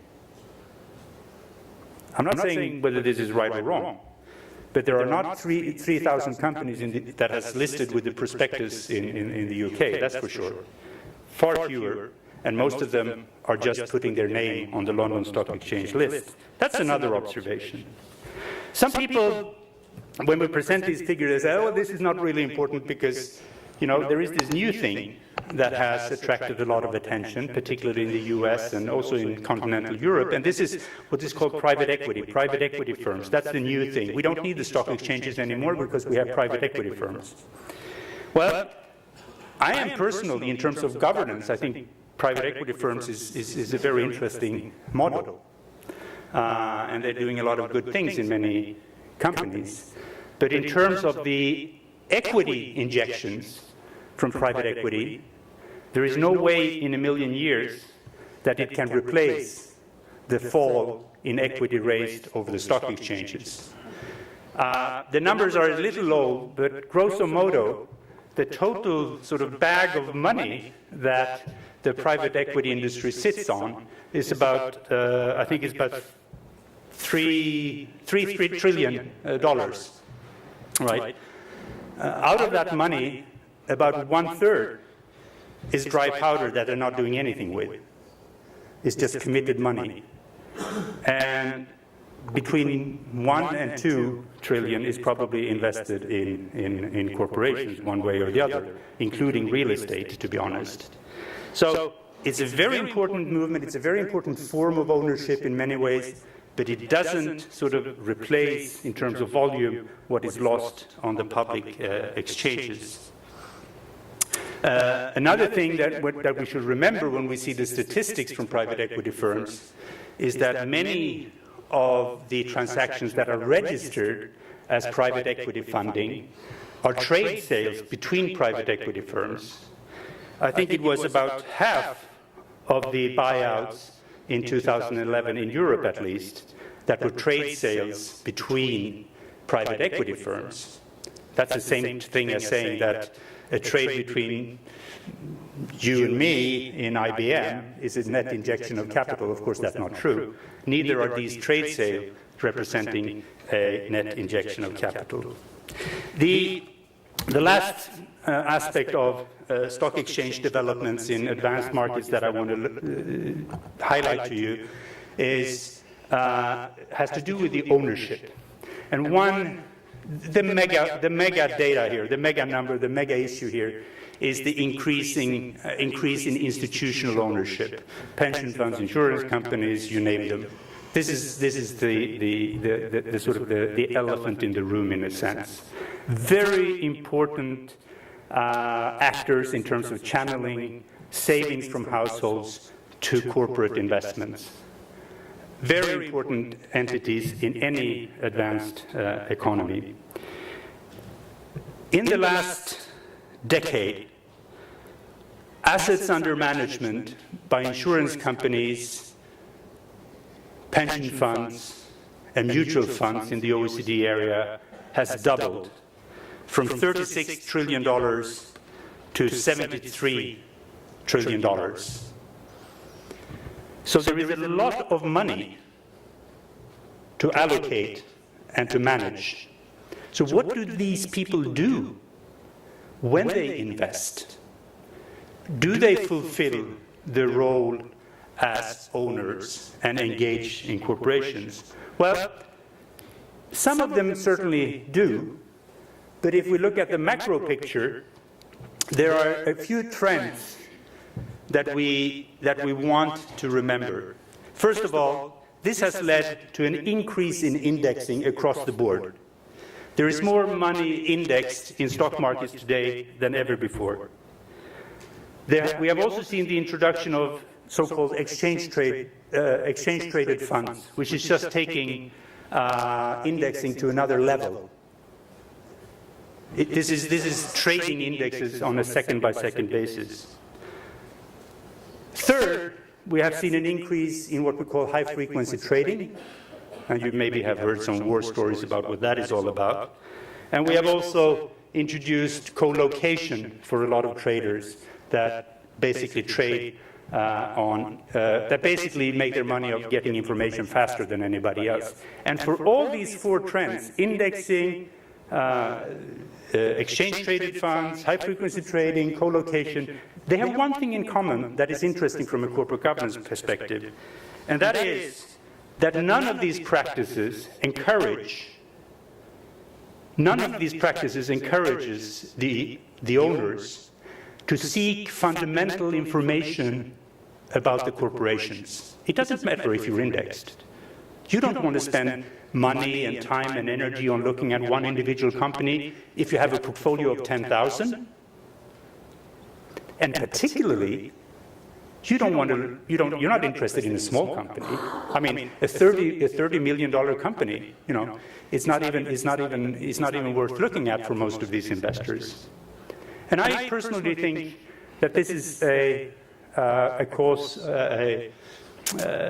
bit of a concern that we may want to look more at. The second one is that all of these four factors, first of all, they don't sort of encourage fundamental analysis, but also they really discourage active ownership for exactly the same reasons. How do you actively engage with 10,000 companies in your portfolio? How do you vote your shares for 10,000 companies? That should be expensive if you want to do it well. So those are two takeaways. And certainly when it comes to high-frequency trading, you know, they close their books every night. They have no interest whatsoever in voting their shares or engaging as owners. Exchange-traded funds, same thing. Most of them actually lend their shares to others and explicitly in the prospectus say that we're not going to vote these shares. Anyway, as I said before, we are not sure what the full implications of these developments are, but suggestions have been made that advanced stock exchanges today pay less attention to smaller companies, that they are less good at allocating capital, and that there is an uneven playing field emerging between different kinds of investors. We also know that governments in these countries have started to think about the problems, and I'm sure that you all have heard and are familiar with the so-called K-review of the United Kingdom stock market, which is sometimes quite critical of how the London Stock Exchange works and how it lives up to its role as a provider of risk capital. Another example is the Jobs Act in the United States, which is an attempt to lower the regulatory burdens on growth companies that want to get listed. In order to motivate and reward active and informed ownership, it has also been discussed whether one should differentiate not the voting rights, but the cash flow rights, the dividends, between active owners and passive owners. Again, all of these things are issues that are up in the air for discussion, and I think we have a long way to go before we come to final conclusion. But this research and this experience will all feed into the forthcoming review of the OECD principles that is about to start. The Corporate Governance Committee will kick off this review at a meeting in March and plan to have a revised version out of the principles during 2015. As I indicated above, in this process, we will need the input and the expertise also from the private sectors, from issuers and managers as well as investors, not least from emerging markets, who play an increasingly important role in the global stock market landscape. And for this purpose, we have organized quite an extensive process for open consultation. I hope and I count on the participation of the Turkish Corporate Governance Association and also of other Turkish institutions. As I said, Turkey is a country with exceptional entrepreneurial energy, and corporate governance should help, not hinder, making the full use of this energy for the prosperity of the country. Again, it is a privilege to be here, and I want to thank you all for taking the time to listen. Thank you very much.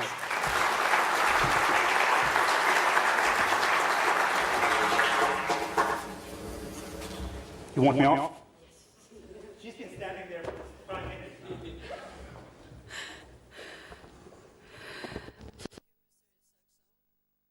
Sayın İsakson'a verdiği bilgiler için teşekkür ediyoruz.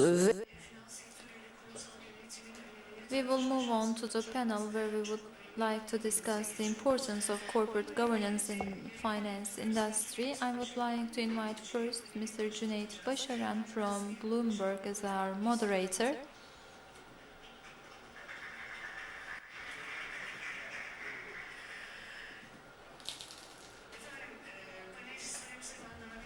Let's invite our panelists, Meriç Uluşahin, Mr. Hakan Ateş, Mr. Hakan Binbaşgil, and Mr. Faik Açıkalın to the stage, please.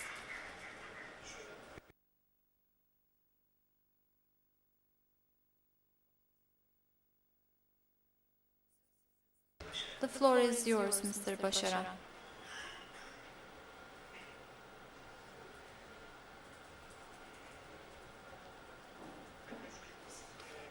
Welcome to our summit.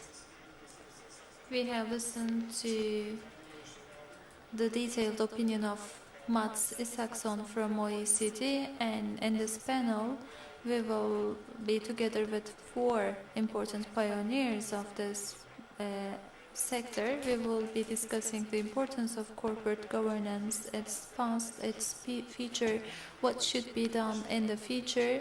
You know all of them very well, but let me introduce them once more. Ms. Meriç Uluşahin is from Şekerbank. She is the general manager. Hakan Binbaşgil is the general manager of Akbank. And Faik Açıkalın is the CEO of Yapı Kredi. Hakan Ateş is the general manager of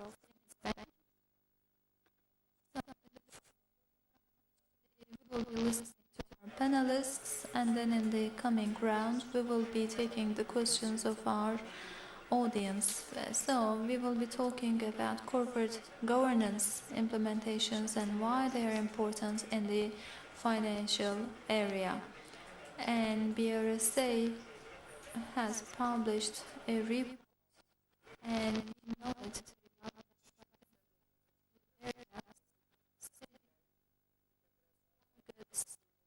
and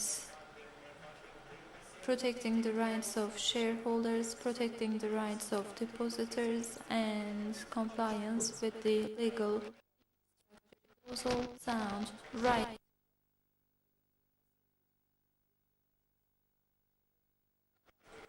As a general manager, in order to gain economic advantage, you need to put forward some financial targets, but on the other hand, you should be protecting the rights of shareholders and depositors.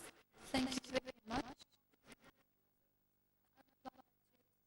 With introducing Şeker Bank, because we have discussed what is corporate governance in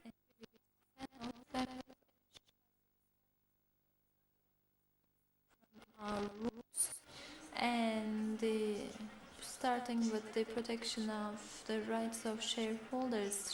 Şeker Bank was formed with different cooperatives, and the capital is well disseminated at the bottom, so it has turned into be a bank. With the shares of cooperatives,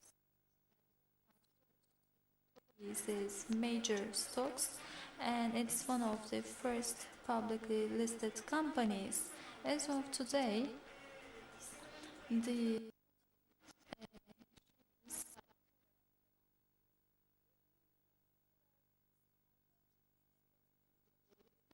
other 70% is owned by the employees. And this is the specific situation of Şeker Bank. First of all, for our capitalists, for our employees, we need to be transparent, we need to protect their rights, and the daily transactions, the routine operations should be done accordingly. So because of our culture, we were ready for that. And from this perspective, the corporate governance is well supported by our roots, and we can say that in the year 2008, 30% total capital was added, and before the communiques of CMB, we have in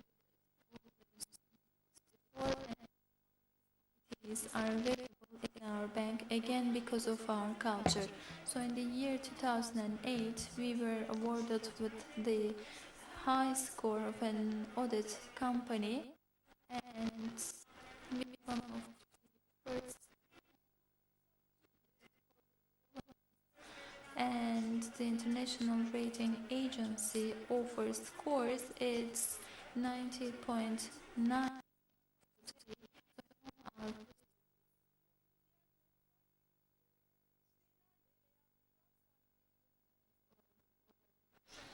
Deposit holders, how are we going to do it? Because we are based on production and collective thinking, we are trying to increase the income, and we would like to again distribute it well within the bank. We have implemented it in all our business processes. Again, we have the same understanding, and we try to add it to our products with sustainability. We have an eco loan. It's not only a commercial product for us, of course it has a certain, but also for energy efficiency. In order to support the country, we have planned this product. From this perspective, all those components increase value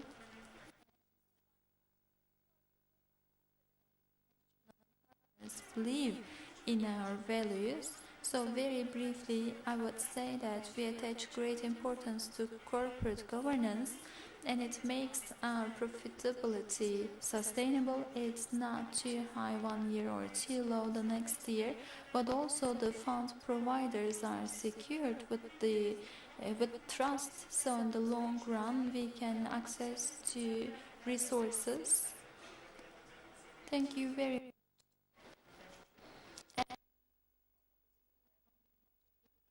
course, you can answer in the context of Akbank. What I ask is, of course, corporate governance implementations are important all around the globe, also in Turkey.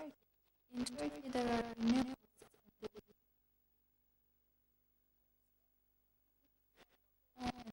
as Akbank. Is there a change in your perspective towards the corporate governance, or in this industry, what should we expect after the renewals? Microphone, please.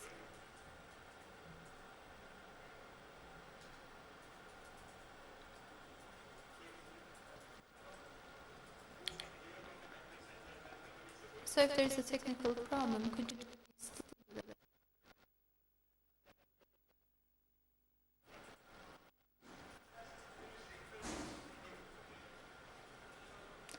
Let me start with the industry. In the banking industry, corporate governance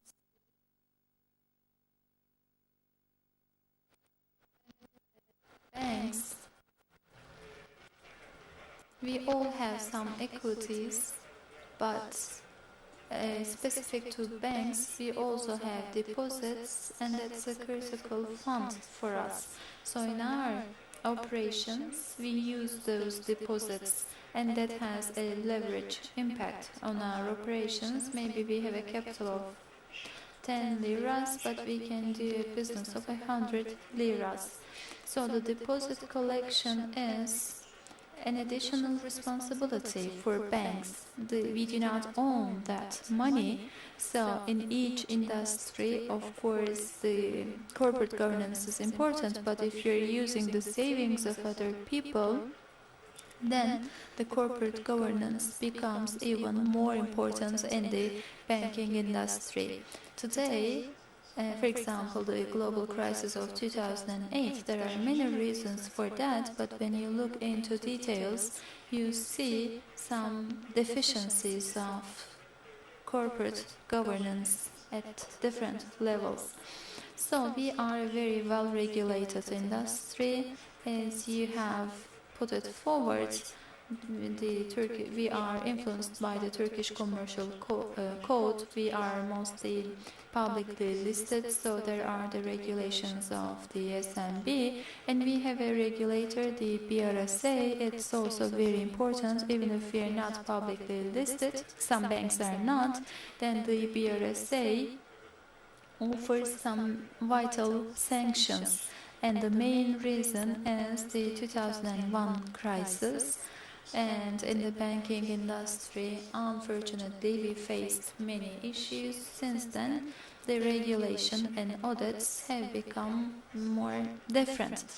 So today we have a healthy and sound industry, and your question is, without the renewals of the principles, would Akbank go on this road? Of course, together with the legislation, we have now the independent members, some different concepts, but the corporate governance is really important for our bank, and we have internalized this concept.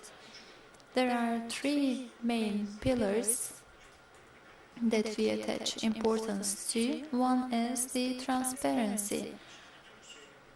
All we have discussed about deposit collection and extra responsibility, we should be transparent. We have many different stakeholders, and we are a publicly listed company. 40% of our stocks are publicly listed, and mostly we have foreign investors. We also have local investors, but mostly they are based in the United States or other countries, so we need to be really transparent, and that's what the investors ask, and they want to really know what's happening, and they do not know only about the past. That's also something important. They would like to know about the future also, so the reporting standards around the globe, they are discussed, but the standards are also changing, not only retrospectively but prospectively, what the companies will be doing.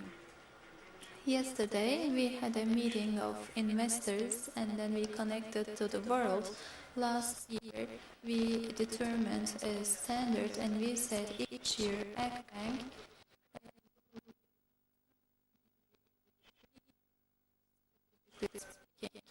and yesterday we did also this planning because we had promised. So you know the current situation, the developments, their impact on the emerging markets. To be transparent, thinking, and that's the expectation of investors. That's something important in my mind, and not only for investors, for employees, for other stakeholders, you should be transparent. And very honestly, I can say that as the management, we are really prudent in this sense. Second of all, sustainability. And in each industry, it's crucial. In the banking industry, that's also important. And in the banking industry, we see a specific quality. And the equity feasibility is very important.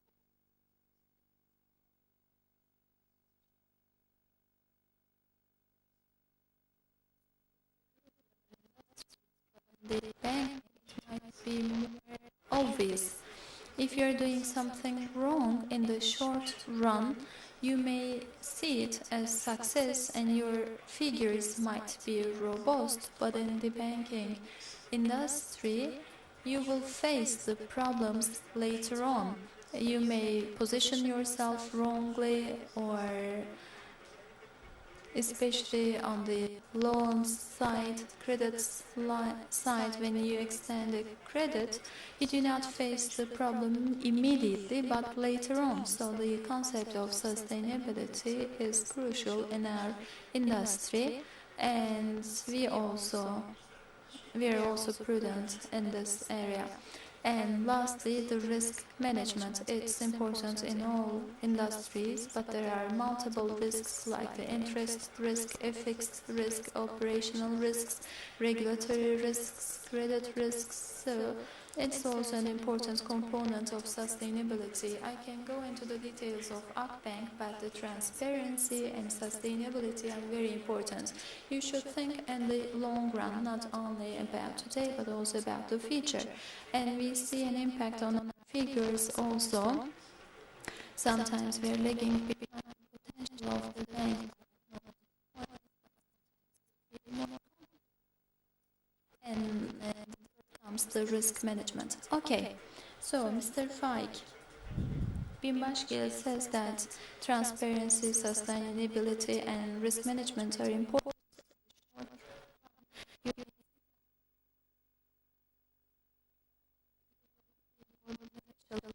The principles of corporate governance. So I will be the lawyer of the devil, and companies like you who assume great risks, how are the decision-making conditions? Okay, you abide by the corporate governance, but you lose time, markets are changing, Fed says something in the US. First of all, just a quick correction. We do not take big risks, but we assume measurable risks. And the corporate governance is really important because, as Hakan and Meriç put it forward, it's not only an instinct of a trader, but it's a logic. And in the decision-making processes, if you are corporate, and in the long, middle and short run, if you can follow up the results and if you can draw some lessons accordingly, and then it means you are transparent. If you can draw some lessons, it means you are being accountable. So the corporate governance by itself offers a mechanism for us for sustainability. There are 4 principles of the corporate governance, and Hakan mentioned 3 of them.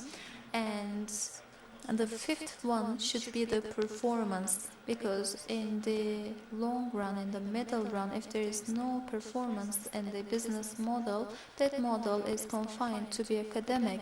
So if there is a problem with the performance, it doesn't work, you say yes. So through your performance, you should support the corporate governance. And I will be brief, and I will try to avoid repetition, but the corporate governance is prices you pay really big amounts. So it's something bad, and then you learn the importance of corporate governance, and you see the bankruptcy of some very robust institutions. So the corporate governance is a set of rules, but rather than that, of course, there are some separation of powers, there are written rules, there is the follow-up procedure of them, but the most important is not the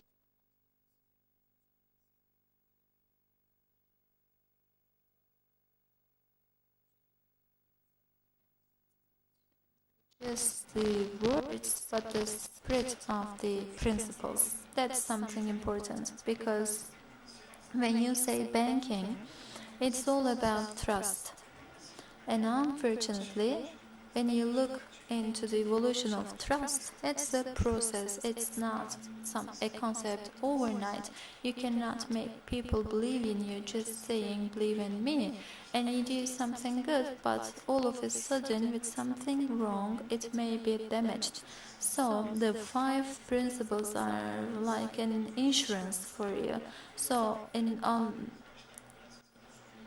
it takes too long to get prepared, but with the right tool, with the right storage, with the conditions. I'm into sailing, so that's why I give an example of that. If you are not well prepared, you will be paying the cost. So I wanted to just add that. Okay, so Hakan Bey, in different panels that you joined, you have received this question, and I made this question personally before. As a general manager of a bank of Taçev, you are here, so corporate governance practices. A bank who employs those principles in the acquisition and merger in the perspective of foreign investors in pricing and decision making, do you think the corporate governance facilitates those processes? Well, those principles are mentioned by my colleagues, but Isakson, the OECD representative, said something really important. There is an approach. He says that in order to reach capital, in order to reach foreign funds, it's inevitable, it's sine qua non. And from private equity, we heard a figure to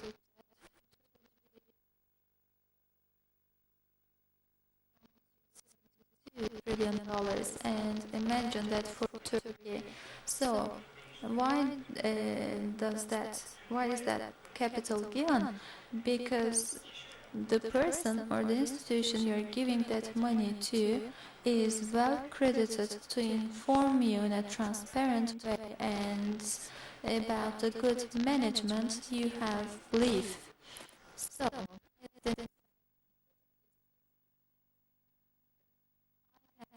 experienced all those, and I know the implementation really creates a huge difference. When you go public, you really get good shareholders, and we are a partner of Dexia and Zirve. In the Zirve transfers, as the CEO of a bank, I have observed many different. So in the second round, I would like to share a couple of issues. Maybe the audience can find it more tangible as an example. First of all, good governance and trustworthy are directly connected by investors. And in 2007, in the Foreign Investor Trust Index, we ranked 20th, and in 2012, we ranked 12th. So, we have a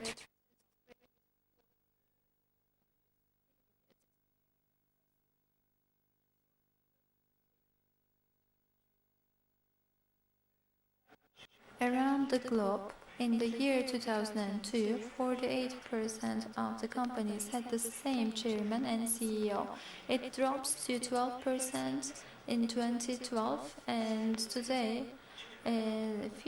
almost 50 banks have different CEOs and chairmen.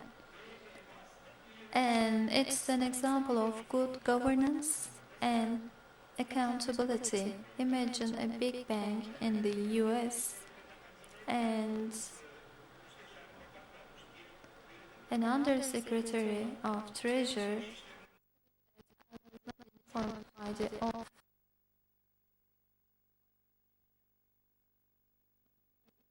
shareholders.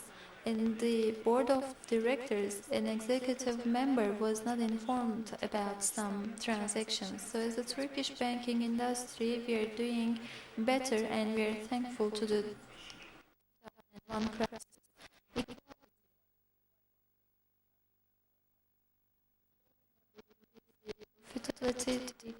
Mortgage with high interest rate, and they didn't inform small investors while doing so. Second of all, when it was discovered, when there were claims, and those are publicly known, JP Morgan $13 billion of fine is paid by the problem of transparency because they couldn't protect the rights of minor shareholders.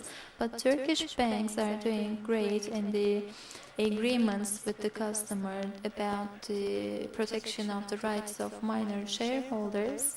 We have 133 stocks of the best index, and we are doing great, and we are a good example. In the period of crisis, Australia, Canada and Turkey didn't get any outside help for the banking industry. Bankia, a Spanish bank, had some problems, but they sugarcoated them and they went public.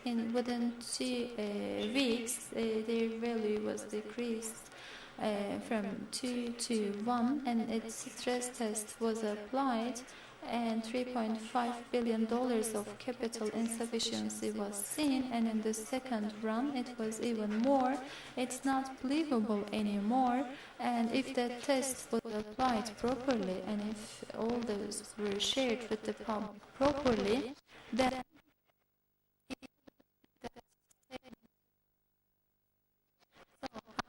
regulations are quite strict in the banking industry. You need to make announcements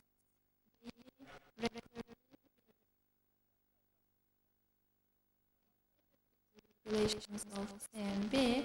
In the banking industry, the BRSA applies even stricter rules than the CMB. Accountability is also important. Before going public, in our company charter, we added a rule, and we said the independent members, one was responsible for the minority shares. There are 2 committees. One is the committee of audit, the other one is the committee of nomination, and the independent member will be chairing those committees, and the minutes of those committees will be binding, will be totally binding. And when you add this rule to your company charter, what happens? From abroad,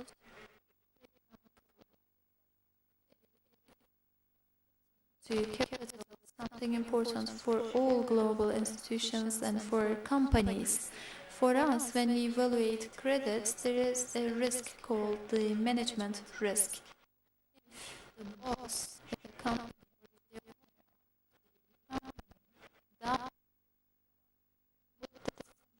survive? It's the question. And together with that, the foreign deposits and access to foreign funds and access to foreign investors are something crucial for us, and we need to do our homework well enough so that we can leverage our profitability. And that's not enough. The first, the second generation hybrid, all sorts of capital are needed, and you need some people who believe in you, like in private equities.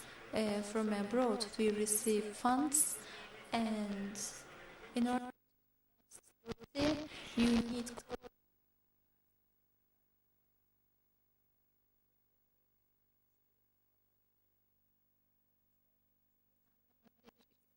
very clearly. And about the corporate governance issues around the globe, there have been some different examples, and in Turkey the banking industry didn't suffer from that. On the contrary, it's an example. But what I wonder is, as of the beginning of this year,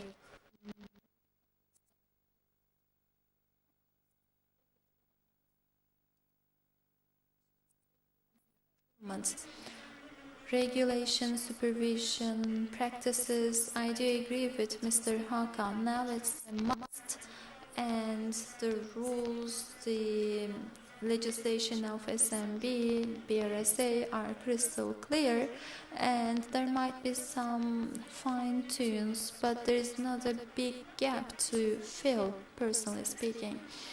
But as Faik mentioned, rather than setting some rules, internalizing and implementing those rules are important. If there are the rules but no implementation, no internalizing, then you may question how the process is managed in a corporate way. But the banking industry is really doing well in Turkey, and it's not only through the regulations of the BRSA, but the previous lessons, and because of the profits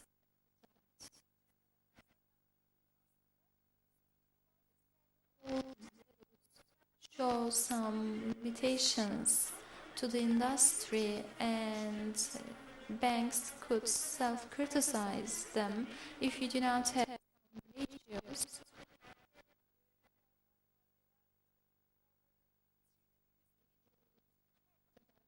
Beyond the legislation of SMB or BRSA, if there are some problems during the audit supervisions, they are corrected and warned against.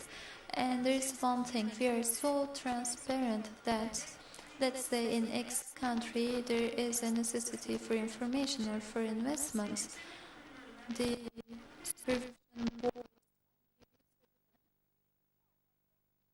is not really that easy to access the information. Their database is not that enriched. From the BRSA as of the last quarter, from the bank, from the central bank, from the SMB, you can get any sort of information you are looking forward to. It's like an X-ray, you can get all details in our industry. And in this scenario, and the investors can see their future clearly, and they know how much risk they can assume with which bank, and this is true for the whole banking industry of Turkey in our perspective. And we are a pioneer to reflect it onto companies, because when you improve procedures, when you are working with customers, we are also a creditor of our customers. When you are together with two firms, and if they're at the same scale, one is, let's say, quite traditional, and there's only a single father or a single shareholder, but the family is suspicious to survive the business or not. Are we willing to extend a credit line to that company, or to a company with the right finance guy, with the right marketing people, with a more professional management, with corporate governance? So, As a bank, we are more willing to offer the credit to the second one, or our pricing becomes more reasonable, our collaterals become more flexible accordingly. So the companies are also affected by us. The more corporate we are, the more corporate they are also. So let's move on to Hakan Binbaşgil. Could you please evaluate the industry? What are the pros and cons? And when you compare yourself with Basel II, Basel III, with Europe, are they doing better than us? Hakan Ateş says no, because if that was the case, the problem would be solved in an easier fashion. How do you see this issue? And also, as Ms. Meric put it forward, we see corporate governance in the banking industry, but on the other side, we have the companies. How about them? Did they internalize this concept? And the non-financial industry, I guess the performance will go up with further implementations in non-financial area. I do agree with Meric. Of course, there is room for improvement for each industry, but when we look at the banking industry, we are standing at a good point in terms of corporate governance. But I would like to emphasize that transparency is something really good. It boosts your performance, and the more transparent you are, the more not the pressure, but the management develops an instinct to be better. If you are transparent, if you are saying something, then at the end of the day, you need to fulfill your promise, and that's the right side of the issue.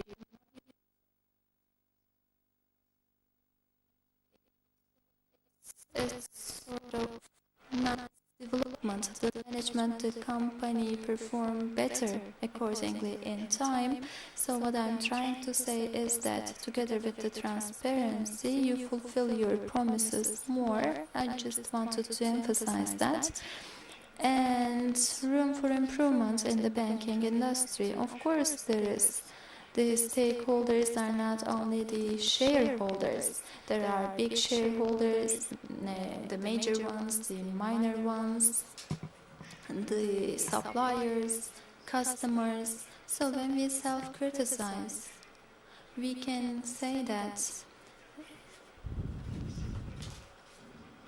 as an industry, maybe we can explain ourselves better to our customers in terms of profitability, because all parties think that banks are really profitable, but the industry should explain itself better.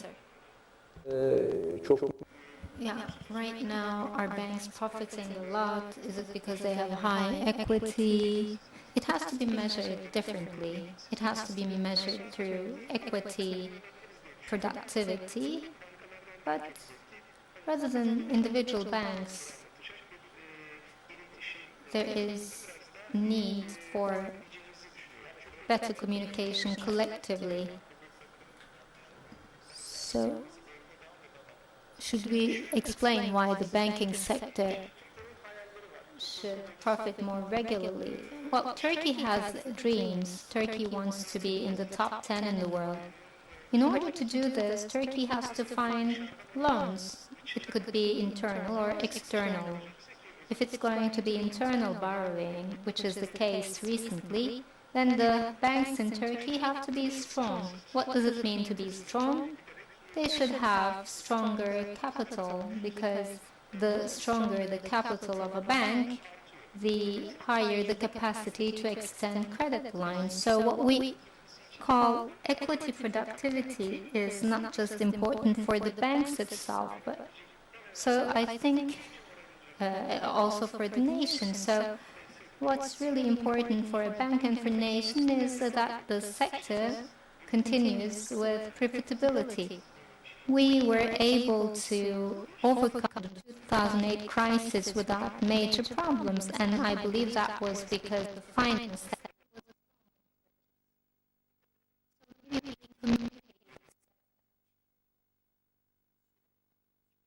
You asked the question about companies.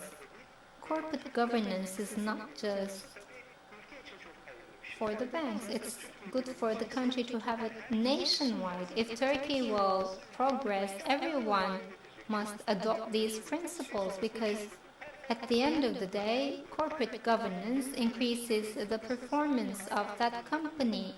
It allows more productive use of resources, makes it cheaper, makes it long-term. So I think it's very important for the country. And as banks, we believe the more our customers adopt corporate governance, the happier we will be as banks, because we will be more comfortable with lending credit.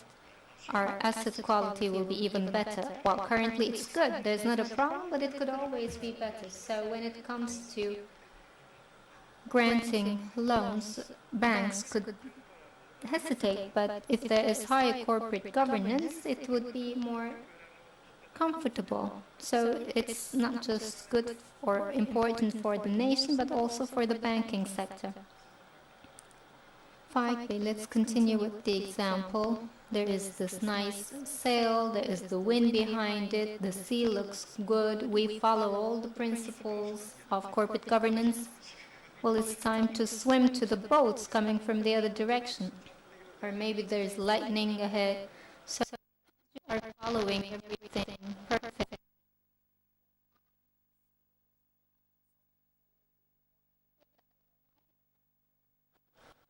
JP Morgan, attention to corporate governance principles. Why are they so much in trouble? Well, I tried to say it a moment ago. In Europe or in the world, the 2008 crisis was not because of lack of rules. It was about the lack of sensitivity in implementing these rules, or, the accountability or transparency of the professionals, so on and so forth.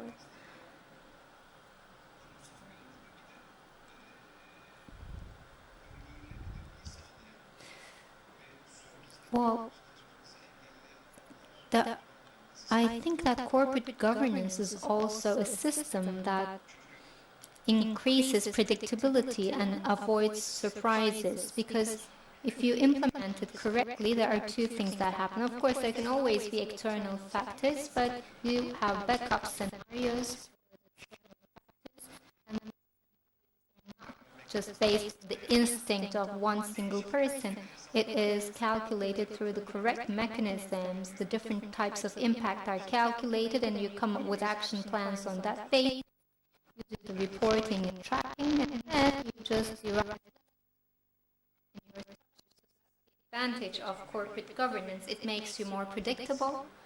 And secondly, you don't experience surprises so much. And thirdly,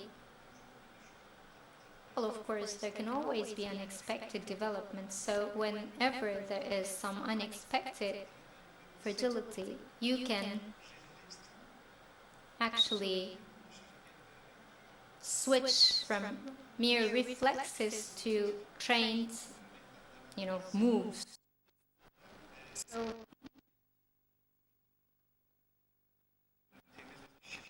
the companies who just adhere to corporate governance principles fully, they have their stakeholders, and how come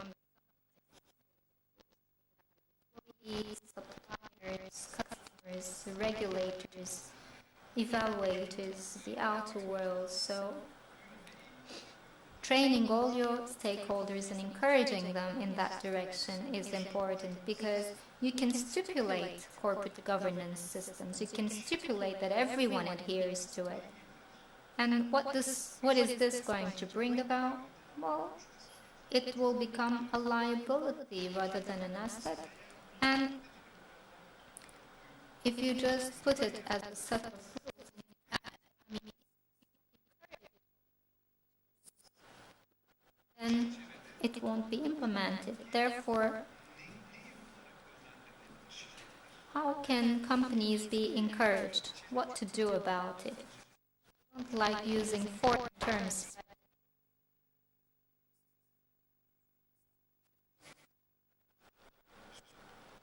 people with integrity has the responsibility to talk to people, other people with integrity. The same is true with companies. And in corporate governance, to be a company with integrity, you know, this that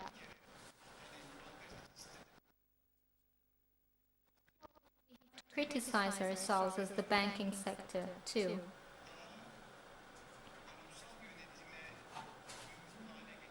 Competition should be more in line with corporate governance.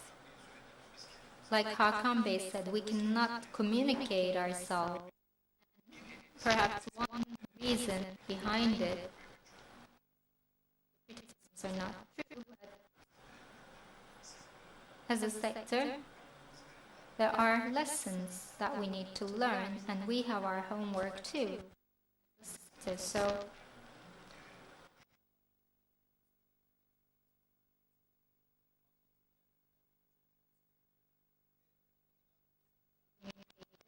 and we have to be consistent as we are credible. And when it comes to the customers or suppliers that we work with, we have to insist on making this more widespread. We can be more demanding there.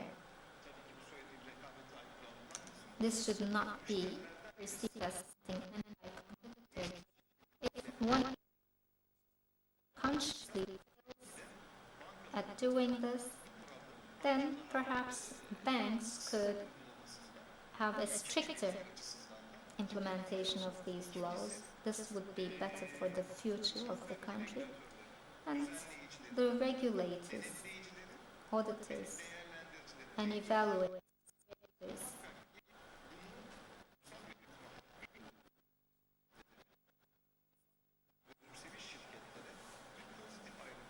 should have positive discrimination vis-a-vis the internalized them. For a while, being left on the wrong side of the fence compared to being on the right side of the fence will not be just seen as getting rid of some bureaucracy or rules. It will be seen as having more advantages or more opportunities in certain areas. So I believe that this would be encouraging. Well, I would like to leave the floor to Hakan Bey, and then we will get questions from the guests, if any.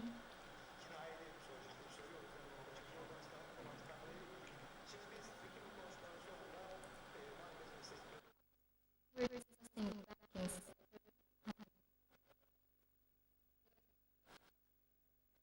governance principles. We profit, and then new regulations follow all of a sudden. But let's forget about this.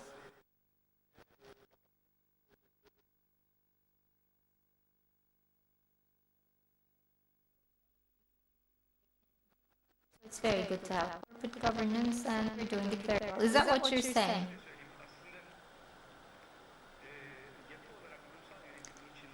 Well, in the corporate governance structure, there is this daily management group, the CEO, the general manager represents that, and there is the board of directors.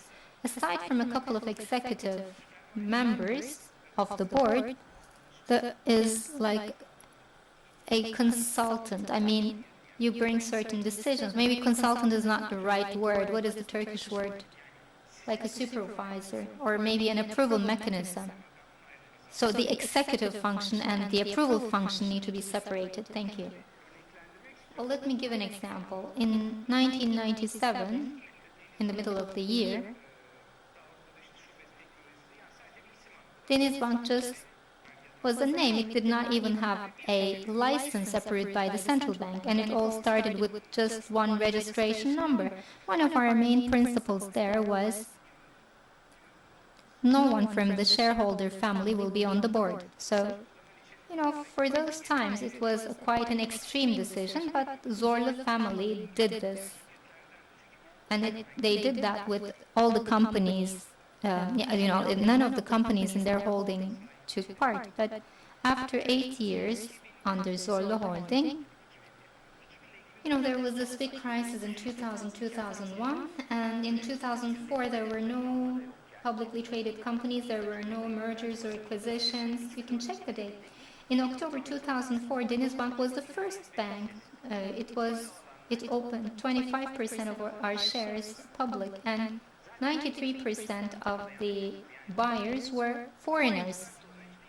And those foreigners had like 400% profits, and, you know,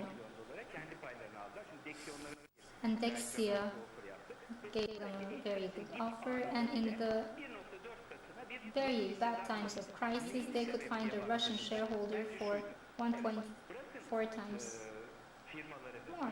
Why? Even in managing countries, good management is a criteria. You can implement corporate governance principles like accountability, transparency, fairness or equality, and responsibility. Who can object to any of those principles? What's important is that just on paper, or do you really feel this inside? Do you really implement this in your company? Because if you do implement it, here is the reward.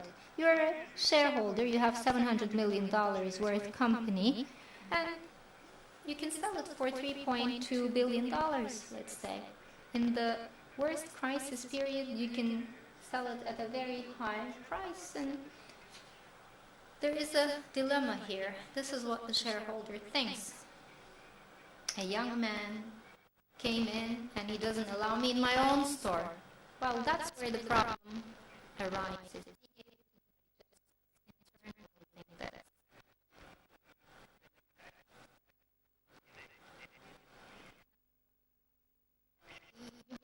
Faith in this person that you're delegating this to, and when you do that, you can also ask for accountability. This is the good thing for the shareholder. I mean, who is managing this private equity? I mean, how much word do these investors say? But they trust that they will be treated equal, they will be informed, etc. When managing a company or when managing, if you have problems here, then you.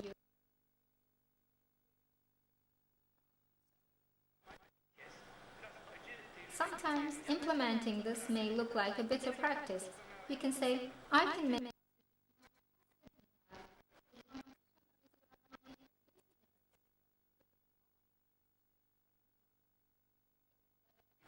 what's lasting, what's sustainable is acting this way.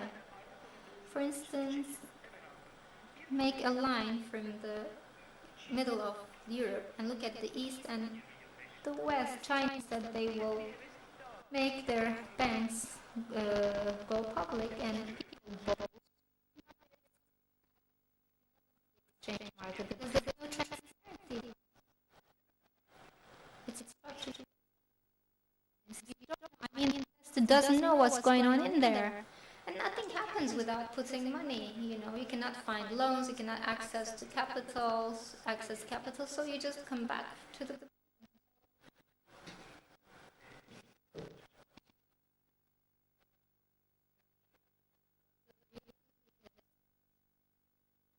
good governance principles, implementing this in your company. Let's turn to the room. If there is any question, we can get it.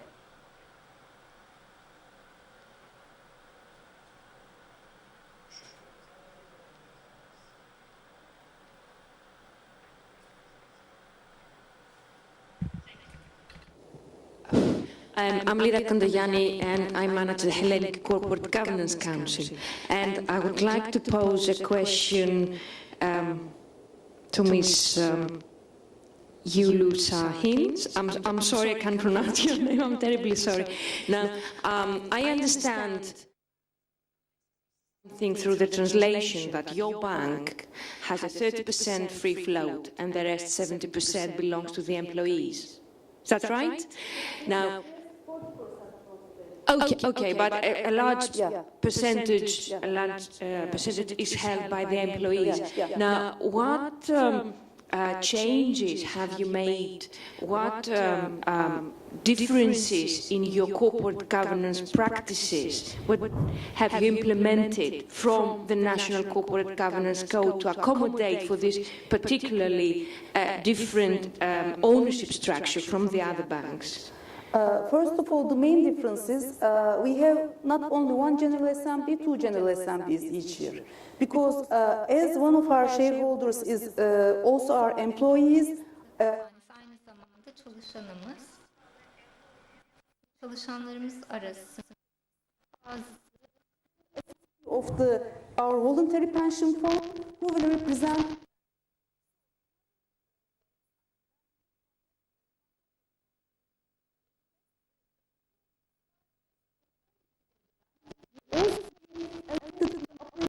of the bank as well. So that is one of the, in fact, the accountability and transparency among the employees is also one of the issues in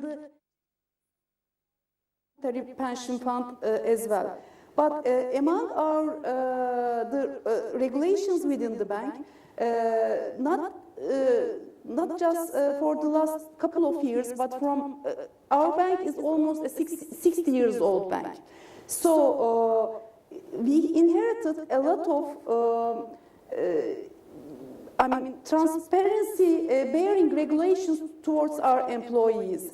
Yearly we are delivering what will be our figures, what will be our strategic plans, and what will be their career plans. So not only limited within the bank, but as I also mentioned, they are all be discussed in the general assemblies of our funds as well. So from that perspective, these regulations really has a very positive effects over the corporate governance side of the bank. Thank you. Beyefendi, edebilir misiniz? Thank you. Teşekkür ederim. Olan nerede çok güzel bilgilendirici konulardan söz edin. It was very informative. One of the best performing sectors in Turkish economy is the Turkish banking with 1.6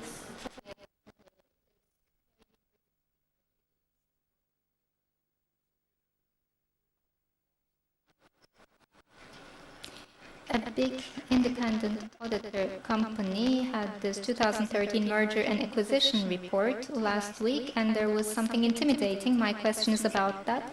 In this report, the number of transactions fell from 253 transactions to 217 in 1 year, and the transaction volume went from $22 billion to $17.5 billion.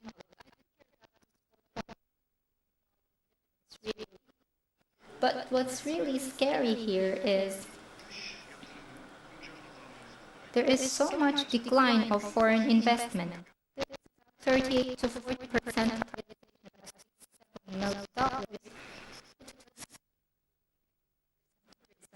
Again, this is state policy, I disregard that. But the foreign investment in 2013 had this $17.5 billion, 30% share, and this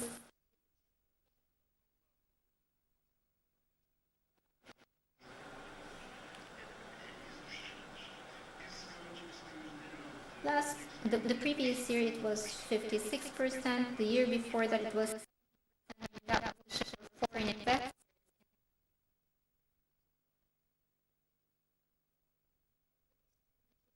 I remember 2005, 2006, so I think the current figure is quite scary. And the chairman of TKYD, Mehmet Gökçmen, said we have to look to the future, not to the past. But we shouldn't forget one thing. The foreign funds will be able to see the 2013 situation when they look back. And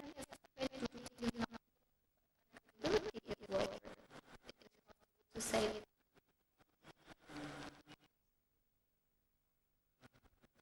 very happy to see these four bankers together here, so I want to understand the situation of attracting foreign investment next year. What are your projections about that? Are you asking within the framework of corporate governance? Well, I think that banking is already integrated with corporate governance because the banks have to follow the regulations, the legislation. They have to implement corporate governance. No matter how great we are in banking in terms of corporate governance, there is still a risk like this. So in such a situation, what are your projections as bankers? Okay, let's get one more question. Any other questions? There is a lady there. Thank you.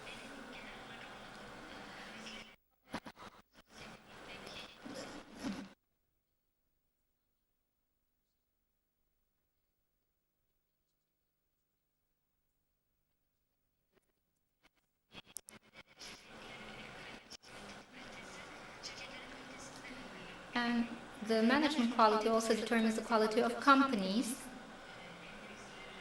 And the corporate governance indices of Turkey is not very good. I'm not talking about the latest developments. In the last 10 years, when you look at the World Bank Corporate Governance Index, Turkey has not made a huge leap in parallel with the leap in the economic indicators. So,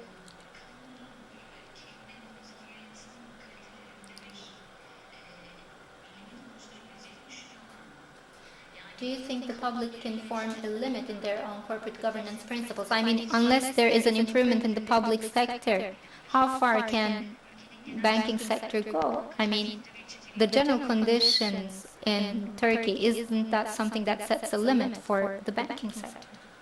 There's a question from the back.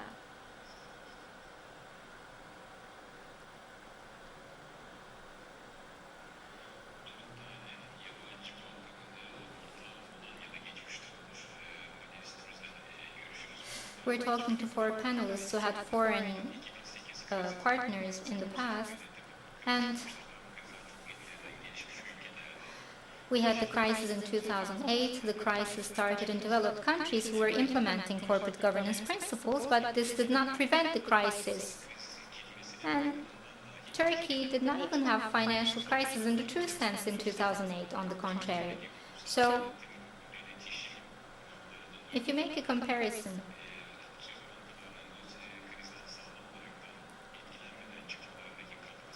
what was the contribution of corporate governance principles in the banks in Turkey? And on the other hand, when we look at the international finance institutions, they did have these principles, but they were affected very badly. So what was their shortcoming?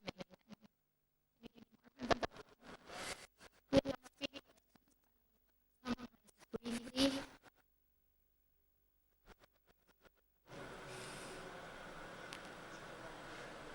So why was there a decline in foreign investment in banking sector? Second, the performance of the banking sector in corporate.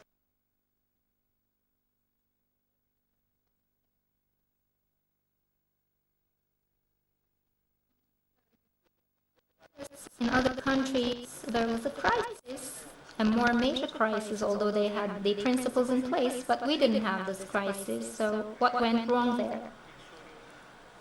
Well, can you remind me of the first question?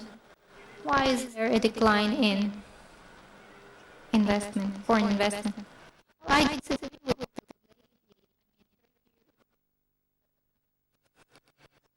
ranked the 20th in this corporate governance index, and in 10 years it rose to 13. And now in 2013, most emerging countries are not on the list.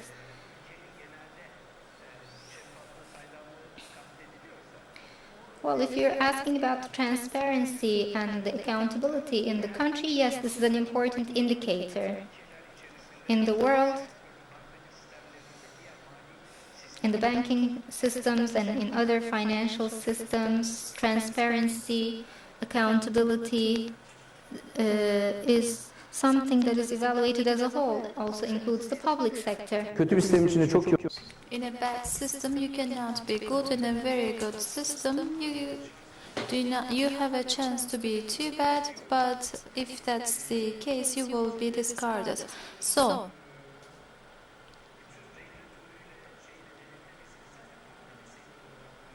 when we look at the banking industry only, I would frankly say that I have served in the management board of the 2 years before the crisis year. They were amazed by the data I offered them, and it's not only about my bank. As of the last day of December, in the next year, you know your profit and loss ratio, and it's not really that widespread all around the globe. And when we look at the data we offer, I can say, for example, this is the units of motor insurance, the mortgages, that's the ratio of SMEs. And in each segment, I could specify the data. And as Faik provided you with details, the auditors, the regulators, the whole, there's a close follow-up of this system, and we are actors in that system. The auditor has a 24/7 in our bank, and everything is audited. Of 2014, we have now Basel III, and there is a little change in the capital adequacy ratios because we have had taken our precautions. And then why did we have some bankruptcies all around the globe? They were not executing the rules. Lehman, for example, Penny Chicken, etc. CEO, but he doesn't execute the corporate governance principles, and the auditing committee doesn't get together. Their minutes should be shared with all corporate communication. Similarly, well, you have a certain balance sheet, and there are some liabilities in the balance sheet, and like there are 10 times, 100 times more risks, but nobody knows about them, and it's not a good implementation of corporate governance, of course. And all those big banks, well, there are some documentaries and TV series. We see that they didn't implement the corporate governance. Turn back to 2001, we had the same problem in Turkey. One shareholder says, for example, we are investing in this area. And because we were illiterate in terms of finance, because of the lack of information, very honestly, they could say so. They could even publish it on paper. And since 2001, now public institutions may have some strict rules. That's the problem of all developing countries. But when you look at the banking industry, Turkey is a great example and the right example of corporate governance, and it's the clue to success. Zirve Bank, of 160 years of experience, with $3.8 billion are paid, you know, and the biggest investment is done. And I have really a few floating funds, and the investors, we give information to our investors. And we say, for example, they ask, for example, you have said this in your deep notes, and why? And you give an answer. And in the company charter, for each question made at the board, in maximum 15 days, you need to provide an answer. And most of the banks have this obligation. So if there is a question, there is an answer. Otherwise, it would be the breach of the company charter. So in terms of accountability, we are on the right direction because we can protect our value, and I believe in the correlation.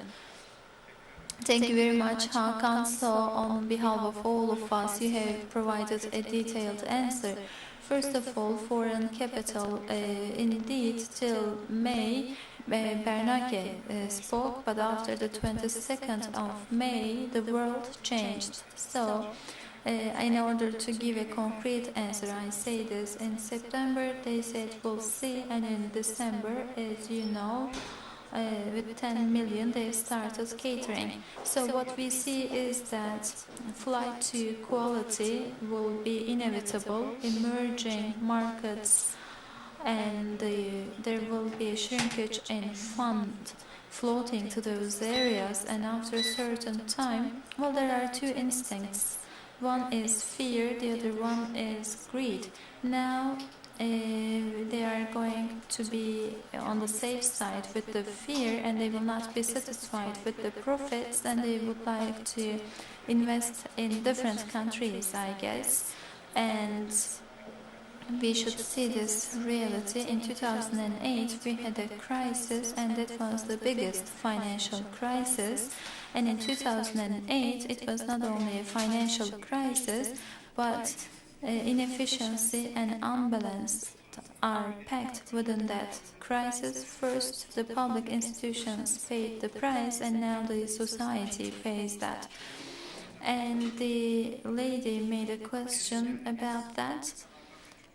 Hakan gave you a detailed answer, and I will not repeat, but as banks we have evolved in the right direction. And would that go beyond the country? Well, in some certain Eurobonds, some instruments, we are rated better than Turkey. Even before the investment rating of Turkey, we can get rating for certain instruments. So for pricing, for maturity, that's something really important.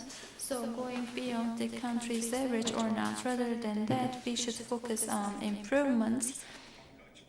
And there are also publicly listed companies, and they also have foreign shareholders. Every 3 months we need to be accountable. So the better we are, the better for us. In the middle run and the long run, it would be better for the country as well. The gentleman made a question, what did protect us and what was wrong with the others? Hakan said it, and I tried to explain also. If you are setting some rules, it doesn't mean implementing that. In 2001, we learned a lot from the crisis, and it was really a bump into the wall, and then the BRSA they offered some regulations. So our Italian partners say, for example, on the founding day of the BRSA, we decided to come to Turkey. So the corporate governance, the banking regulations are really robust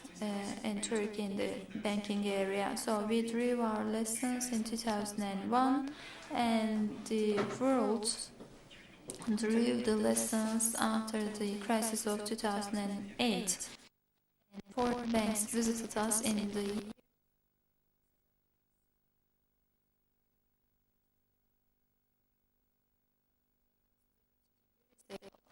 So here we have covered a great ground as banks, so we should be proud of it and we should feel good about it.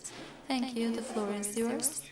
Well, about foreign investors, Faik and Hakan put it forward in a very clear way. I will not add anything, and our customers are the same. In the banking industry, just some technical additions would be possible.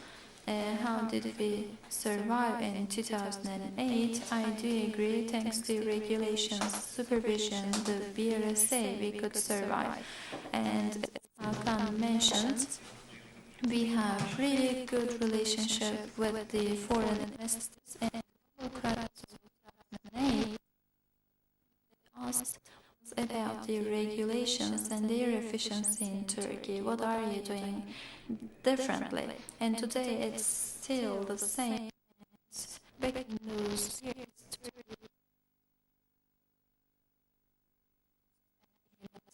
I do agree with that.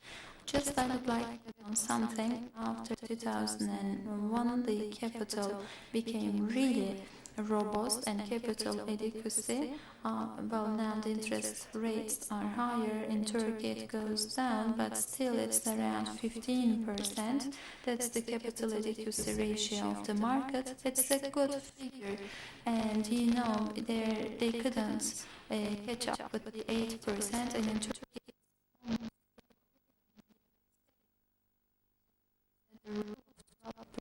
even before the crisis of 2008. So they were really prudent after 2001. So there are not also too risky products in the banking industry. We go and basic products. So banks were losing money in the year 2008, and they couldn't, even the bankers couldn't calculate why. And we also have some complex products, but they are only for the hedging purposes, and those are well reported. Yes, our products are really simple, and in our balance sheet we only see. So, and that's something important. One of the most important problems abroad is that the funding is not well disseminated at the, and funding is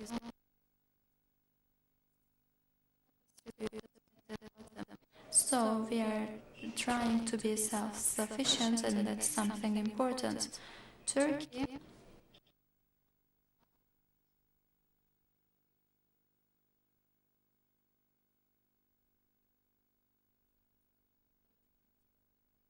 consumers, sometimes there is the media coverage of that. Today, consumers, for example, compared to other countries, the borrowing ratio is not that high. And then you compare it to the GDP, it's around 120%. So in the developed countries with the crisis, only the mortgage is almost equal to the 70 or 80 or 50% of the national GDP. So we had that low borrowing ratio, and housing credits are a different example. They are only 5 or 6% of the GDP. And also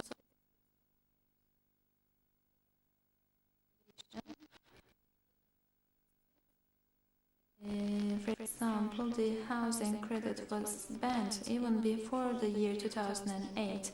Altogether, we have a robust structure. What's important is to protect that robustness.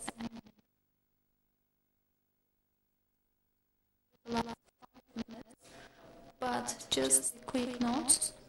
We are talking about the Turkish banking industry, the good examples. Up until now, we are well protected, but from now on, what should we do? Do we need to do something extra? Well, just a quick note.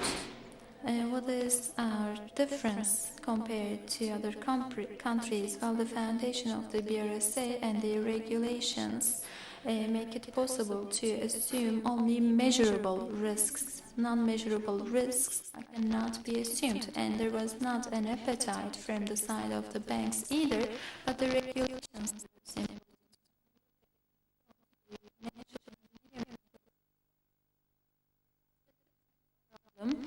and in the supervisory boards of directors, the experience of the auditing behind the financial, if there is not a supervision, then it's not controllable, and then sometimes they hide information management, or things are not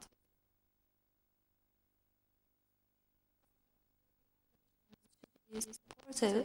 And if you know the risk, then you can assume that. If you do not know about the risk, you should question it, or there should be a regulation about that. That was quite positive for us. From now on, it will go on, and from the supervision That's what we understand is that sometimes we will be more proactive. As the industry, sometimes we criticize it. We say, why do we have this regulation? We want to grow. But when we look at the rear view mirror, we say, okay, that was the right thing to do. Sometimes the general rules are right, sometimes we are right, but in the total we are moving towards the right direction. We have the capital.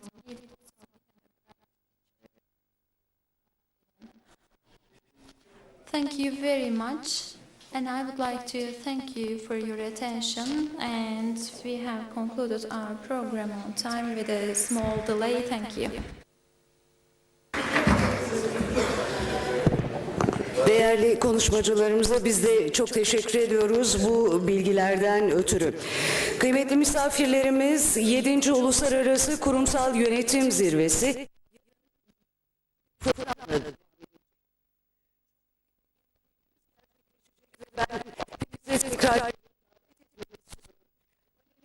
OECD Şirket İşleri Bölüm Başkanı ile birlikte Amerika Birleşik Devletleri Sermaye Piyasası Kurulu, aynı zamanda Brezilya Financial Times köşe yazarı pek çok konuşmacımız olacak. Uzun bir günün sonrasında orkestra müzikonun akustik performansıyla kokteyl istiyorum sizleri ve